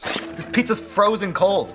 I'm not paying for this. Maybe you should get a job delivering pizza. Derek finally understands how difficult it is to have a job. I know how hard your job is. The Darman cinematic universe has a beautifully simplistic view on life where there's always a good guy and a bad guy, there's an obvious solution to every problem, and karma happens immediately. Teacher accuses student of doing drugs, instantly regrets. Car mechanic tries to scam a woman, instantly regrets. Customer shames fast food worker, instantly regrets. Instantly regret. And when the titles don't end with instantly regrets it, it's what happens next will shock you. Which is funny because every single Darman video is exactly the same, so at this point, I am no longer shocked. If you want this, you're gonna have to get it from the trash. Here. You can get it out of the trash. I know I'm a few years late to the Darman party, but I was in need of motivation and didn't know where else to turn. So today, I'd like to watch a few of his videos with you and see if we get inspired or if I instantly regret it. This first one's called Student Cheats on Final Exam. The important words are always capitalized for emphasis. And as you can see, little Michael over here is not paying attention to his classes. Instead, he's poisoning his brain with violent video games. He took my kill. Shame on you, Michael. I get it though, games are fun, but you're not gonna be able to coast through life multitasking. When you're at work, you focus on your job. And you don't let anything distract you from your job. Damn you, Mr. Mosby. To be fair though, he's obviously a gaming prodigy. Look at how he's able to move his character without even touching his keyboard. And apparently he's bilingual, so I actually think this kid's got a bright future ahead of him. Mr. Wilson's not happy with him though. You know how teachers can be. Hey, Michael, it's showing me that you're on mute and your camera's off. Oh, sorry. My computer was acting up. Wow, a gamer and a liar? Now he's perfect for FaZe Clan. Can you get us the new PS5? How about if you both get A's on your math final? Which is apparently your only class. Then I'll buy it for you. How does that sound? Really? Okay. Well, you may as well buy it for us now, because I'm gonna ace that test. Huh. He sure is confident for someone who hasn't been paying any attention. I just hope he's not doing anything nefarious. Check this out. Is this our math final? I found it online, so now I have all the answers. I spoke too soon. He is doing something nefarious. Wait, did I? No, you did not. It's not cheating. It's called taking a shortcut. I mean, how else do you think people succeed in life? By taking the long way? I gotta say though, that was my favorite website growing up. middleschoolmathanswers.com. Of course, the entire page was just this specific final exam, and I never had Mr. Wilson as a teacher, so maybe that's why I always failed math. Studying is for losers. Ain't that the truth? Mikey compares the final exam to all the Who is questions that? on the website. Who's talking right now? Is everything okay? Yes, yeah, I just came by to let you know that Jaden got a 100% on his math final. Hell yeah, my boy Jaden's getting a PS5, which means he can finally play. Well, it's still nice to have. This is great news. If Jaden passed, that means they both got an A, right? 0%? This is an F. Huh? That's impossible. I cheated. I studied. Well, as I was saying, Michael got all of his answers correct. If those answers were from this website that I created. That sneaky bastard. I knew middleschoolmathanswers.com was too good to be true. You did? I did. All right, and let's use that same exact shot again. Perfect. There are no shortcuts to success. You have to do things the right way. That must be the lesson of the video, because they put it in the script twice. There are no shortcuts to success. You have to do things the right way. Oh, sorry? 3 times, actually. That's so unfair! Go to your room. Now. Just wait till I tell your dad about this. I'm sure he'll be back any day now. As time has gone on, Darman has gotten more and more meta. He loves mentioning people who've made videos about him, like Cody Ko, who actually got to be in one of his videos. Cody's the new cook here. I'm so sorry, man. And it was a very inspiring lesson about the importance of being patient. Look, now I realize that success does require patience. And great things really do take time. Oh, I quit. Dahar also has characters mention himself a lot. Today we will be watching a Darman video. Yes, I love Darman. Yeah, there's no surprise there. Only nerds and dorks watch Darman. I like how on one hand you have the self-deprecation of someone being like, Darman's for nerds, but then you also have these other characters defend and compliment him. All his videos are dumb. They're not dumb, Billy. They teach important life lessons. Are you watching Drew Gooden videos? Yeah. That guy is a loser.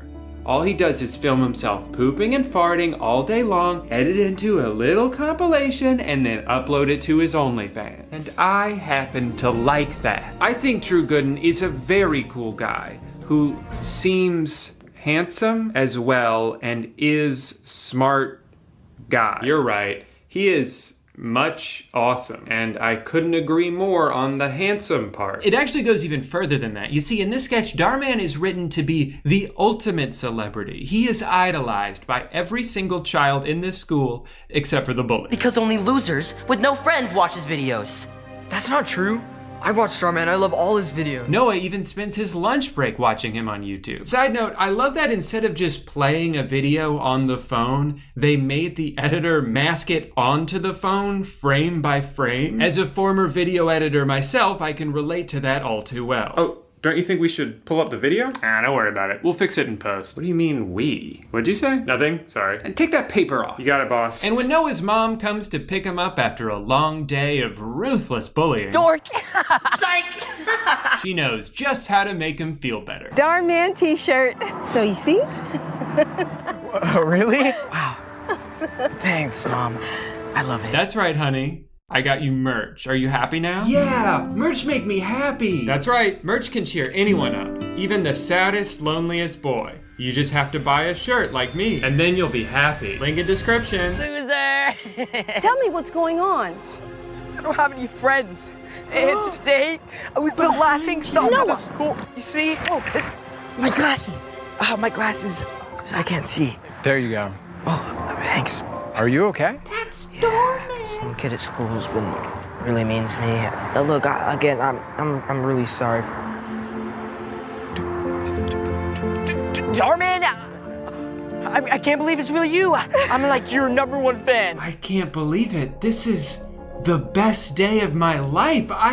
Wait, why are you standing outside of a middle school? That's kind of weird. You know, back when I was in school, I didn't even have any friends. Wait, what?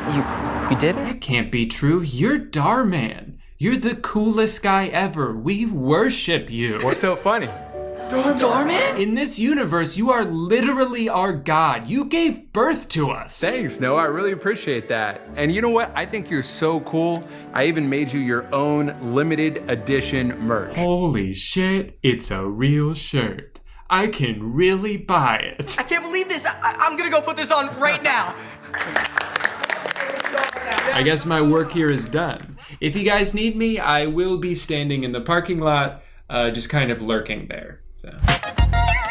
It's funny when you start to notice how formulaic every video is, to a T. There's always a scene near the beginning where the adult finds a reason to leave the room so the kids can be mean to each other in peace. I have to get this. I'll be back. Just give me 1 minute. I gotta take this. Next, we're gonna hear from... Sorry, guys, I do have to take this. No one is calling me. I just have to take my phone outside. And while they're gone, one of the kids will throw out the most basic, uncreative insult at the nerd, and everyone else will laugh hysterically. You don't have any friends. Stop it, Paula. It's not nice to beat. How are you going to beat me when you can't even say a simple word, stuttering Steven? I do have to say, the set pieces in these videos are immaculate. Even though this classroom sort of looks like your brain's vague interpretation of one while in a dream, it almost seems real with such details as the name of the school on the whiteboard. My teachers would always do that too, just in case we forgot where we were. In this one, Steven and Paula are going head to head in the race for class president. Because I'm popular and I'm pretty. It's a real David versus Goliath story. I love their campaign slogans. Vote for Steven to end bullying. Or vote for Princess Paula because I'm the most popular. Her famous quote. So that's why I think you should vote for me.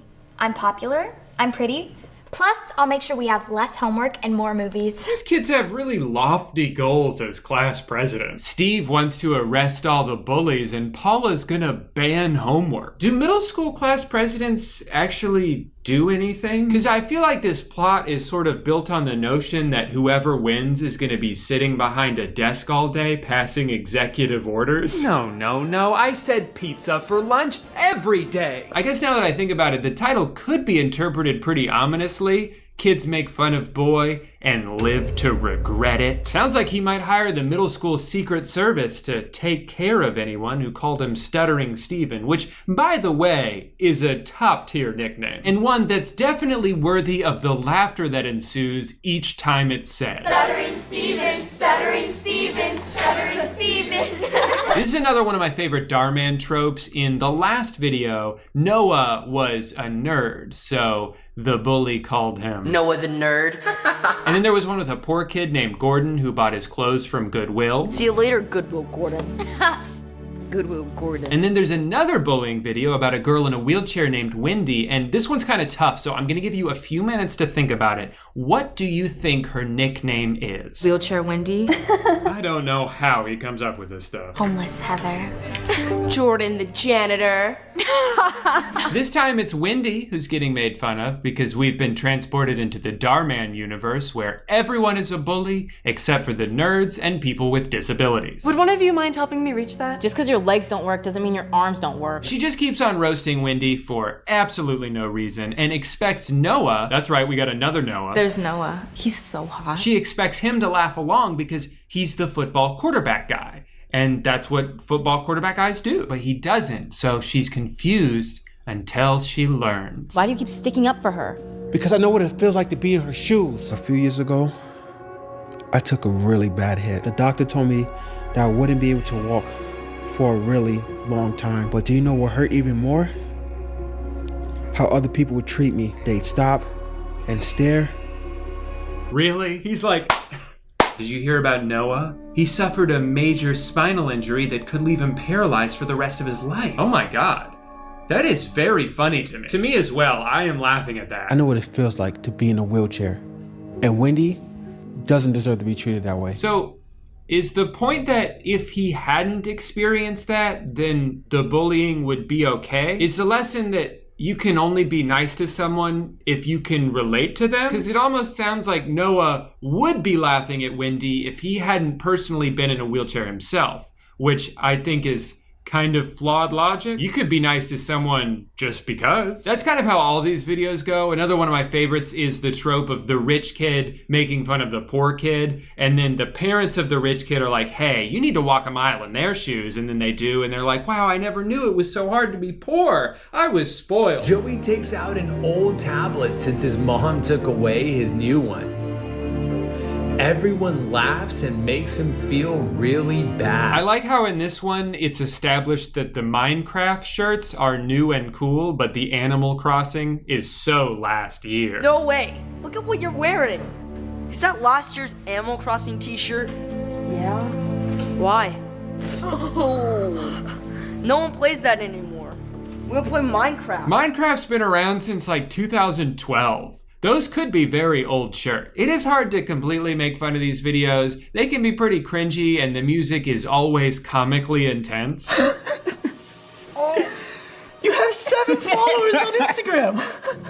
And you want to be a YouTuber. But the intentions are good, so I can't be mad about that. I'm sure there were at least a couple of kids who watched one of these and came away more empathetic towards someone than they were before. And that's great. They're also weirdly addicting to watch because even though you know what's going to happen at the end of all of them, they always write the bully to be so unlikable that you kind of want to stick around for their inevitable comeuppance. Never judge a book by its cover. Ooh. Would you look at that? A woman who knows nothing about cars. As a woman, you may not be able to understand all this. She's a woman, for crying out loud. I know as a woman, you probably don't know much about cars. I actually know a lot about cars. You're fired. I guess what I'm trying to say is, Darman, keep up the good work. YouTube just wouldn't be the same without you. And also, please cast me in one of your videos. I could pretend to be a cook. I could knock over an egg. Just give me a shot. Small disclaimer, I do live in Florida. You're gonna have to fly out to me. I will not come to you. That's non-negotiable. Those are my terms. Needless to say, this has been a very inspiring afternoon. I think I'm finally feeling like myself again. And if there's one thing I know myself would do, it would be a branding. Thank you so much for watching today's video. If you liked it, please don't say anything because it's gonna go straight to my head. And if you didn't like it, please also don't say anything because it's gonna go straight to my heart. Be sure to tune in first thing tomorrow morning for a brand new video where I take all of my other videos and put a laugh track over them. Bye. Hey guy, welcome back to the mid-2000s. Please comment down below if you're currently watching this video on your Zoom. So I want to take a little trip down memory lane today and reminisce about 2 of my favorite childhood movies, High School Musical and Camp Rock. These movies were very much a part of my formative years as a growing man-child, so I want to revisit them to see if they actually hold up or if they're hot garbage. Now, High School Musical is a classic. I know that there's a ton of YouTube videos of people talking about this already, so I'm not gonna sit here and explain the plot to you. If you don't know the plot of High School Musical, you probably haven't read the title yet.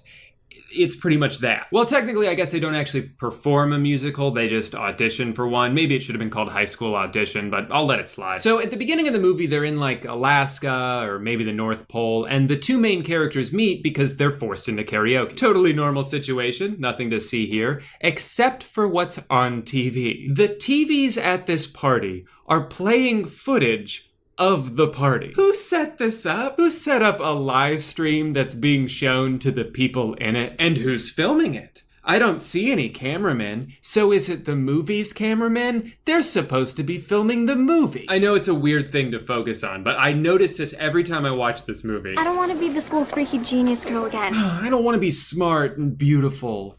I want to be stupid and ugly. One of my favorite things in movies is watching the extras in the background of walking hallway shots, because someone will always look at the camera every time. There's a couple of these shots in this movie. What is the girl in orange doing here in the back? She sort of just walks into the corner and stops. So, look, the whole team's hitting the gym during free period. What do you want to have us run?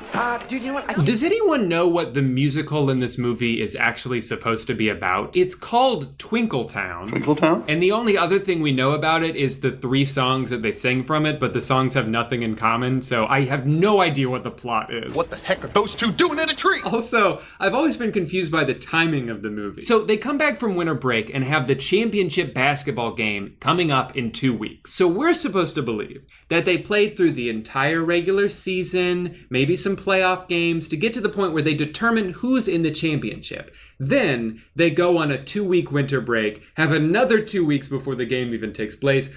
Why such a long gap? I almost wonder if the championship game is the only basketball game they play all year, because it's a game between East High School and West High School. So they've got to be the only 2 high schools in the area, right? Maybe they just play one basketball game every year and the winner gets a trophy. Dad, I'm not There's going to be college scouts at our game next week, Troy. You know what a scholarship is worth these days? Wait, hold on. Scouts are going to be at the game? Well, you got to play your best then. You know how much college basketball teams are going to be drooling over the prospects of a 5'8" white kid from Albuquerque.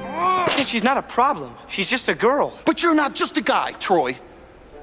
You're my guy. There's a feeling I'm reminded of whenever I think back to this movie, Zoe 101, and even Ned's Declassified to an extent. School envy. I went to the most boring high school in the world. Meanwhile, these kids are living in dorms on some beachside resort. East High School has a private rooftop garden and apparently every extracurricular activity you could possibly imagine. There are so many things going on in this school that the climax of the movie is based on the premise that there are 3 major events happening simultaneously. I don't think 3 things happened in my school the entire time I was there. Can we all agree that this song is by far the worst part of the entire movie? It's a boring song that sounds like it's being sung by 2 different people. Looking from the outside. Also, I love that her belt is not even holding up her pants, it's wrapped around them.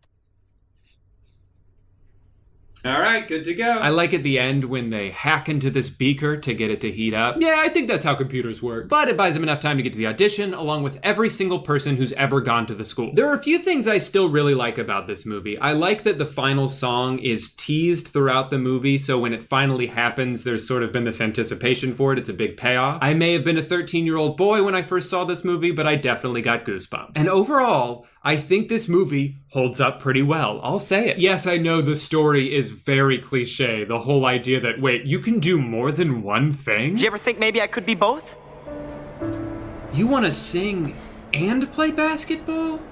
But there's no time. But you know what? It's a wholesome enough lesson for a movie made for kids that you shouldn't put people into a box just because of the way they look. I also really enjoy the choreography of everything, not just when they're singing and dancing, but there's scenes where, like, you can tell the characters have deliberate movements. The camera moves with them. It feels like you're watching a musical even when there's not music. This all culminates in one shot at the end that's over a minute long. There's no cuts. It's each character taking turns sort of weaving back and forth, saying their final lines to each other. And there's like 200 people in the background that could have easily messed this up. I'm sure they had to do a bunch of takes. To me, this is really impressive filmmaking. I'm at a point in my life where I've seen movies with much more impressive filmmaking, but for what it is, they could have easily gone down a lazier route, so I appreciate the extra effort. Although it is kind of lost because of how dumb the end of this shot is. Gosh, I got this big old ball here and I just don't know what to do with it. Well, I could help you out there, ma'am. Have you considered tossing it into the basket? Wow, thank you, sir. And then all the lessons from the movie come together in one final song that I definitely tried to learn the dance to, but only got about this far. It's kind of funny how life comes full circle sometimes. The message of the iconic song at the end is now being used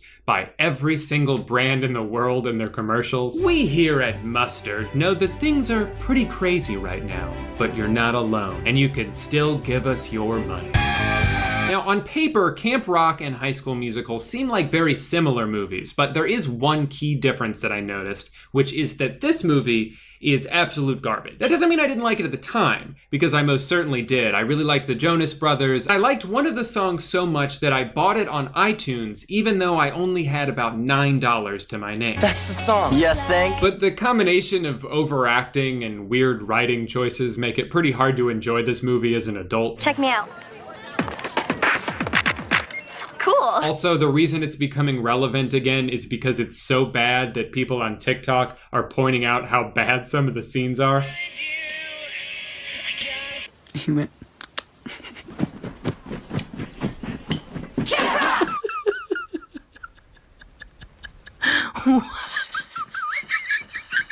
But I don't just want to talk about this movie, I have something a little different in mind that I'd like to try instead. That's right, I'm talking about the official Camp Rock DVD game. So, would you like to explain to everyone how you came into possession of this game? It's never been opened. Limited edition? Limited edition, according to me. According to us, we only have one, so who knows if they made more. That was purchased at a closing thrift store. It was to be sold for $3, but I got it for 25 cents. Can you believe the deal we got on this? And can you believe the restraint to go 3 years without playing it? She's asked me multiple times, can we play the DVD game? Can we play the DVD game? And I said, no, now's not the time. I figured... We saved it for this moment. Yeah, I figured something important would come along one day. I'd find a way to turn it into content. And then now we can write off that 25-cent purchase as a business purchase. So that's pretty cool, actually. A little tax life hack right there. Tidbit for you. I wanted to do this for so long.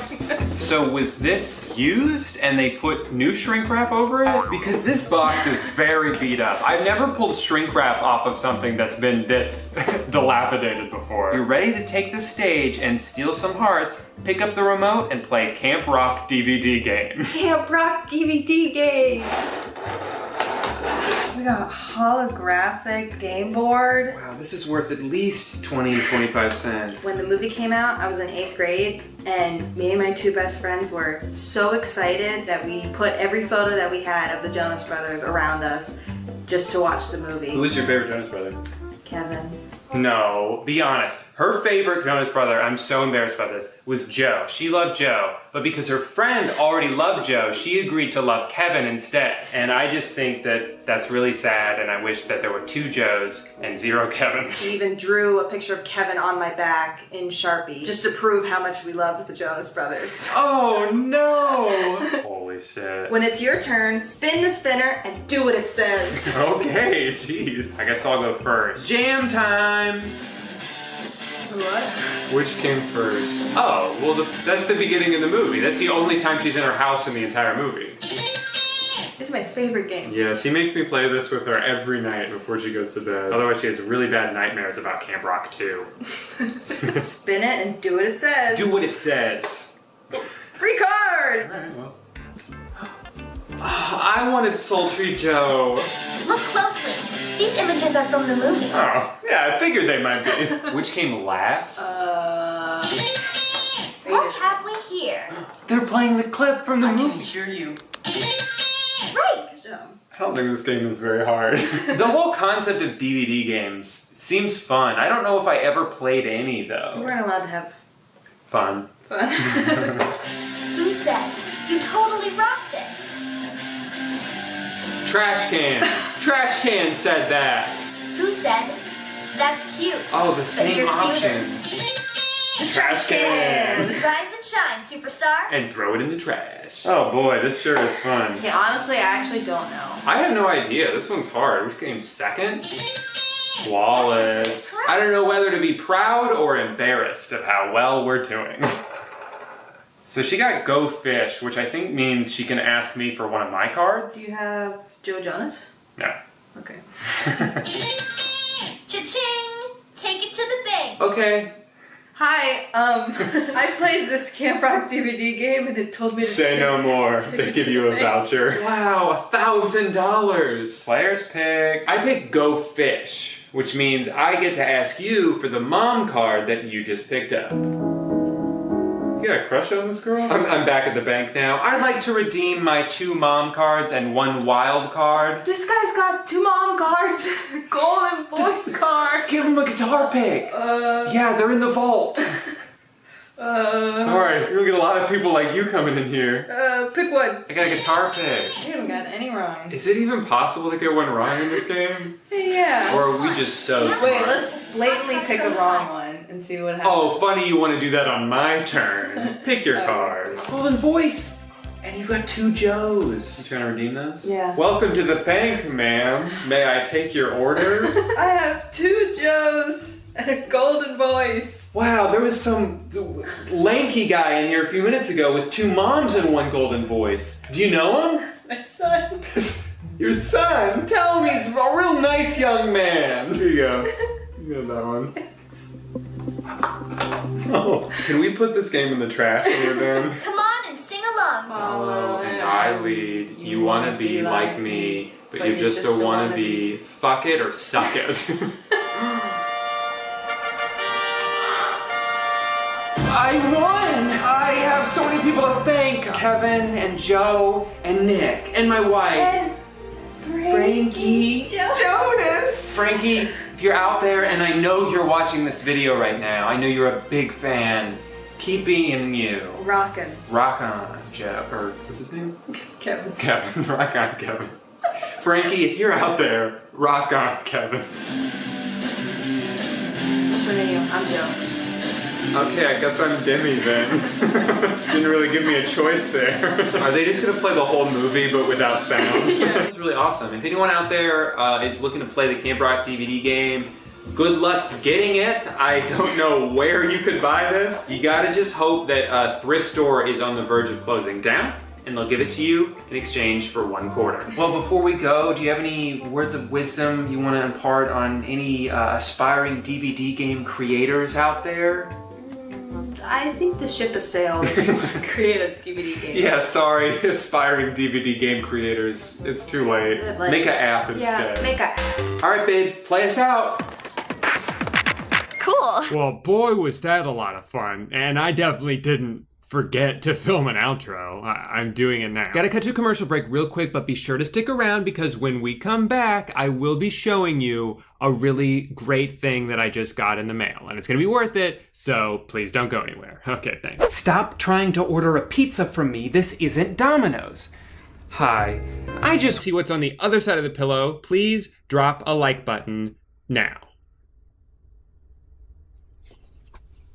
It's the same. Thank you so much for watching today, Guy. Remember to subscribe if you want to see more videos of me catching a fish with my bare hands and then feeding it whole to my cat. All right, bye. To memorialize this historic election, this collector's edition 2020 Battle for the White House chess set is now ready for public release. Legislative leaders Pelosi, McConnell, Schumer, and McCarthy, knights riding symbolic donkeys and elephants. Justice. Hey guys. So I haven't really been watching much TV lately. I think it's because if I did, I'd just end up watching the news, and I don't want to do that. It's too depressing. I'd much rather scroll through Twitter for 11 hours a day. But it's also because the internet has so much to offer that cable never could. Shows with the same production value and quality that you'd expect from a network television show, but shorter and acted out entirely by teenagers. If you've been watching my videos for a couple years now, you may know I'm talking about the Brat YouTube channel, which has managed to do very well for themselves by producing hastily written shows that they know people will watch whether they're good or bad because they all feature extremely famous children, formerly Musical.ly stars and now, of course, TikTokers. And that's all well and good, I suppose, but I do have to say I think they've outdone themselves this time with their newest show, Attaway General, which is, and I'm stealing this joke from one of the comments I saw in the trailer, the Kids Bop version of Grey's Anatomy. Someone sent this show to me a few weeks ago after the first episode came out, and I watched it with my jaw just glued to the floor. And I have been so excited to finally make a video about this, but I wanted to wait till more episodes came out. The fourth one comes out today. I haven't seen that one yet, but I can't wait to. But it just feels so good now to finally be able to share this monstrosity of a show with you guys. So in a nutshell, the show is about a group of teen volunteers, or TVs, as they're called for some reason. I don't think that's a real acronym. I Googled it, and the only thing that came up was, you know, a bunch of TVs that you would buy to put in a hospital. But this is the Brat channel we're talking about here. When have they ever let accuracy get in the way of good storytelling? As far as the characters go, there's one girl who's very smart and dedicated and hardworking, but a little socially awkward. And then the other three just don't give a shit about anything. I don't want to be here. I'd rather be in bed. Some of you may recognize the actress who plays the main character as being that one girl from TikTok, or some of you may know her as being the sister of that one girl from TikTok, and I love her character. There's so much variety in the way she rolls her eyes. Sometimes she does it while she's talking, sometimes she does it while someone else is talking. You can tell the director really pushes these actors to their limits, finding so many unique situations in which for eyes to be rolled. Now, with all that in mind, we can go ahead and start watching the show, but remember guys, this isn't your standard brat show about, high school or dance class. This is a serious medical drama that needs to be taken seriously, all right? Let's watch episode 1. Today's premiere of Ottawa General is brought to you by Just Dance 2020. Brothers, sisters, everybody. This is Nurse Sandy. She's the heart of the ER. Make her laugh and bring her chocolates, and you're golden. But if you make her mad, you're gonna have a really rough road at this hospital. I love this trope that happens so often in shows where a character describes someone else directly in front of them like they can't hear what they're saying. That's all shit for brains Kevin. Hello? If you're wondering why this hospital smells so bad, it's him. Try to stay on his good side. If he doesn't like you, you'll know it, because he will fucking stab you, all right? He will stab you. I'm not making that up. Ambulance Bay needs hands. Patient Dr. Hembry and everyone on call. Metro bus crashed downtown. We're about to be at capacity. So right away, you might be noticing how weird it is that the show not only exists, but was released when it was, like right in the middle of a global pandemic, which is not really their fault. They filmed this way in advance, but you couldn't have more unlucky timing. I think it's just funny that like the last thing so many people want to be thinking about right now is the hospital. And Brad's like, what if we did a show where a bunch of teenagers pretended to work in one? There's a new shipment of donated toys in the shed. The shed? I can see why they call this room the shed. Yeah. Because it looks like a shed. He's the most brilliant surgeon in the state. Unfortunately, he doesn't have the same accolades as a father. Okay, so we learned that this girl wants to be here because clearly she wants to be a doctor, and that's why she's learning. This girl's only here because her dad already is a doctor, and she doesn't want to be here. But we don't know anything about these two yet, so let's find out. Why did you volunteer to work at a hospital? I got arrested. Beats juvie. It's an awfully bold backstory to go with and then not expand on it at all. What did you do to get arrested? In prison, you're never supposed to ask about the crime. Okay. I really like that hairnet, by the way. As long as the top of your head is covered, don't worry about the rest. Also, he's like about to put the glove on backwards. I understand that the point is, okay, these kids don't really know much about how hospitals work, but come on, you've never put a glove on before? Wait a minute, are all of these my thumbs or just this one? Meanwhile, this girl's already ignored her instructions and is just wandering around the hospital. Excuse me? Hello? Hey, excuse me? Hello? Hey. Sorry, but it's really busy right now. There's been a huge accident. I know, I was in it. Oh. I like how during this scene, there's like 12 visible doctors walking by, some of them not even in a hurry. You're telling me all of them are too busy to do something about this bleeding child? They need another child who doesn't actually work here to pull out gauze out of wherever she was holding gauze and then put it on herself. My favorite sweatshirt. You guys notice anything about this sequence? I'm Holden. Kit.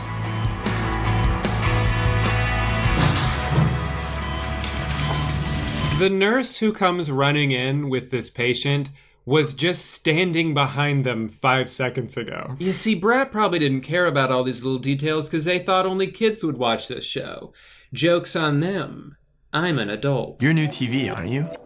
Nicely done, Sherlock. Now, what are you doing? Do you always sneak up on people when they're sleeping? Actually, I had a reason to be in here. Some of us have work. Am I supposed to congratulate you? If you want to. What? Hi, nice to meet you for the first time. Oh, wait, hold on. I just gotta grab my fucking sock. I left it over there. Next week, try to be a little more professional. These will help. Wow, this is so cool. Wait, hold on. Who said that? Wow, this is so cool. It wasn't her. Wow, this is so cool. It wasn't either of them. You can't just put that line in when no one's mouth is moving? Really, it's not just the writing and directing, it's the editing that's so weird at times. Like, what is this quick ass cut? It's so jarring to just throw that in for a second and then cut back like nothing ever happened. So episode 2 starts with the smart girl just sort of roaming about as usual, and she runs into the bloody teen boy from before, this time with less blood. I would have used absorbable sutures myself, but then they couldn't bill you twice. The strangest teenager I've ever met. You're cute, but strange. You're the dumbest little piece of shit I ever met. Cute, but fucking stupid. This episode's spicy right away. First we have that little interaction, and then Georgia, the main girl, runs into the teen doctor from before. This whole interaction is great. I'm just not even gonna interrupt it because it's so good on its own. Dr. Henry's protege. What a nerd. Nerd or stud? Nerd. Smart is the new sexy. I read that somewhere. Oh, you read too? I'm impressed. I read lots of things.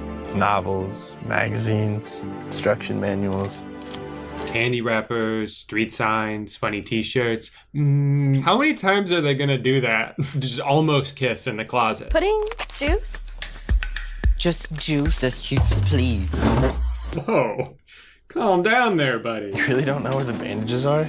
Oh, I do. I just needed an excuse to get you in here. I think one of the reasons these shows are so funny to me is because rather than being like a 22-minute or 40-minute show like most, regular TV shows are, these are 9 minutes long. So it's like, this happens, and this happens, and this happens. A minute ago, she was like, I'm not gonna kiss him. And then the moment she sees him again, she's like, I gotta go kiss him now. And then they do. It's just like, what changed in between these two interactions? Holden, what's going on? Get back.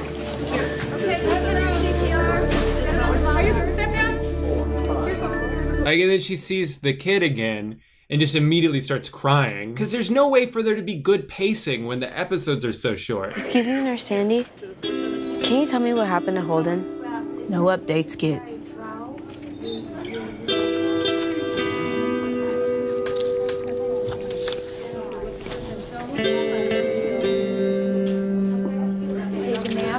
Holden has a severe heart condition. Wait, what? I know they mentioned that earlier, but just seeing it in action, being able to so effortlessly bribe a nurse to give you confidential information. Thank you.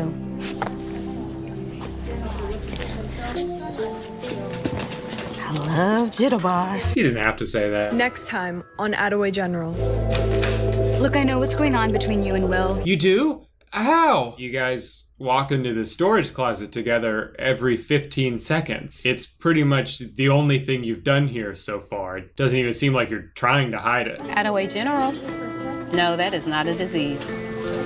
So now we're on to episode 3, and I'm realizing the extent of research that the writers did to create the show is that they figured sometimes people faint because it happened again. So, who's Holden? None of your business. He's a cute boy she has a crush on. Do not. Do too. Do not. Molly! 2 episodes in a row, it's like, okay, we need a startling introduction. Someone faint. Georgia, you need to take your education more seriously. I gotta go. Another great talk, Dad. Ugh, what are you gonna do? Go save someone's life? In the hospital? Where you work? Jack will be here to keep you company. Thanks. Let me know if you guys need anything. So I'm supposed to offer you pudding or juice or whatever? Want some? No. Mind if I watch TV? Knock yourself out. Why does he have to sit in there, though? Is that why they're volunteering at this hospital? I thought they would be like shadowing nurses or seeing what surgery looks like up close. Instead, they're just babysitting kids their age. Knock yourself out. I would be annoyed too if I was at the hospital and some teenagers in my room with me dressed up like a doctor, like, yo, you mind if we watch some fucking TV, dude? Maybe the sports channel or Brat TV. It would be pretty meta if we did. Wow. Wait, did you guys see that? She went twice in a row. They have set themselves up for a continuity nightmare here. Because the board is visible in every shot, and they're just throwing all these takes together, and none of them line up at all. It's literally a different array of pieces every time they cut. At one point, you can see that the older girl already won the game. Maybe they're playing like Connect 7, I don't know. The second last week of play in the National Football. Are you okay? I don't want to talk to anyone. Just need a moment to be upset, okay? I get that. Oh, having a hole in your heart's pretty relatable, huh? No, but I know what it's like to pretend to be okay when you're really not. Yeah, I bet you do. Strange kid that I met 30 seconds ago. I was with the perfect answer, ready to go. No, Drop the act. What did you do to get to stay with Molly? Be Dr. Henry's pet? I am not his pet. I am his former patient. Patient? Yeah, I have the same form of brain cancer as Molly. I'm Dr. Henry's poster child. That's why he asked me to stay. I'm so sorry. I had no idea. There's a lot you don't know. What? This show's so weird. She's already got tears streaming down her face when she turns around. All the drama is so like forced and quick. It happens too fast. I don't understand. What's wrong? I have cancer. Oh, I'm sorry. I didn't know. Well, maybe you should have. I have a heart defect. You can't tell that from looking at me. Well, maybe now you can. Thanks. For what? For making me laugh. But you didn't. You didn't laugh. Why don't you distract me? Tell me more about what a bad volunteer you are. Okay. So, earlier today, I totally went off on Rosie and... You mind telling me more about how you suck at your job? Sure thing. This morning I was 4 hours late because I was stealing a bunch of morphine from the supply room. And That is not a disease. So I gotta say, I was a little disappointed in episode 4. I was really looking forward to it. I even watched the premiere live. Episode 4. But other than a very confusing gum ad that plays at the beginning, not before the video, it's part of the video, it was a pretty boring episode. I wish I had more to show you guys, but unfortunately that's all the episodes that are out right now. Maybe if the rest of the season is insane enough and you guys are interested in seeing a part 2 to this video, I'll sit my ass right back down like a month from now when all the episodes are out and button this baby up. I've got to cut to a commercial break real quick, but don't go anywhere because when we come back, I will show you who is currently licking themselves on the futon behind me. So, don't go anywhere. It's her. Boy, does she love to steal the spotlight. Thank you guys so much for watching today's video. I hope you enjoyed it. But that's it for today's video. Thank you again for watching, guys. And be sure to tune in this time next week for another video where actually my cat does it. And I just sit back there and lick my balls the whole time. So, all right, thanks. Hey, guy, welcome back to 2020. New year, new me? Hell nah. I'm still a little bitch. In the spirit of entering a new decade and looking back on the 2010s and all the fun times we had, I want to start this year off by revisiting some of the topics I've talked about on this channel over the past 3 years and see if things have gotten better or worse or changed at all. And today we're going to start that by looking back at Edfluence, which was one of the most blatant scams I've ever seen from a YouTuber that weirdly didn't really affect Jake Paul at all. I guess because he was pretty busy with some other scandals at the time. I called him out about it back in 2018, but haven't addressed it since then. And since so much time has passed, I'll get DMs on Twitter every so often asking me to post an update. And I'm also just curious myself to see what has come of his scam, to see if they've done anything to validate the cost or change it at all. So that's what we're going to be looking at today. First, though, let me real quick recap what Team 1000 actually was. Or I guess wasn't, because it was nothing. So in late 2017, Jake started advertising on his channel his new service called Edfluence, where for a small fee of just $7, you could learn all the tips and tricks that he's used to become the most hated YouTuber in the world. The thing is though, once you paid the $7, thinking you had then unlocked all this extra content, you were immediately prompted with a second screen where you were asked to pay an additional $57 to unlock everything you thought you just bought. So at that point, you could either just give up and forget about the $7 you just wasted on nothing, or because you're a child and you're using your mom's credit card, you could just click the big button that says pay an additional amount of money because you have no concept of with money. What's another $57? Money doesn't mean anything to you. You've never had a job, you're a child. And then once you click the button, it would automatically just charge you again because it already has your mom's credit card information saved onto the website from the previous smaller payment, and you're fucked. Very shady, not cool, but that was just the scam part. Once you got onto the actual website with all of this brand new content, it was very obvious right away that Jake just kind of filmed all of this shit in an afternoon and was speaking out of his ass most of the time. Oh, you're what, Mom? You're watching this Edfluence course? Oh my gosh, you're blowing up, Mom? Oh my gosh, yeah, I know, because everything in this course is right. You should follow it. Click. There you go. Cool. Cool.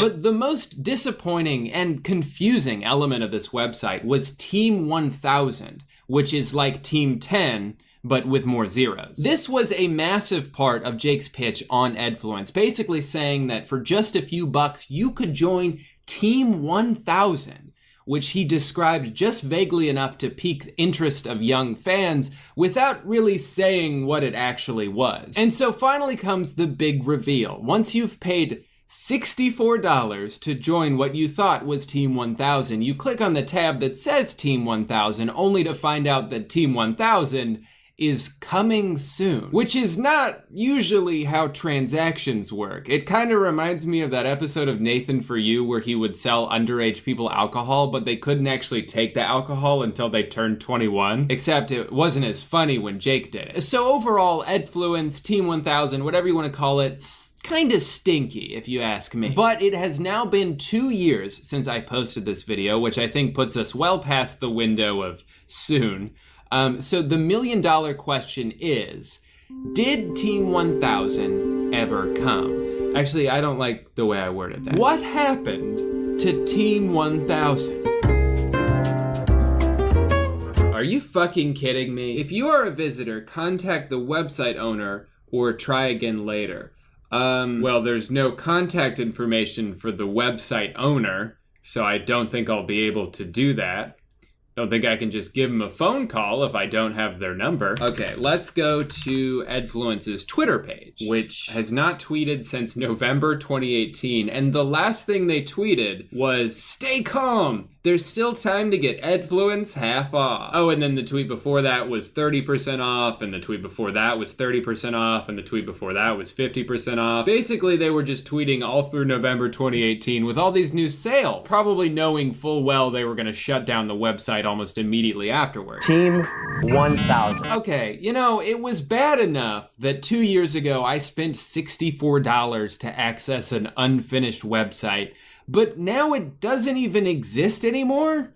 So I can't even retroactively enjoy all the useless informational videos that Jake Paul filmed? There are a couple breadcrumbs we can sort of follow here to get to the bottom of this. If you go to Edfluence's Twitter bio, they advertise another Twitter page, Demeanor, which sounds like the same thing as Edfluence, but maybe they just rebranded. Learn from the people you love, online courses taught by influencers. So it sounds like maybe they expanded Edfluence to include influencers besides Jake Paul, sort of like masterclass, but taught by idiots. All right, so let's visit demeanor.co because it seems like Edfluence no longer exists. Demeanor is a platform for influencers to make and sell their dream products. Tell us your vision and we'll make it happen. All right, sounds legit. Low upfront costs, so there's a small setup fee, but don't worry, then we won't charge you another cent until your products are selling. From courses to purses to games to watches, we'll make it happen. You just need a vision and a fan base. Okay, so this definitely sounds a lot different from Edfluence. Edfluence was willing to target anybody who would give them money. It didn't matter if they were an established creator already or not. This sounds like you need to be an established creator and have a fan base already, and then they'll help you. Sort of like an MCN or any type of management company that you would approach hoping for help with logistical stuff like this. So at this point, I'm invested, I'm curious, I gotta see what Demeanor's all about. So I'm gonna click get in touch, fill out all this information,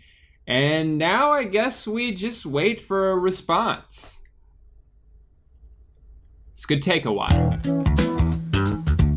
All right. So it has been 1 whole week since I sent that request, and the response I got was nothing. I'm really not surprised at all. Actually, after a couple days, I submitted another application pretending to be Summer Rae, that butt girl on Instagram with like 20 million followers. I thought it would have been a really good fit. I wanted to sell hats with her butt on it, and it would say, "What's that smell? It's my butt." Weirdly, that great idea wasn't enough to elicit response, so I'm just gonna assume that no one works at Demeanor anymore and they don't exist. So we went from Edfluence to Demeanor to nothing in a matter of 2 years. I'm so interested in this. I don't know why more people aren't talking about this. How could you just like sell something and then act like it's gonna keep growing and you're gonna keep expanding, and then you never make good on the promises you made, and then get rid of the unfinished version of it? But that's Jake Paul in a nutshell, the ultimate internet salesman. He's not a creator, he's a salesman, let's be honest. He's a business person who's just always trying to sell a product, whether it's his merch or his online courses or himself. He's a salesman, that's who he is. If YouTube never worked out, I have no doubt he'd be working at like a Toyota dealership right now, slinging Priuses. To him, maybe after dominating social media for a couple years, he wanted to take on his biggest challenge yet. He wanted to sell the ultimate product.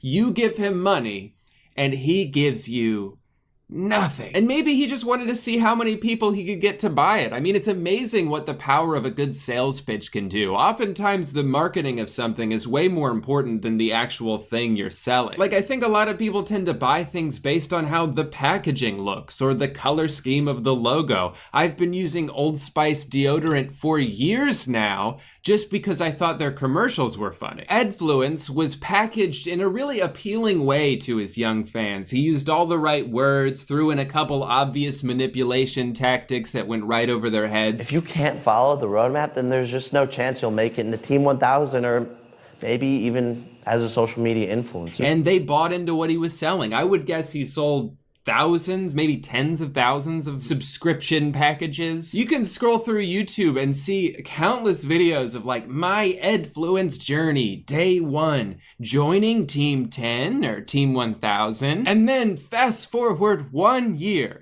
And you can't even access the website anymore. It's just gone. In fact, it was pretty much exactly 1 year. They launched the website in December 2018, and somewhere between August 2018 and January 2019, it had been downgraded into an error screen. Oh, but not before we throw out a couple last-minute fire sales to see if we can't milk a few more bucks out of this. And then he vanished into the night, never to be seen again. Well, that's not true. One of my favorite tactics he used to try and sell Edfluence was quoting a Chinese proverb and then saying, "See?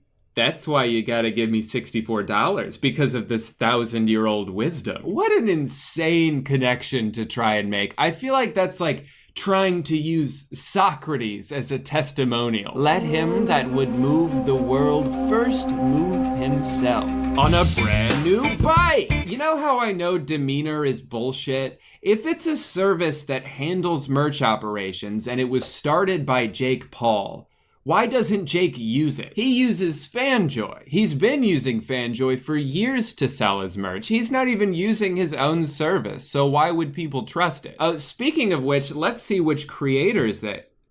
Okay, I'm starting to notice a theme here. Well, I don't really know what to say about this anymore. I mean, the fact that they have just gotten rid of Edfluence is sort of a fitting end to the saga, but also it just means I don't really have anything to react to. Before we wrap things up though, I did say I wanted to revisit a few things I've talked about in the past, not just this, and although scrolling through my past videos, there's not a lot of things that are that interesting to me in terms of doing a follow-up. One of my favorite videos I've ever made was called Why Did You Think This Would Work? It was about a bunch of apps where people were frustrated that they didn't work, even though any rational human being would be able to tell you, of course it wouldn't work. It's an X-ray machine. That being said, I've downloaded a couple pregnancy tests on my phone, and we're gonna find out together if I'm currently with child. Looks like all I have to do for this one is start testing by clicking this blurry ass button. Sorry, just like when you buy a regular pregnancy test that you pee on, there is a mid-roll ad. Okay, now it's gonna scan my finger. Is it, my finger's on it. Is it doing? I knew it! Now that I've gotten that out of the way, it's time to answer the question, boy or girl do you have? Let's find out.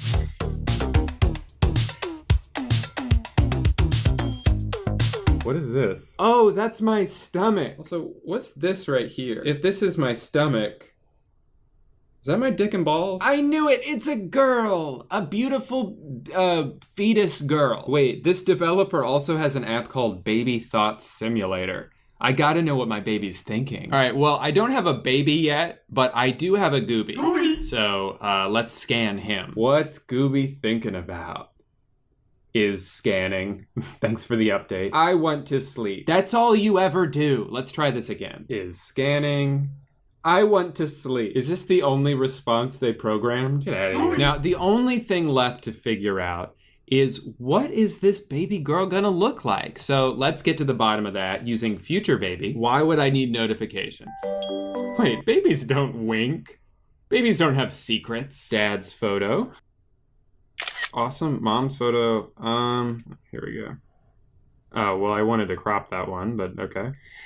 Okay, so I guess I'm also the mom. I have to pay $5 a week to see my future baby? I knew this app wouldn't give an accurate image before downloading it. However, I am black. The other person was also black. How are we able to create twin white babies? The babies were adorable, but I thought it would merge me and the other parent's face to create a baby photo, not have someone's real baby photo. Well, that's unfortunate. I guess we'll just keep it a mystery then. I don't know what my beautiful baby girl is going to look like until the day she comes out of my ass. Well, I guess that's it. Not much else to talk about with Edfluence. I mean, I can only react to an error page for so long. I think it's a beautiful ending to the saga. Just like I said, there's nothing else for me to say about it. But I do have a few words to say about today's sponsor. Thank you guys so much for watching this video. Sorry it wasn't as climactic as I was hoping. I guess 2020 is off to a bit of an underwhelming start, but that means there's nowhere to go but up. Oh wait, hold on, before you get out of here, I just want to say one more thing. Please go like my Facebook page. We're about to hit 10K on there, and that would mean so much to me because I don't actually post on there or use it at all. I don't log into it, and I don't respond to any of the messages, but if we hit 10K, that would just mean the world. Hey guys, so I've been gone for a while. Not to brag or anything, but I've been dealing with some anxiety. Totally fine. It's fine. It's been a lot of fun. Don't worry though, I did talk to my doctor and he told me to stop.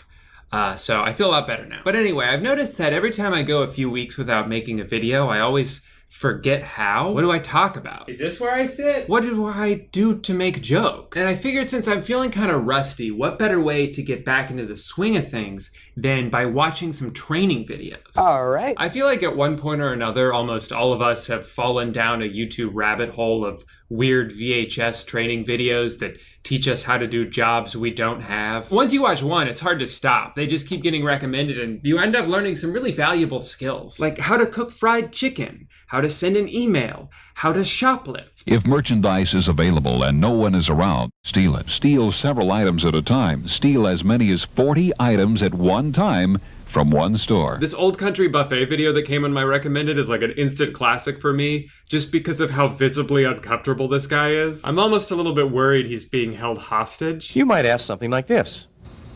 Is it still hot out there? Or this. Did you catch a game last night? Or this. Have you tried the lasagna? It's my favorite. Is it still hot out there? It was hot last time I went outside.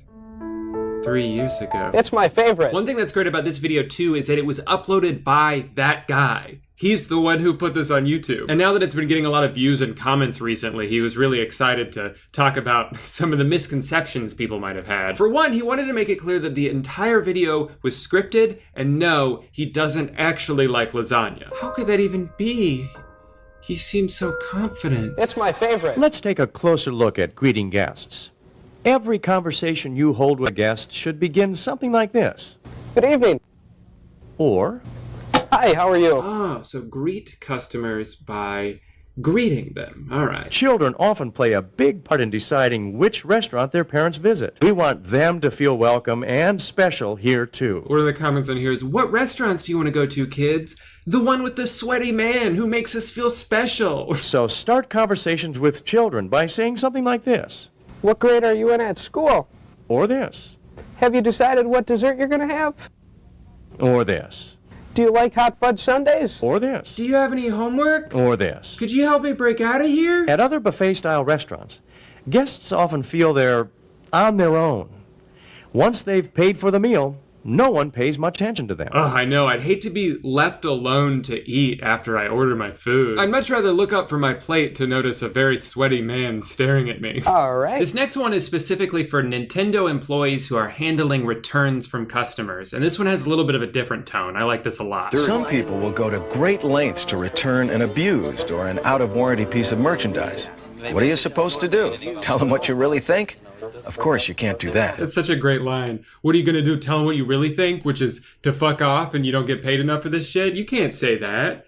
You'll get in trouble. We know that's what you want to say, but for the sake of your own job security, let's try to go with something else. If you take a look at it, I don't know what's the matter with it. It was working and now it's not working, so I'd appreciate if you, take a look at it. I'd like to get an exchange for it if I could. An exchange? Yes, sir. Excuse me, Mr. Cashier. I gotta return my brand new PlayStation 5 that I just bought here and exchange it for a different one. Cause none of the games are working and the controller's not working either. Okay. But this is an Xbox 360 and you're asking for a PlayStation 5? Oh. Well, that's okay. And you said the controller's not working? Yeah, but it's probably just the batteries. Do you have your receipt? Ah, no, I accidentally burned it when I was trying to light a candle. But I do have my credit card that you can put the money back on. Your money back? Is this a return or an exchange? Yes. So from there, I stumbled upon this hour-long Mercedes car sale tutorial. I learned a lot of valuable things, and also I accidentally bought a Mercedes. Wait till the wife sees me roll up in that thing. Let me ask you a couple questions, if I may. Sure. What are you? Now, one of the fun things I've heard a lot of people did in the 80s was cocaine. And I can't tell if this guy is on cocaine, but his eyes definitely are. I want a nice car. Then, of course, there's this extremely bizarre Chuck E. Cheese character training video. In honor of their current bankruptcy, I think it's for the best we go ahead and check this one out. He must be full of energy and always having fun himself. A clean, well-maintained appearance is essential to Chuck E. Cheese's image. That's why our mascot's a rat. Because when you think of cleanliness, you think of rats. Be sure to brush the fur every day. It is very important that Chucky has a well-groomed appearance. Yeah, that's a good point. Otherwise, people might think he's something gross, like a rat. One of Chucky's major roles comes during the birthday party, the parade of cakes. Since this part is so important, you might want to do a rehearsal on the floor before the store opens to get your bearings with the costume. Oh, God. As creepy as this normal dance is, I think it's somehow even creepier when there's no kids in the room and it looks like they're just chasing him around with a cake. Be sure to practice with the birthday tape to make sure that you get the precise timing down. All right. Remember, if you're ever in trouble, use the timeout signal and determine whether or not you will be able to make it to the regular exit door. Okay, hold on. I feel like they kind of brushed over that a little bit, but that sounds ominous. What do they mean, in trouble? Is it like if you're ever gonna pass out? Remember, guys, this costume is hot as balls, so if you feel like you're gonna faint, throw up one of these and get the hell out of there. Whatever you do not faint in front of the kids, all right? They're gonna think Chucky died, and then they're never gonna wanna come back. So if you have to collapse to the ground, do that shit outside. You can't let the charm of the costume carry itself. You must put your heart and soul into it, right? Right. Here's a little piece of trivia I kind of knew, but not the last part. So in July 2012, the long-standing rat mascot was rebranded, changing to a slimmer rock star mouse who plays electric guitar. Voice actor Duncan Brannon, who for 19 years had characterized Chuck E. Cheese as a wisecracking rat from New Jersey, was replaced with Jarrett Reddick, the frontman and guitarist for the pop-punk band Bowling for Soup. I wondered what those guys were up to now. He's a cartoon mouse. Where a kid can be a kid. Well, I don't know about you guys, but I've worked up quite the hankering for some pizza. And because I don't trust Chuck E. Cheese, let's head over to the Hut and learn how to make one ourselves. Okay, Julie, are you all ready to learn how to make a pizza the right way? Making it great. Yes, I'm ready. I like how a lot of these videos aren't just instructional, they're also basically advertisements for the company that in this case you're already working for. They always slip in lines about how like high quality the food is, and then one of the employees is like, yeah, it's so good. I'm so proud to be working for such a great company. And our customers wouldn't get the best possible product. Which they deserve every time they visit Pizza Hut. Like, all right, Relax, Julie. On our pizzas, we use 2 layers of cheese. The bottom cheese. And the top cheese, right? Right. And the cheese on top of the pizza, right? Because that's what makes it a pizza, right? Okay, can you stop? The server will do the rest. No, the customer will do the rest when they bite into my delicious pizza. Delicious pan pizza and delicious thin and crispy pizza. What more could a customer want? Personal pan pizza.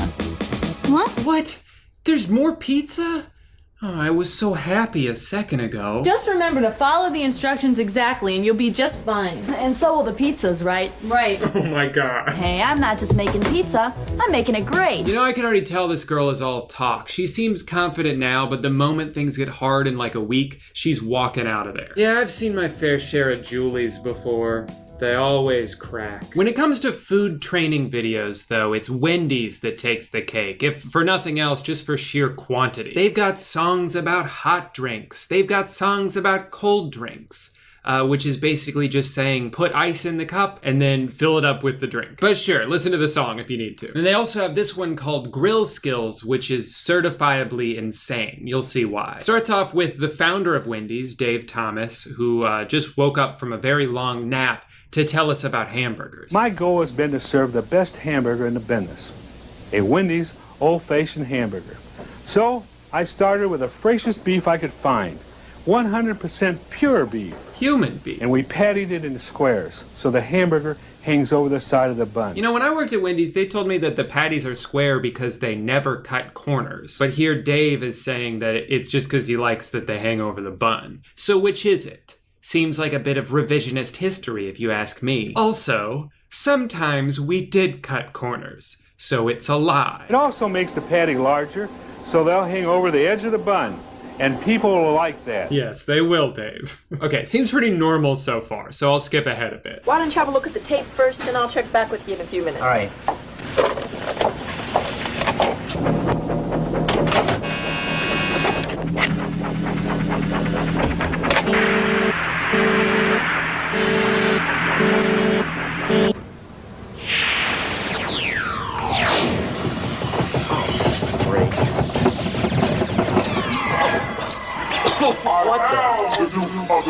Yeah, I remember my first day too. Now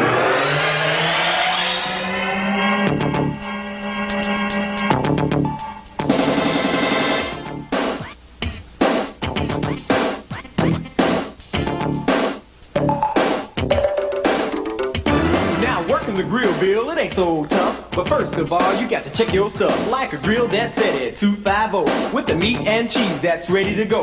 A towel to keep your station looking cool. But most of all, you got to have your tool. Yeah, so it's kind of the best thing in the entire world. When the meat's red, juices no longer rise. You can serve that patty, it'll win a prize. Gotta hand it to the prop department here. They really nailed it. They got this smoking TV that looks like a microwave. You got the comically large medal to put on his neck. Pretty good job. The reason you press, you gotta think. When the meat hits the grill, it starts to shrink. We start shrinking when we hit that grill. You know it will. Okay. Forgot about the part halfway through where the patties come to life and it turns out they've been beautiful women this whole time. When we hit that grill, you know it will. You can serve that patty, it'll win a prize. It takes just about 4 minutes to cook, but just to make sure you can take a look. Use your tool to double check. It should be great and moist to be correct. Hey! Oh, they're falling in love. Well, that's the end of the song at least, unless... A customer orders a single with cheese. Oh, there's more, okay. Drain then serve on a bun just so. Don't touch it with your fingers, that's a big no-no. Okay, but then something horrifying happens. The talking patties come back, and one of them says this. I'm stage 5 and I'm still alive. All the patties are alive? That's horrible. So the goal then is that we cook the meat long enough to murder them? And every time I cook one, I'm gonna imagine a plump-lipped lady being burned to death at the hands of my spatula? Can I be the cashier instead? Mr. Bill. Bill, the tape is over. Do you have any questions? No, I think I've got it all. You don't have any questions? Because you just got sucked into a VCR where some guy rapped at you about beef. No, I think I got it. Huh. Usually people have a lot of questions.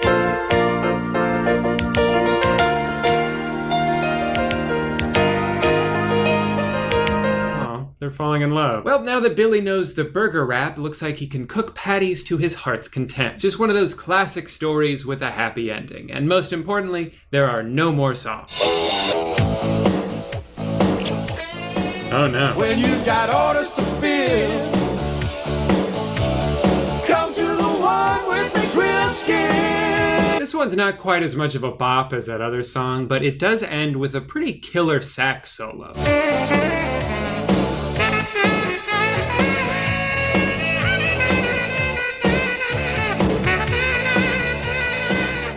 You're listening to Wendy's Music International. That was, of course, Grill Skill by The Crew. Up next, it's The Crew with Grill Skill. They make it seem so fun to work at Wendy's. I get to sing cool songs and wear a visor. But when I worked at Wendy's, I worked the same shift, 5 p.m. to close, 4 days a week, every week for months. One day, I noticed my paycheck was less than usual, which doesn't make sense because, like I said, I work the same schedule every week. Why would this one be less? So I talked to the manager about it, and she tried to tell me that I called in sick on a day I remember working, specifically because it was on a Sunday, and I remember the football game that I stopped watching to go to work. And now she's going to tell me that I don't get paid for my 10 hours of work. So I was pretty upset, but she was upset that I brought this up with an earshot of a customer. So she took me to the back and yelled at me, and then I quit. So we didn't get any cool songs. I'm curious though, for all you guys who've worked jobs like these in the past, have you ever actually seen a training video like this at your work? I feel like I've seen dozens of these on YouTube. It's kind of a trope in some movies, but every job I've ever worked at, I've never had like a VHS training video when I started. If anything, I probably should have made my own training video for Wendy's management to teach them how to properly pay their employees and stop calling me Andrew because that's not my name. Sorry, I just get so worked up even thinking about it. Let's cut to an ad read. All right, I feel a lot better now. Thanks for letting me get all that off my chest. Well, if you're sticking around because you expected me to say something else, you're gonna be disappointed. The video's over. So you can keep watching if you'd like, but I'm not really gonna say anything. I mean, I am saying something. It's just not very interesting or important. But you're free to stick around if that's what you want to do. I don't mind. All right, I'm starting to mind. Can you get out of here? All right. Hi, welcome back to Circuit City headquarters. Sorry I haven't uploaded in a few weeks. I sat down in my moon pod and could not get back up. Lucky for me, it's the world's least comfortable chair. I would set it on fire, but I'm afraid he'd survive and attempt to retaliate. Anyway, y'all ever heard of TikTok? Of course you have. Maybe you've also heard of a show on Netflix called The Circle. Well, Awesomeness TV, the production company behind almost every Noah Centineo movie, has decided to combine those two things into the world's first, and hopefully last, TikTok star reality show. I say it's similar to the show on Netflix because it's also a competition based on social rankings, but where The Circle has people catfishing in anonymity and using hashtags and text conversations, the Awesomeness TV show is just a bunch of 19-year-olds yelling at each other. You're ugly anyways. That's why Coley doesn't even want to you. Even better, they're all from Florida. All right, guys, this won't be easy. You're gonna have to prove that you have the personality of a TikTok influencer. Do you think you can handle that? Perfect. Yo, on. I already regret this. This next guy is actually pretty cool. He's my favorite. My name is Raul. I'm a content creator for the same reason I want to become a dentist, to bring people confidence through their smile. What a nice guy. He does not belong in this house. Everyone else is like, yo, I'm here to make TikToks and get my dick sucked. And Raul's just like, hey, can you guys keep it down? I got dentist homework. I brought all my energy drinks, 2 suitcases of candy. I got like packets of sugar. She brought packets of sugar? Right, because she eats them for breakfast. Why did I even ask? Everyone head to the living room. It's time to meet your host. What? Oh shit, time to see who the host is. It might be Brent. Come on, Brent. Ah! Surprise! Yo, Alex? Daddy Alex? I feel like I should know who this person is based on their reactions, but I don't. Where this show really shines, though, is in the competitions. These newborn babies are ruthless competitors. The first one is kind of lame, though. They just had to guess what other people's answers to personal questions were. Things like pet names, that sort of thing. Her pet's name is Mouse. and it's a mouse. That's so dumb. Really, it was just an excuse to push them into the pool in slow motion. But guess who wins? Raul! I won? That's right, my boy Raul. Of course, the nicest guy in the house won this competition because he's a good listener. And what's his prize? He gets to ask the host for advice. And what advice does he want? And I just wanted to hear if you have any tips for me about how to connect with people and form lasting bonds with them. He just wants to know how to make friends. What a good person. What a wholesome guy. Maybe these people aren't so bad after all. And we're back. So they've been here for like 20 minutes and there's already drama. She's scared Shady's going. This is the first day. It is day one. Drama, drama, drama. Luckily, Coley has a brilliant idea to bring everyone together. Okay, I have an idea to get us all closer. Let's all say one thing we don't like about each other. One thing. And then something we like. Guys, I know how to get off on the right foot. Let's all insult each other. Don't worry though, she realizes her mistake and corrects herself. Actually, forget the we like. Just we don't like. Okay, well, that was the wrong part, but close enough. That was the most cringy shit ever. To round out episode 1, they all had to rank each other like they do in the circle, and the results will be revealed in episode 2, which I also watched. So far though, the rankings don't seem to matter much. I mean, I guess it did determine how they got paired up for the next challenge, but the way they did it seemed a little arbitrary, like they were just trying to rig it. 1 is with 8, 3 is with 6. And then 4 and 2, obviously, that's just how this works. That's what we were gonna do the whole time. So there's a series of competitions on day 2, starting with the lipstick challenge, over all of the other people shouting instructions inches away from each other. Simple enough challenge, except one team cheated. And then they got eliminated too because he was just staring at her face the whole time. The point of the challenge is that you can't see what you're doing, and he just leaned over her shoulder like, oh, this isn't so hard, your lips are right here. And that's what Sabrina and Jada win. That's right, now they get to talk to Alex. Is that gonna be the prize every time? Not like a special dinner or an immunity idol. They just get to go ask David Dobrik Jr. one question. Side note, I had never heard of Alex before this video, but sometimes I would hear him talk and think, man, he sounds like David. Do your best. So I looked him up and was like, oh, okay, yeah, that's not just me, that's like his whole thing. I guess that just makes it even funnier to me that his advice to Raul was, be yourself, when he's formed his entire online identity around another person. Anyway, he seems like a nice enough guy. I'm not here to shit on him. I just don't understand why having a conversation with him is such a coveted prize in this game. Maybe it's just because you get to go into the other room for 5 minutes while everybody else continues to yell at each other. I'm not gonna give you an apology if I don't mean it. Abby, you're a bitch, bro. Time to get back into it with some rankings. I still don't understand what these are for, but maybe it'll make sense eventually. You already know what I'm going. No, I do not. Sabrina. I did not know that. Morning, everyone, and welcome to the War Zone. What? Bro, what? Wait, we're playing Warzone? Let's fucking go, dude. Well, not exactly. Turns out what they actually mean is they're doing what they call an obstacle course, but what I would just call TikTok dances. Yeah, throw that sass. No, I don't think I will be watching the full dances, but thanks for the offer. So Giovanni and Sabrina had the fastest times, but Valeria and Julian... You guys have the best content. Can't argue with that. And for the final round, they did a swim race where the winners get to, say it with me, talk to Alex. He gave us so many tips. Work together, don't be afraid to be yourself. I see it a lot, especially in this industry where, you know, it's very easy to become someone you're not. After doing a real quick anti-vaping PSA, I used to cope with it in a way that I'm not proud of. Like, I used to vape because all my friends would do it. They revealed the new rankings and everybody's yelling again. Yes, because I thought you guys were. What are the none of you guys? What are the Why am I watching this? I hate everyone here and I don't want to be here. Couldn't have said it better myself. So I'm going to put Jada at the bottom. Jada. Okay, they keep ranking people, but no one gets voted out.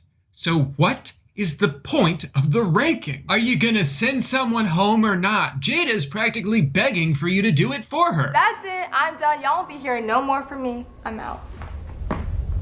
Flannel game, let's go! But we're 3 episodes in and no one has been eliminated. I thought that would be part of the game. I guess I don't understand. Wow, really exciting challenge in day 4. They're doing trivia. What shape is the like button on TikTok? Won't be nearly as fun to watch as all those popular dances were, but at least this gives me a chance to play along at home. Well, girl, we're Noah Beck and Griffin Johnson beefing over. Never mind. Honestly, they might as well be speaking gibberish. I have no idea what any of these words mean. Is Andrew Davila part of the Sway House? Who left the Hype House to start the Clubhouse? Finally, though, a pretty cool prize. The winning team gets to talk to Alex. Talking to Alex today again, because I won today's challenge, was honestly super motivational. Thank you, Internet Sherpa, for you have shown me the way. But it was worth it this time not to lose because the losing team received a punishment. We'll have to spend the afternoon cleaning the house. And the way they react to it makes it seem like this is the single worst day of their life.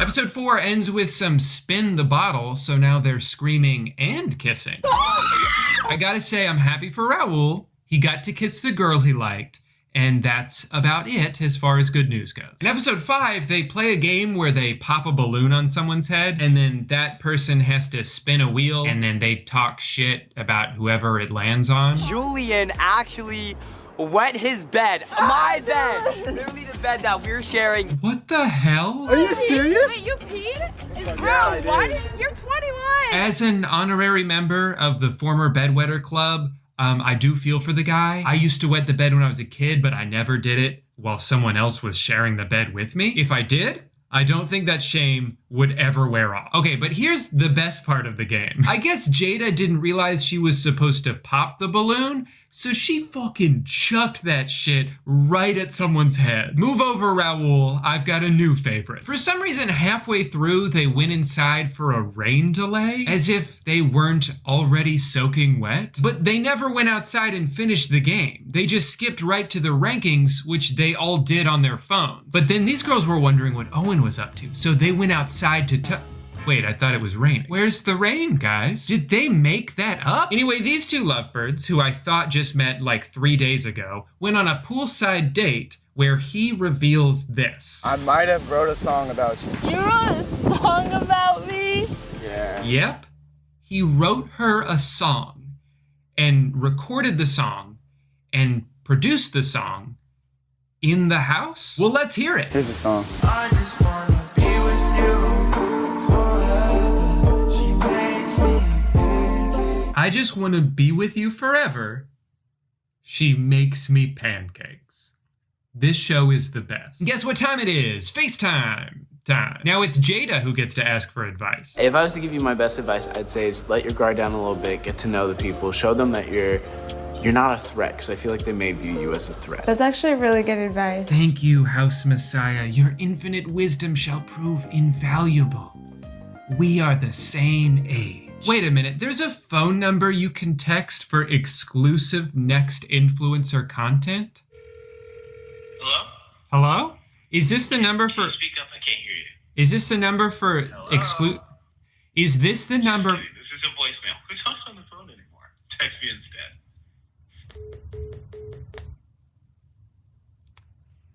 Asshole. Welcome to Awesomeness TV's Next Influencer Club. Cool. That was worth it. All right, nice simple sponge challenge on day 6. Should be pretty fun, right? Well, not for this group of adult toddlers. No! Don't cheat! Don't be a cheater! You're literally blocking Let's go! You're shut the up! And now they're assaulting each other. These people are the physical embodiment of if I just talk louder, that means I'm right. I came here to warn you! Shut up, Jovan! Oh my god, this show is so hard to watch. You guys are so dumb. You want to know why she's yelling at him? Because she found out the guys have an alliance, and she thinks that's cheating. I'm sorry, but I've watched a lot of Survivor and Big Brother in my day. If forming an alliance is cheating, then every contestant who's ever been on those shows should be disqualified. And you know you're not gonna win, so you need to have someone else help you. That's how you win, dog. I would love to lose. Not that it matters, because the rankings have yet to mean anything. Also, note to the Awesomeness TV producers, just because you have footage of people yelling at each other, doesn't mean you have to put all of it into the show. Listen up! It's not always entertaining. At a certain point, it's just noise. Really though, this episode was a turning point for me as a fan, because this is when they started to go after my boy Raul. And then Raul, like, he can't even make content with his, like, I don't even know how many followers he has. Oh, I'm in college. I am a psychology dentist major. Imagine making fun of someone for wanting to go to med school. But it's not just the kids, even the producers are starting to screw him over. While Raul was inside studying doctor stuff, the host was like, hey, you guys want to see what Raul did? What the fuck? Even his new girlfriend doesn't respect him because she keeps calling him Rail. Rail? His name is Raul, and you're disrespecting a future US Army dentist. So because they found out he was lying about his rankings by betraying his trust and going through his phone, he had to apologize to Coley, and the boys knew exactly what to do. Hey Coley, I'm sorry. I didn't mean to hurt you. You know that I love you. Let me be your Mexican. All right, forget everything I said. I like the show again. Later on day 7, they all do a TikTok duet challenge where they all have to duet Alex's TikTok, and he picks the winner. Now we're talking. Here's the video.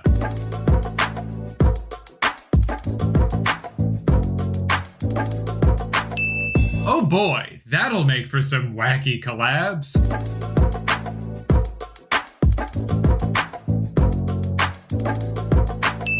I tell you, what a privilege it is for us to witness firsthand the nation's best and brightest in action. What the am I supposed to do with this box? It's hard to narrow down my favorite TikTok to just one. I mean, Gabby's was great. What is going on?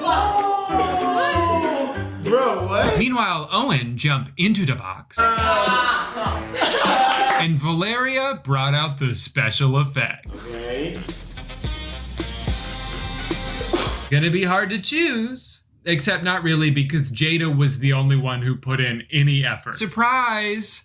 They're all yelling at each other again. No, he's muted. But I'm more interested in the banner that they blurred out in the background. It very clearly says, "Happy birthday, Ian." Why did they have to blur that out? That's like the least revealing information. All right, so we know this was Ian's birthday. Now all we have to figure out is his last name, what year he was born, what day this was filmed, and who Ian is. And then we'll have all the information we need. In episode 8, they stole a competition directly from Big Brother, where everybody takes turn hiding something, and then everyone else looks for them, and whoever's thing doesn't get found, wins. They do that shit on Big Brother every season. I know this because I watch it. This show wants to be Big Brother, Alex wants David Dobrik to be his big brother, and Gabby wants to go home. I want to leave this house. Like, everyone's really so mean. I don't blame her. These people are so mean to each other, it's actually insane. Get your hands off of me, you trashy ass! All at once, they all started piling on Gabby. They screamed in her face, they trashed her room, and then while she was gone, they poured Sprite into her water bottle, which has got to be the lamest prank I've ever seen in my life. Also, Valeria's just a bully. Raul is always going on and on and on and on about rankings, alliances, friendships. Like, nobody cares. That's what everybody talks about. I don't know why I'm getting so upset. I feel like I have 2 brain cells after watching 9 episodes of this. Thank God it's almost over. So this show ends today, but the friendships you guys are making don't. No. These people are never going to talk to each other ever again. All right, so now that it's day 10, and these are the final rankings, these ones will finally matter, right? These will determine the winner? No. For 10 straight days, the rankings meant nothing. They still mean nothing because the winner is chosen by Alex. The winner of the competition and Awesomeness TV's next influencer is Owen Holt. Oh my God! Raul got robbed. It's probably for the best anyway. The grand prize was a show deal with Awesomeness TV, and I would hate for him to have to drop out of med school just to do that. I was relieved while reading the comments that most people were also hate watching this. I don't think anyone was like, man, this is some quality shit right here. And let me tell you, there have been some excellent comments, but my absolute favorite, the one that perfectly sums up how I feel about the show, is this. This is literally the worst thing I've ever seen in my life. When is season 2? So now we know what it takes to be the next top TikTok influencer. I guess Owen, good luck with your show. I can't wait to check it out. Raul, I'll be sure to hit you up if I ever need a tooth pulled. And Alex, Just try not to copy everything David does. Anyway, sorry for introducing you guys to this show. I know your life would have been better off without it. Be sure to smash that subscribe button and comment something nice to me. If you say something mean, I will not go to your birthday party. But I will still buy you a present. Anyway, I will see you all next time for part 12 of my vasectomy vlog. And until then, happy birthday. That was the most cringy shit ever. Hey guy, welcome back to NASA headquarters. Today is December, which means it's time for Christmas movies, almost all of which are bad. Sure, there's a few gems, Home Alone, The Santa Claus, Grumpy Cat's Worst Christmas Ever. These are all critically acclaimed, as they should be, but for every good Christmas movie, I swear there's gotta be like 200 bad ones. A lot of that has to do with the Hallmark movie factory, where they mass-produce semi-attractive white couples to recreate the same film 100,000 times. After which, I assume they put them down and replace them with new actors. That's just the circle of life. But even though Hallmark movies are easy to make fun of for their formulaic simplicity, you gotta admit, their business model works. Their brand is synonymous with the holiday season. On the other hand, you have companies like Netflix, who this time of year wanna be like Hallmark so bad, but absolutely suck at it. First up, we got Dolly Parton's Christmas on the Square, a musical starring Dolly Parton as a glowing hobo. Seems like even her biggest fans couldn't find a way to enjoy this mess. The best thing I saw someone say about it is that it's a good movie to watch while you clean your bathroom. Christmas on the Square. Looks like I won't be cleaning my bathroom anytime soon. Up next, we've got A California Christmas. We have 3 weeks. If not, the deal falls apart before Christmas. Hannah, where's the water? They seem to be going for the reverse Hallmark here, where a businessman falls in love with a small town woman. And they say Hollywood's not progressive. I'm sorry. You forgot your hat. You lied about who you are. Kelly, I had no idea who I was until I met you. No, you don't understand, cowgirl. I used to like big city, but now I meet you, I like small town Christmas fun.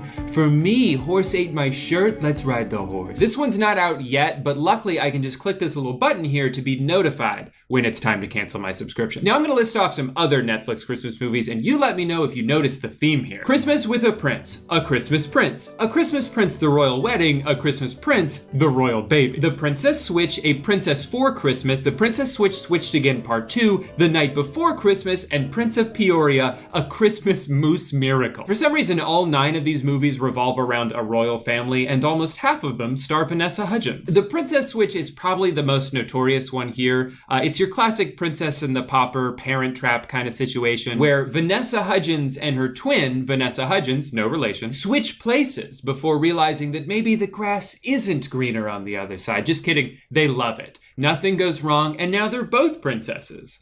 Also, one of them's British. Keep calm and carry on. To be clear though, she's not the princess of Britain. She doesn't live in Britain, she just is British. I know it doesn't make too much sense, but half the people in Star Wars were British and they lived in space, so I'll let this one slide. I would say the most annoying part of this movie is how boring the prince is. I understand why Princess Vanessa didn't want to marry him, so she ran away to Chicago, but American Vanessa fucking loves this dude. I love you more than I've ever loved anyone in my whole life. They met 3 days ago. Maybe she hit her head when she fell off that horse, I don't know. But they don't seem to have anything in common, and also he's kind of weird. You sound like my grandmother. Meanwhile, British Vanessa, who's pretending to be American Vanessa, falls in love with a guy that the real American Vanessa had been friend-zoning, and they have a pretty decent relationship. He's charismatic, he's like a good dad, and she is just mesmerized by his torso. Have you ever seen Kevin with his shirt off? Ew, Kevin? No. But Edward, you and Kevin aren't an item. Ew, have I ever dated my handsome best friend? No. I like Edward. But he's like if a blank piece of paper was a person, yeah. This is crazy. If you thought that movie was crazy, the real fun begins in The Princess Switch Switched Again Part 2, where we're introduced to a third Vanessa Hudgens, only this one is evil. Off with their heads. Yeah, people are gonna die. Minions, I need more champagne. Is she really related to you? Yeah, no, I'm pretty sure they're related. You're yummy. The next scene looks like one of those infomercials where the actor has to try really hard to spill something on themselves so they can make the product look useful. There's the sugar behind the flour. I'll get it. It's quite all right. No, it'd be easier if I get it. I told you. Has this ever happened to you? You're not just about to become the Queen of Montanaro. You've also become the Queen of my heart. Somebody wrote that. And then they put it in the movie. You know what? I'm just gonna skip to the end. To love and support you in everything that you do. And maybe someday teach you how to make a hot chocolate. Crap, I don't understand that reference because I didn't actually watch the movie.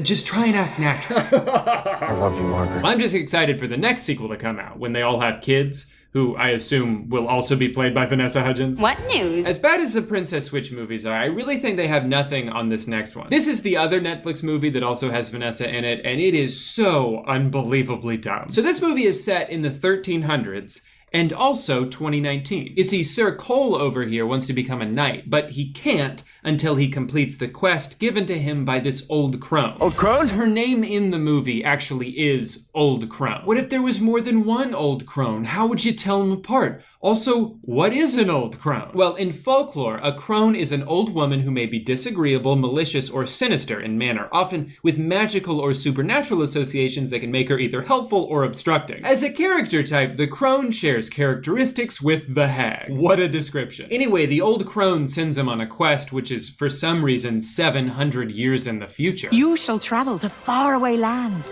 see things undreamed of. Seems a little random to me. What, did they run out of medieval things to do? All right, gather around, gentlemen. Come get your quests. Okay, you young men, you're going to fetch an enchanted sword for the prince.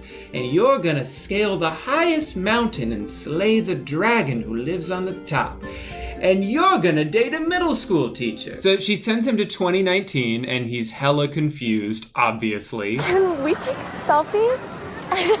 Pretty. What might that be, Mary's?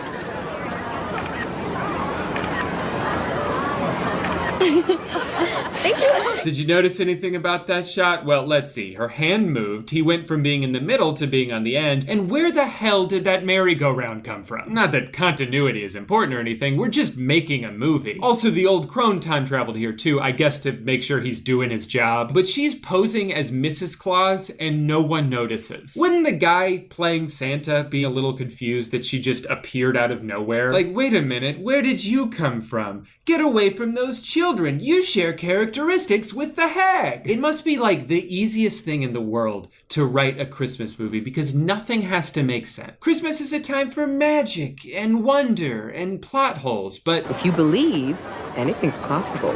as a result of that logic, these writers think that they can get away with anything and no one's allowed to question it. But I will question it. I am a professional movie nitpicker. I am the second most annoying kind of detective, behind those people who brag about noticing typos in deleted tweets. Anyway, later that night, she runs him over in her car. I hit him with my car. Which I gotta say is one of the more aggressive meet cutes I've ever seen, but luckily he's alright because he's wearing a literal suit of armor. I think he hit his head. Apparently, Sir Cole believes that he's a 14th century knight. You are not sleeping under a tree when I have an empty guest house you can stay in. Vanessa decides at this point that the strange man she just met, who she believes is suffering from a brain injury and is armed with a sword, should stay with her in her home. There's an idea that couldn't end badly. Good thing she has an entire guest house for him to stay in, because, you know, she's a teacher, and we all know how well teachers get paid. You scared away my supper. Skunk. I feel like even a knight from the 1300s wouldn't look at a skunk and think, I'm gonna eat that. But he's still hungry, so they go to Denny's. Hot dog. Delicious. Another one, wench. Whoa. Okay, Sir Cole, that's kind of an offensive term. Cole, you're being rude.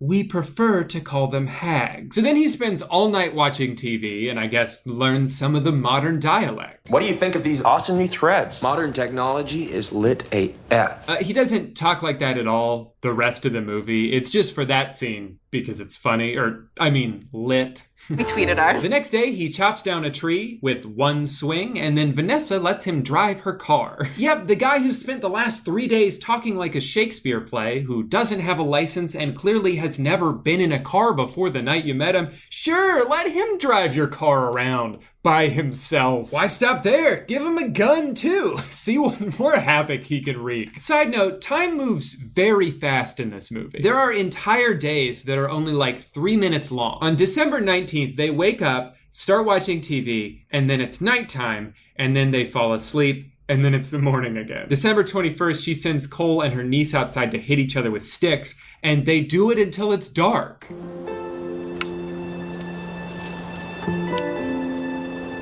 That's called fist bump. The next morning, Vanessa comes outside to see Cole beating up her lawn ornaments, and she's just like, oh, you, what a goofball. And I guess her neighbor was really impressed by his moves because she comes over and starts flirting with him. Actually just popped by to see if you were free tonight to do some Christmas caroling with friends. I mean, shit, if I saw a homeless man winning a fight with plastic, I'd probably ask him on a date too. Lady Allison seems to have you green with envy. Okay, first off, she ain't no lady. In high school, she was voted biggest flirt. You see, Sir Cole, here in 2019, we don't call women wenches. We merely imply that they are one. I will say Cole is a very nice guy, which is probably why Vanessa and the police let him get away with literally anything. But he teaches the girl about kindness, and then he saves her life when she wanders onto a lake in the middle of a snowstorm. And then he and Vanessa share a little Christmas romance. But the dough will fail to rise if you continue to wrest it like a dragon slayer.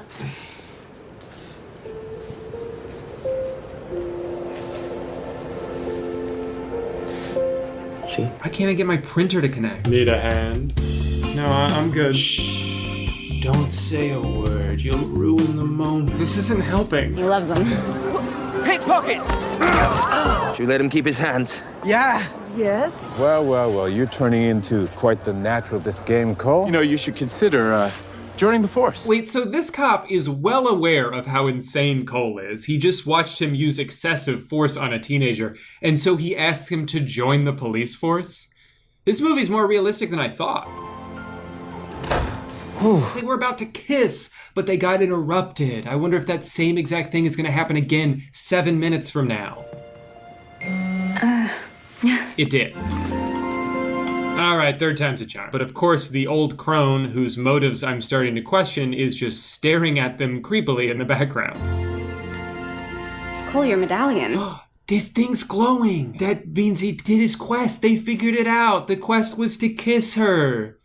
Still kind of weird, but they did it. They're in love. It's beautiful. They can finally live happily ever after. Wait, where is he going? Oh, he got sent back to the 1300s. Let me make sure I understand the stakes of this movie. So he was banished to go to the future, which he loves because it's awesome. Play Deck the Halls. Deck the Halls. And if he didn't complete his quest in time, he would have been stuck there forever, where he'd be forced to continue living happily with Vanessa Hudgens. But because he did kiss her before Christmas, he completed his quest, and his reward is that he gets to go back to his kingdom, where he'll probably die in his 30s. Yeah, that makes sense. Brother? Jeffrey. Wait, did they just do a bro hug? He seemed so confused by a fist bump earlier, but I get it. That's his ride or die right there. Obviously, he wants to go back though, so he's got to find the old crone again. Crone? Crone! Crone! Oh, crone! I beg thee, crone. I will do. Very well. That problem resolved itself in like a minute and a half. It's Cole, and he brought his horse. Delighting in your company. Cole, I thought you were gone. Like, for good. I found someone else. I was gone for an hour. You have to move on, Cole. Well, it wouldn't be a rom-com if it didn't end with all the extras clapping for the main characters because they have nothing better to do.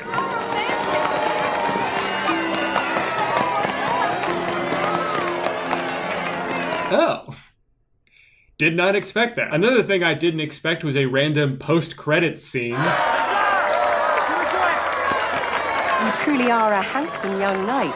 Sir Geoffrey Alexander Edward Lyons. At your service.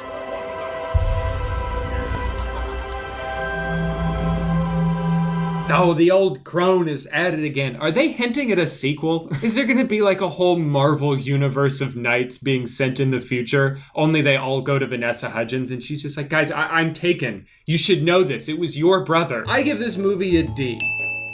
D's nuts. Before you unsubscribe, I just want to touch on one last movie. It's called Holiday, starring Emma Watson. It just came out. Amanda and I watched the entire thing, and I don't really have anything funny to say about it. I just need to rant about it for a sec because this movie pissed us the hell off. So the premise is that Emma Watson is tired of her family judging her when she comes home boyfriendless every Christmas. So she meets this guy who lives at the mall, and they decide that he'll pretend to be her boyfriend only on holidays so her mom gets off her back. Here's the thing though. The mom doesn't like him. She still spends the rest of the movie trying to set her up with someone else. Also, they go on holidays, not even in front of her family, which I thought was the whole point. So at this point, they're just friends with benefits, except without the benefits, and also they're not friends. And I'm sure you can see where this is going. They eventually start to like each other, but they don't want to admit that they like each other, and that's like the main conflict of the movie. Emma Watson also shits her pants on Halloween because her aunt accidentally gave her laxatives instead of Advil. You know, when you bring a giant bottle of laxatives to a Halloween party just in case you decide it's time to go have diarrhea in public. Shit, I haven't pooped in almost 15 minutes. I must be constipated. Then on Thanksgiving, this random guy comes over and immediately tries to eat the turkey out of the oven with his hands. The turkey is clearly done already, but they put it back in the oven and surprise, they burn all the food. So Emma has to go to the store, which is open on Thanksgiving, and she's buying like waffles for some reason, and Ryan Gosling is there. And then she goes back home and it's dark outside, so she's been gone all day while they were all waiting, and they all start to fight, and then this guy has a heart attack, so they go to the hospital where, sorry, I'm out of breath, where the aunt tells the doctor that she loves him, and then they kiss. Also, Emma's sister cheats on her husband with King Batch, and they use it as the catalyst to fix their broken relationship. No! This poor guy, who doesn't have any time for her anymore because he's too busy being the only one to take care of their 4 children, gets cheated on with a Vine star, which, yeah, I know that's kind of a self-roast, and she's just like, oopsies, and everything's okay. No, fuck that. These people suck. None of them deserve a happy ending, and why the hell do they spend so much time at the mall? Nobody goes to the mall anymore. I guess what I'm trying to say is Netflix, try harder. Christmas is good. Christmas movies should be good too. I know you can make good stuff. I watched The Chess Show. I liked Stranger Kids. Put some of that effort into a holiday movie that doesn't suck, and then maybe I won't have to go watch Lifetime instead. What are they working on right now? You know, on second thought, I don't think I'm gonna be celebrating Christmas anymore. Channel. Thank you so much for watching today's video, guy. If you want to subscribe to my channel, go to Google. Where is it? How do I get to Google? It's Google. Crap, I think I'm stuck on this page. Search. I guess I'll search YouTube for Google.com.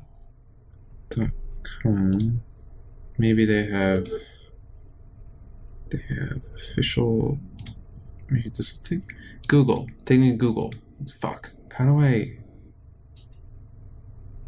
get to Google.com? Man, can't believe I had to cancel my event. Oh well, guess I'll just get back to making commentary videos. It just sucks that the last 2 videos on my channel are, hey guys, I'm doing something.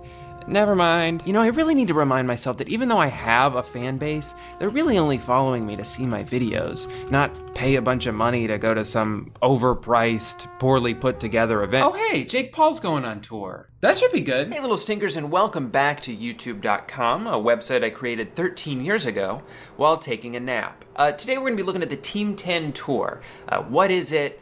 Why is it, and how the fuck did we get here? Let's read the description here to get an idea of what this tour might be about. You see them on your screen every single day. Now get ready to experience Jake Paul and Team 10 in person on their debut world tour. You can expect to see the same level of craziness on stage as you do on screen, mixed in with some exciting live musical performances, audience participation, special guests, games and challenges. It's going to be a jam-packed and unforgettable show. Yeah, that sounds great and all, but what do they mean by games and challenges? Are they just gonna be like singing songs and stuff? They're gonna stop in the middle to do like the cinnamon challenge?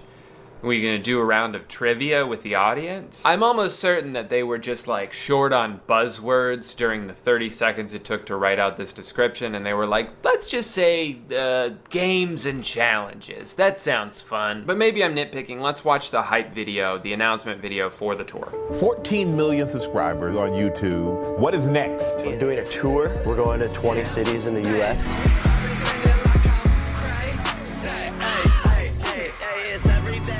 This show is like super next level. Like I am trying to make it a legit musical where we're acting, dancing, singing, twerking, laughing, the whole 9 yards, guys. I'm super excited to meet you guys. I am literally so excited to meet all of my goats. Maybe I'm behind on Team 10 lore, but I have no idea why she just did a goat sound. Also, why the random shot of her and Jake making out? Is that what they're gonna do at the show? Tour's gonna be insane. I cannot wait. If you don't buy the tour tickets. I guess their plan with this video was to just make a series of loud noises, hoping that that would be enough to convince their fans to buy tickets. Speaking of tickets, let's see how much they are. The first ticket advertised, the first one you see when you click on this video. VIP 1, Jake Paul Gold VIP Experience. $1,000. $1,000. That's more than my rent. Let's see what comes with that. 1 general admission ticket, priority viewing of the show. That to me sounds vague. That doesn't sound like anything. Pre-show hangout with Jake Paul and other members of Team 10. Autographs from Jake Paul and other members of Team 10. 1 personalized video. 1 meet and greet with Jake Paul. 1 selfie photo with Jake Paul. 1 Jake Paul backpack. 1 Jake Paul Team 10 jersey. Exclusive Jake Paul pin set. 1 signed and numbered lithograph. 1 exclusive holographic commemorative laminate, and an invitation to crowd-free merchandise shopping. I love that that's thrown into the $1,000 tier. Sure, you just spent $1,000 to go to a show and get some free merchandise, but in addition to that, you also get to shop for more merchandise without the hassle of a crowd weighing you down. Ticket fee, $135, bringing the subtotal up to $1,143. Why would the ticket fee, what does that mean? Is that the charge to print the tickets? What is the service fee exactly? And why isn't that just included in the $1,000? I also like that this website is like, oh, you're going to Jake Paul. You might also like Ted Nugent. If we were to make a Venn diagram of Ted Nugent fans and Jake Paul fans, the 2 circles would be in like separate rooms. Part of me kinda wants to spend $1,100 on the Jake Paul VIP experience just to see what it's all about, to see if it's worth the money, and of course, to get a chance to meet Jake Paul. But then there's this other part of me that's like, Drew, that would be the worst purchase you've ever made. Please don't do that. Even worse though, while those 2 parts of me were battling it out, a third part of me that I didn't even know about just bought 2 general admission tickets for me and Amanda. Here's a sentence I never thought I'd say.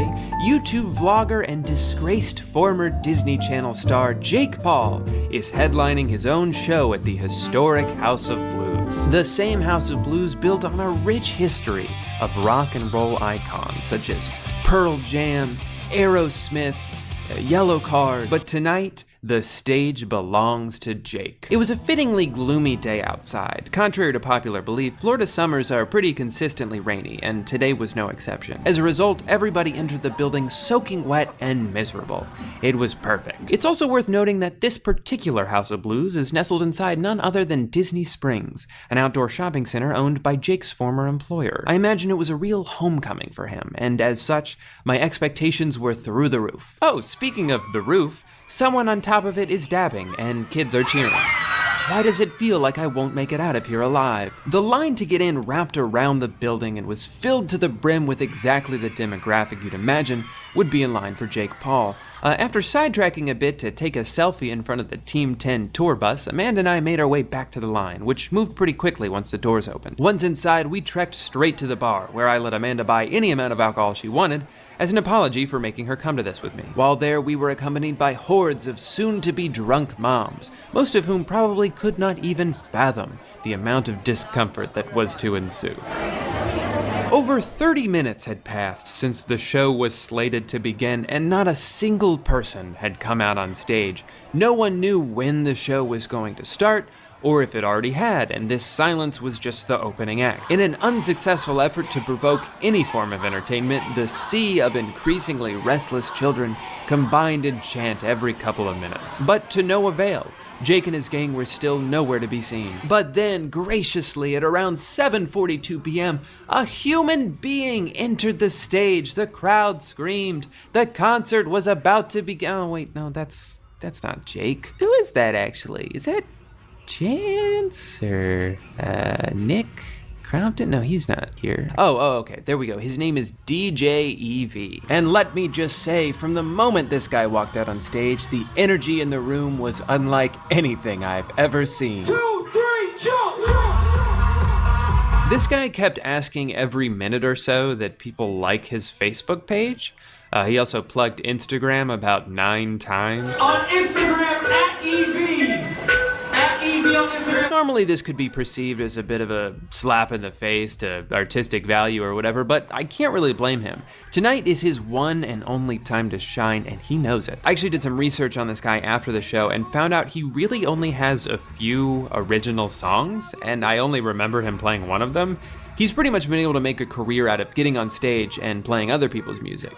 So good for him. Shout out to the lighting crew, it's killing it tonight. Indeed, they were killing it. Why? Just take a look at how the lights on the left match the lights on the right almost perfectly. Y'all ready for our first performers tonight? Finally, the DJ is done. Now it's time to bring out Team 10. Wait, who the fuck are these kids? They both look and sound like if a regular adult rapper got hit by a shrink ray, but I've got to hand it to these guys for the way they managed to masterfully combine the repetition of Gucci Gang with the eloquent rapping only a pair of 10-year-olds could provide. They were energetic, they were loud, and the crowd loved it. Everyone on stage that wasn't Jake Paul seemed very aware that nobody cared about them, as they are not Jake Paul. Because of this, they would come up with ways every 30 seconds or so to remind people that Jake Paul is here.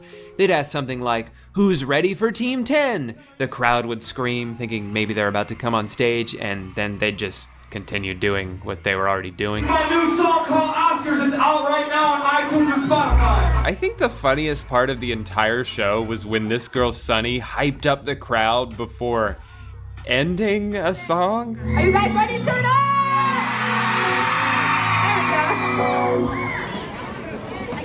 Nice. It was at this point that I realized how much I underestimated the talent in this performance. Look at this girl, for example. She's able to sing words while mouthing different words.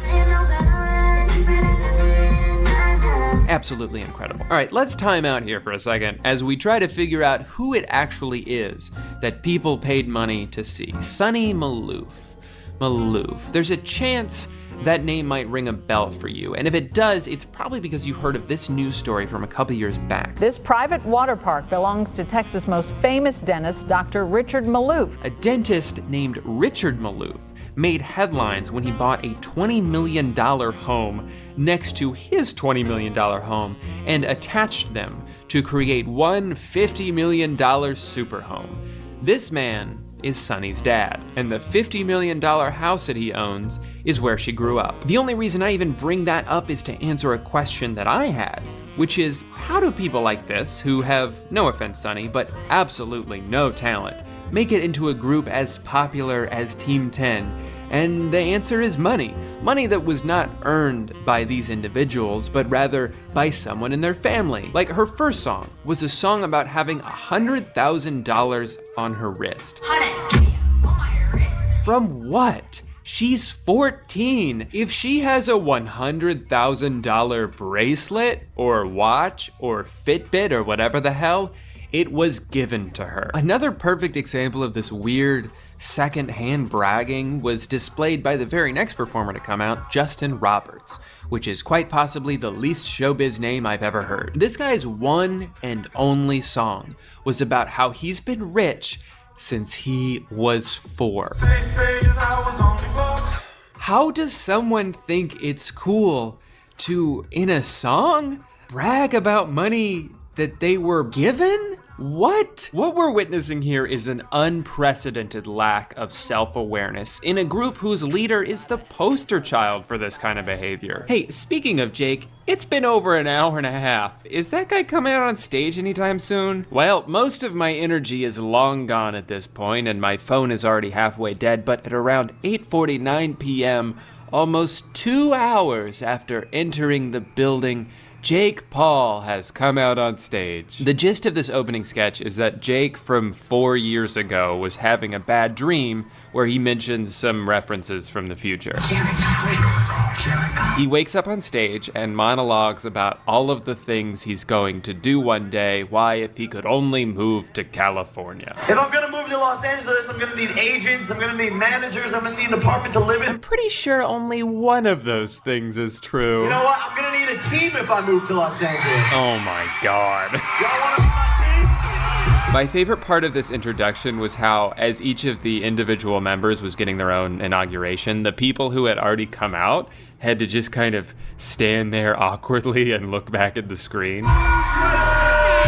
There's a pretty beautiful irony in the fact that more than half of Team 10's most iconic song is performed by people that are no longer in Team 10. So how do they get around this, you might ask? Maybe they'll write a new verse to show off some of their newer members like Sunny and Erica. Nah, just cut it off after a minute. Huh, I was wrong. I guess Jake and Erica making out was part of the show. Remember when Jake described the tour as a fun-filled musical with live-action comedy skits? I think this is one of them. Chad, we can see your phone screen! Uh-oh, Chad, buddy, we can see your screen, you silly goose. Wait, how do you keep getting the same girls to come back after you've already swiped left on them? Well, it turns out this whole sketch was made just to transition into their next song called Malibu, because the song is called Malibu and she's from Malibu, as indicated by the bold text under her name that wasn't under anybody else's. Yeah! Well, these guys are already a song and a half in. Good idea to go ahead and take a break. So they go backstage and eat KFC. There's this whole pre-recorded sketch where we're supposed to believe, I guess, that Jake and Anthony are backstage right now conceptualizing and creating a song that they released a year ago. And then naturally they came out and sang it. Okay, let's go! I was wondering when Logan was going to appear. This part was weird. Basically, Logan comes on fake FaceTime to get mad at Jake without ever saying what he did that made him mad. And then Jake was like, "But bro, I love you." And Logan was like, "Bro, I love you." And Amanda was like, "My beers have worn off, I'm leaving." I kind of wish I had done the same. Also, I know that like this FaceTime call isn't live. I know it's pre-recorded, but couldn't they have at least tried to make it seem live by recording Logan's part at night? Because these shows are at night. Like, why is it 10 p.m. in Orlando and 1 p.m. in Los Angeles? Oh well, at least the song is good. In an effort to pass the time, Jake did this thing where he just kind of asked the crowd to scream over and over again so we could prove Orlando is the most lit city. Not to brag or anything, but we did win. And this segment lasted over 3 minutes. Now guys, you wanna have a dance party? Dance party! Oh man, I really hope that means you guys are just gonna jump around on stage for a while you play other people's music. Yes, that's exactly what it meant. What a great way to spend over 10 minutes. All right, so at this point, I realized my phone was very close to dying, and if it did, I probably would have never been able to find Amanda after the show, so I stopped recording here, but I'm gonna borrow some footage I found from another YouTuber who uploaded this concert. This next segment was the worst part of the entire night.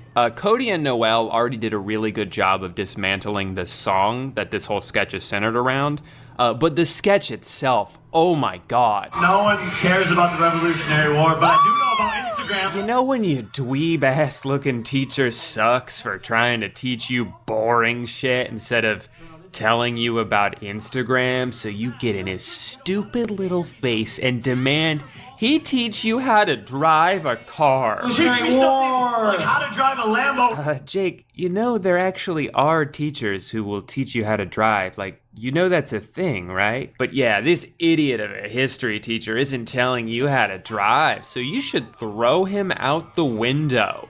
That's a good idea. I'm glad you're showing this to kids all over the country. Teachers, right? No! No! What is wrong with you? This song is a slap in the face to everybody. Please don't do that. But hey, you know what? I've gotta give him credit for this inspirational monologue he threw in next. It really changed my life. He talked about how important it is to smile every day and get good grades, and if you're feeling sad, don't be sad, just stop being sad. I think it really resonated with the young audience and made everyone feel good. So then he started singing a song about how he has way more money than you and his life is great and yours sucks. I got some bad habits like stunt ball, it's a habit. Wow, what a night so far. I wonder what they're gonna do next though, because I'm pretty sure they're out of songs. So I guess they could just play one of their songs over again. Yep, that's what they did.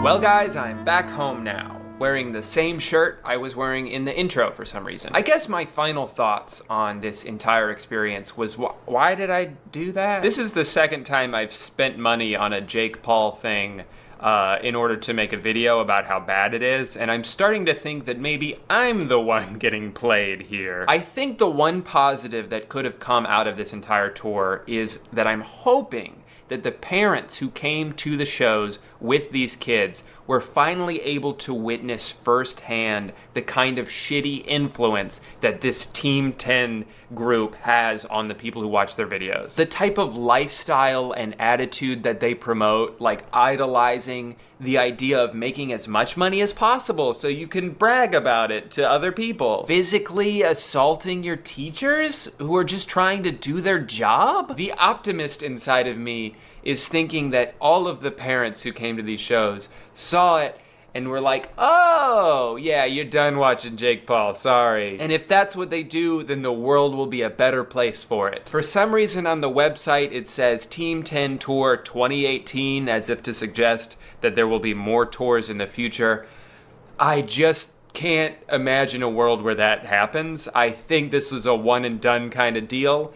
And if it is, I guess I'm happy I got to be a part of history. Anyway, guys, that's gonna do it for the video. This one took forever to edit. I will probably never make a video like this again. I didn't want to just do like a straight up vlog. I wanted to like, you know, film it and narrate it and kind of create this story. And there was just so much footage and it was too much.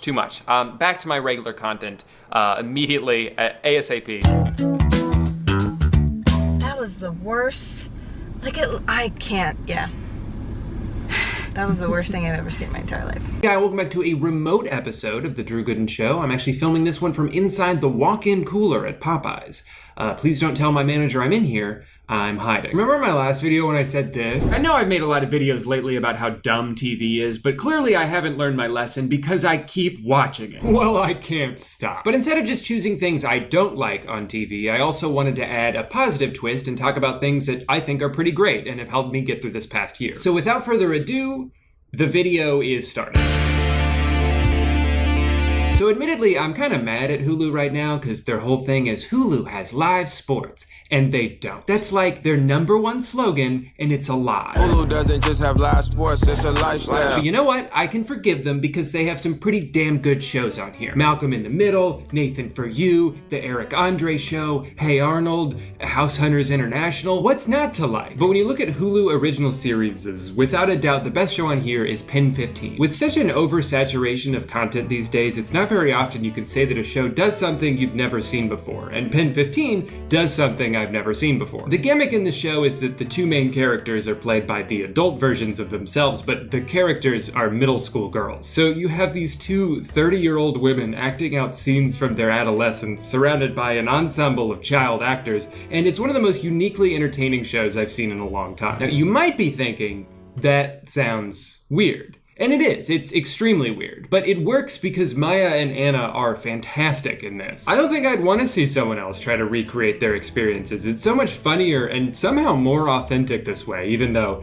they look absolutely ridiculous. But it's not just absurd humor and early 2000s nostalgia, although there is plenty of both. They actually delve into some of the heavier parts of their childhood, and especially as season 2 goes on, you find yourself really empathizing with them when you're not cringing at the awkwardness and regretting your entire existence before the age of like 22. Hulu. Great show, can't wait for more, assuming the 3rd season gets picked up. I swear to God, Hulu, if you cancel this show after already lying about the sports thing, that'll be 2 strikes. And you don't want to get to strike 3, because then you have 3 strikes. On the other end of the Hulu spectrum, you have the docuseries Life of Kylie. When I know I could buy any car, any house, that happiness lasts 2 seconds. You know, if there's one thing the world needs less of, it's rich people complaining about things. I have a soft spot for the outcast because I was the outcast, I guess, in a lot of ways growing up. And I still feel like an outcast in different ways now because I can't relate to a lot of people, so it's like... First, I wasn't famous enough, and now I'm too famous. But I've never gotten to be the exact right amount. All she does is complain about the dumbest shit. Posting a selfie is hard because it's a lot of just pressure. It has to be perfect. It was homeschooled. Oh, yeah, that's right. Aww. It was really sad, actually. I never take the Lambo. I feel so bad for it. Kids are mean these days, and it's not right. My hair feels disgusting. Kids can be really mean, you know? Now I have to shower. Like, who showers in here? It's hard to feel normal. I just don't like the airport. All of that was just the first episode. Sad. But credit where credit is due, she does occasionally offer some really solid advice. My dad always told me you gotta be nice to everybody because you never know who... No, that's not how I said it. Honorable mention for Hulu, Last Man on Earth. This is one of those shows that I think will pick up more of a cult following as time goes on. It premiered in 2015 and has some interesting parallels to the events of the past year. Tinfoil hat wearers might try to call this predictive programming, but regular hat wearers would just call it an unfortunate coincidence. Regardless, this show is so funny and great. Will Forte is a treasure. There is just no one like him. He's responsible for my favorite SNL sketch of all time and some of the best characters to ever be on that show. If you're one of the 400 people who agree that MacGruber is a criminally underrated masterpiece of a film, then you'll love this show. Great writing, some brilliant cameos, and if it wasn't for January Jones sucking the life out of most of her scenes, I'd say the cast is just about perfect.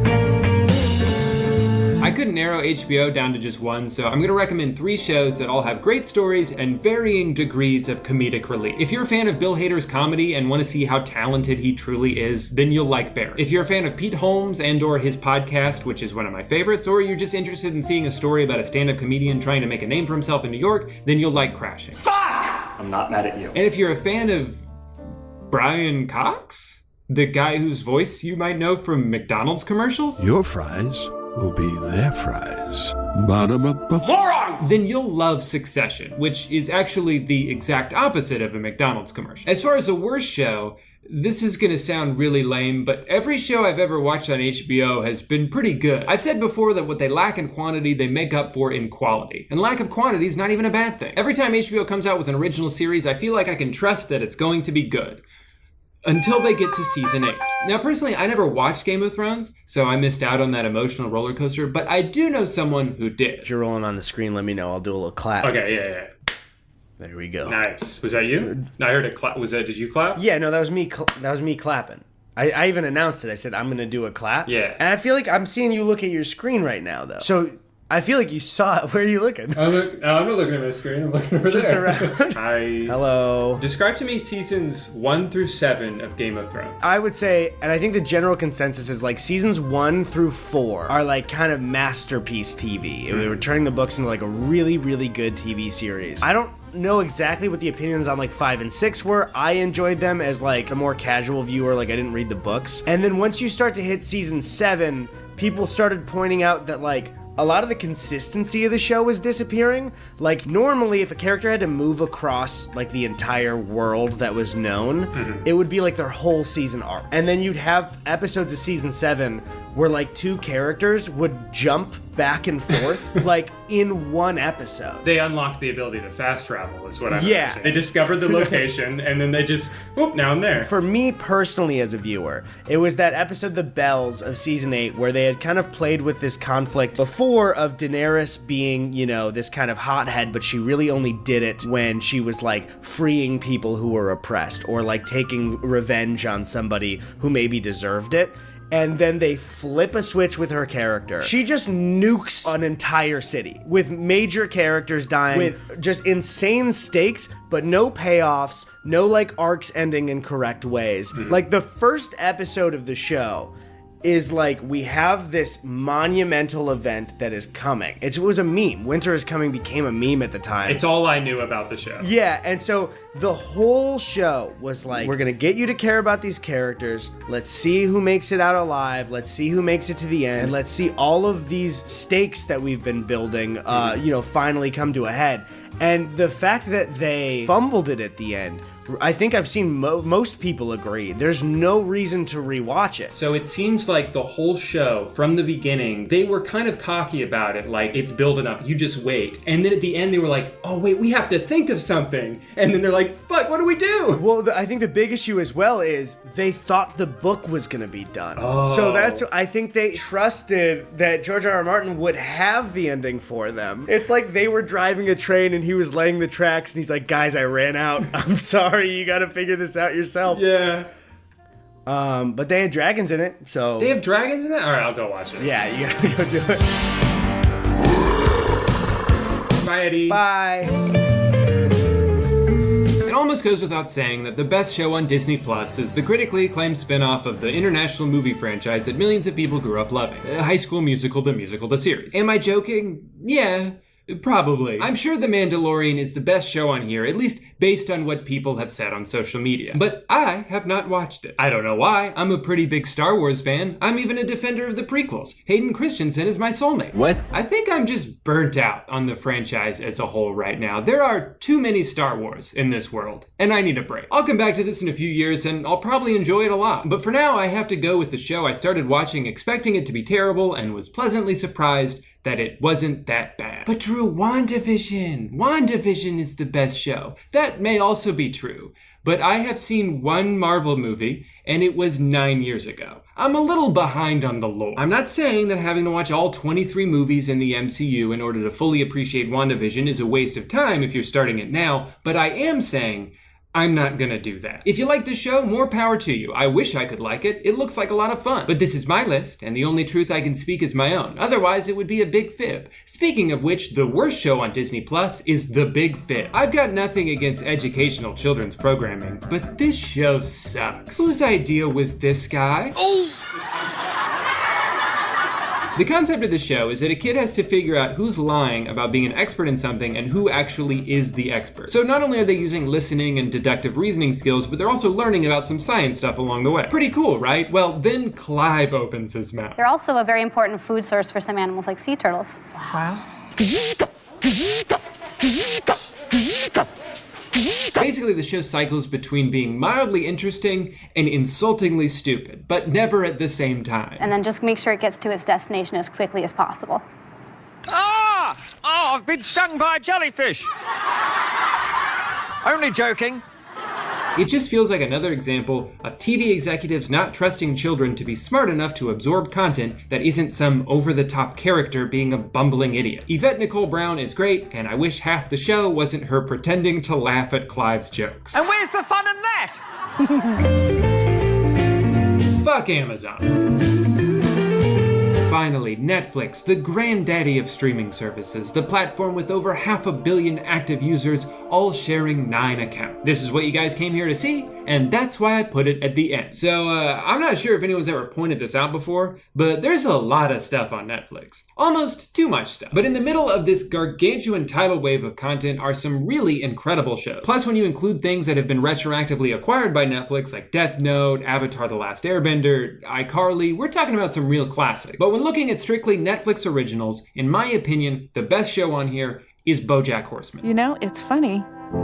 When you look at someone through rose-colored glasses, all the red flags just look like flags. There are very few pieces of art that have made me both cry from laughing and also the regular kind of crying. When I started watching this, I fully expected a Family Guy style of stupid but occasionally solid comedy. The first couple episodes would make you think that that's what this is going to be. I was not prepared for the emotional journey I was about to be taken on. If that description is not something that appeals to you, I totally understand. There are a lot of shows and movies that try to do this. They tug on your heartstrings only to feel shallow shallow and forced. Nothing in this show feels forced, like they're just being dark for the sake of it. They're able to explore themes of depression and guilt and regret, and you feel connected to the characters even though they tend to represent the worst of us. It takes a special group of writers to create such a relatably emotional and human experience using a bunch of anthropomorphic cartoon animals. The voice actors are incredible, the writing is fantastic, there are so many great lines I think about all the time. I believe it was Benjamin Franklin who said, "You have reached the end of your free trial membership at BenjaminFranklinQuotes.com. What a wise man. And it's just a really great show, one that has subverted my expectations and also has made me laugh as much as anything else I've seen. Really cannot recommend it enough. As for the worst show on Netflix, there are so many directions I could have gone with this one. Space Force was a massive disappointment, Emily in Paris is a joke, and Unsolved Mysteries isn't a bad show, but it's frustrating to watch because they never solve the mysteries. Come on guys, figure it out and then get back to me. Lots of good options here, but I'm gonna throw a bit of a curveball and go with something I think is flying under the radar. It's a new series called Marriage or Mortgage, and it could not have been released at a more unfortunate time. The producers got so unlucky with this that it kind of feels like an 8-episode sketch. So here's how it works. Every episode there is a young couple that wants to get married and buy a house, and the two hosts of the show will help them do one of those things, but they have to choose. So this lady's a wedding planner, this lady's a realtor, and also kind of scares me for some reason, and they're competing to get the contestants to choose their thing. Now if you're like me, you're probably thinking,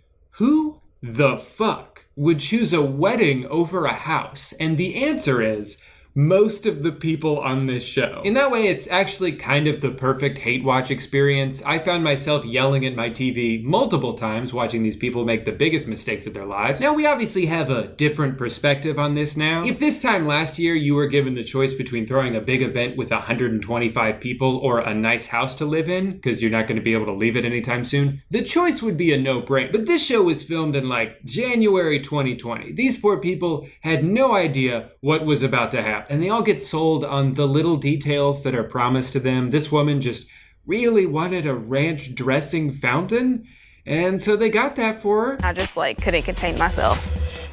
And she loves it. But they also really like the houses she showed them, so wonder what they're gonna choose. Decided to choose a wedding. Oh my goodness. Wow.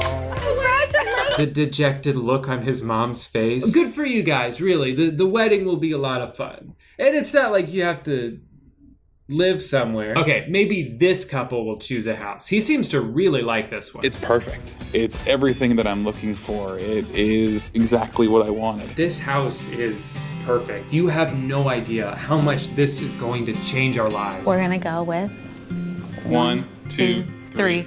Wedding. What?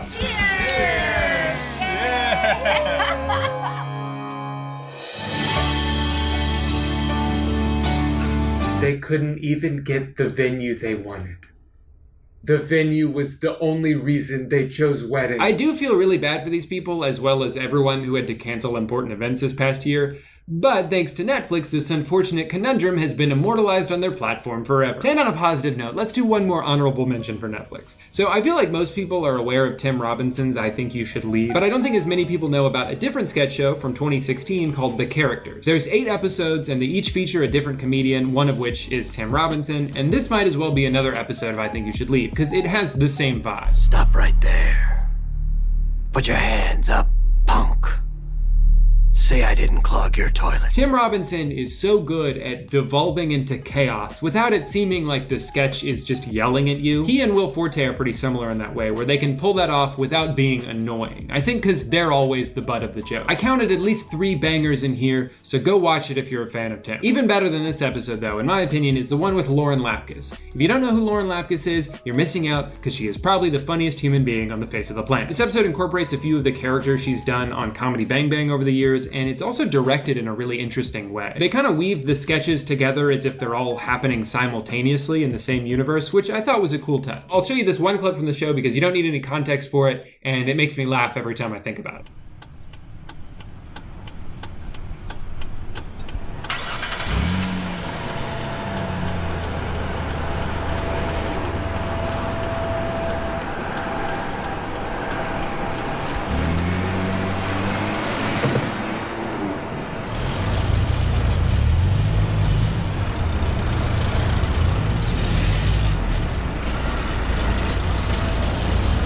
So that's it.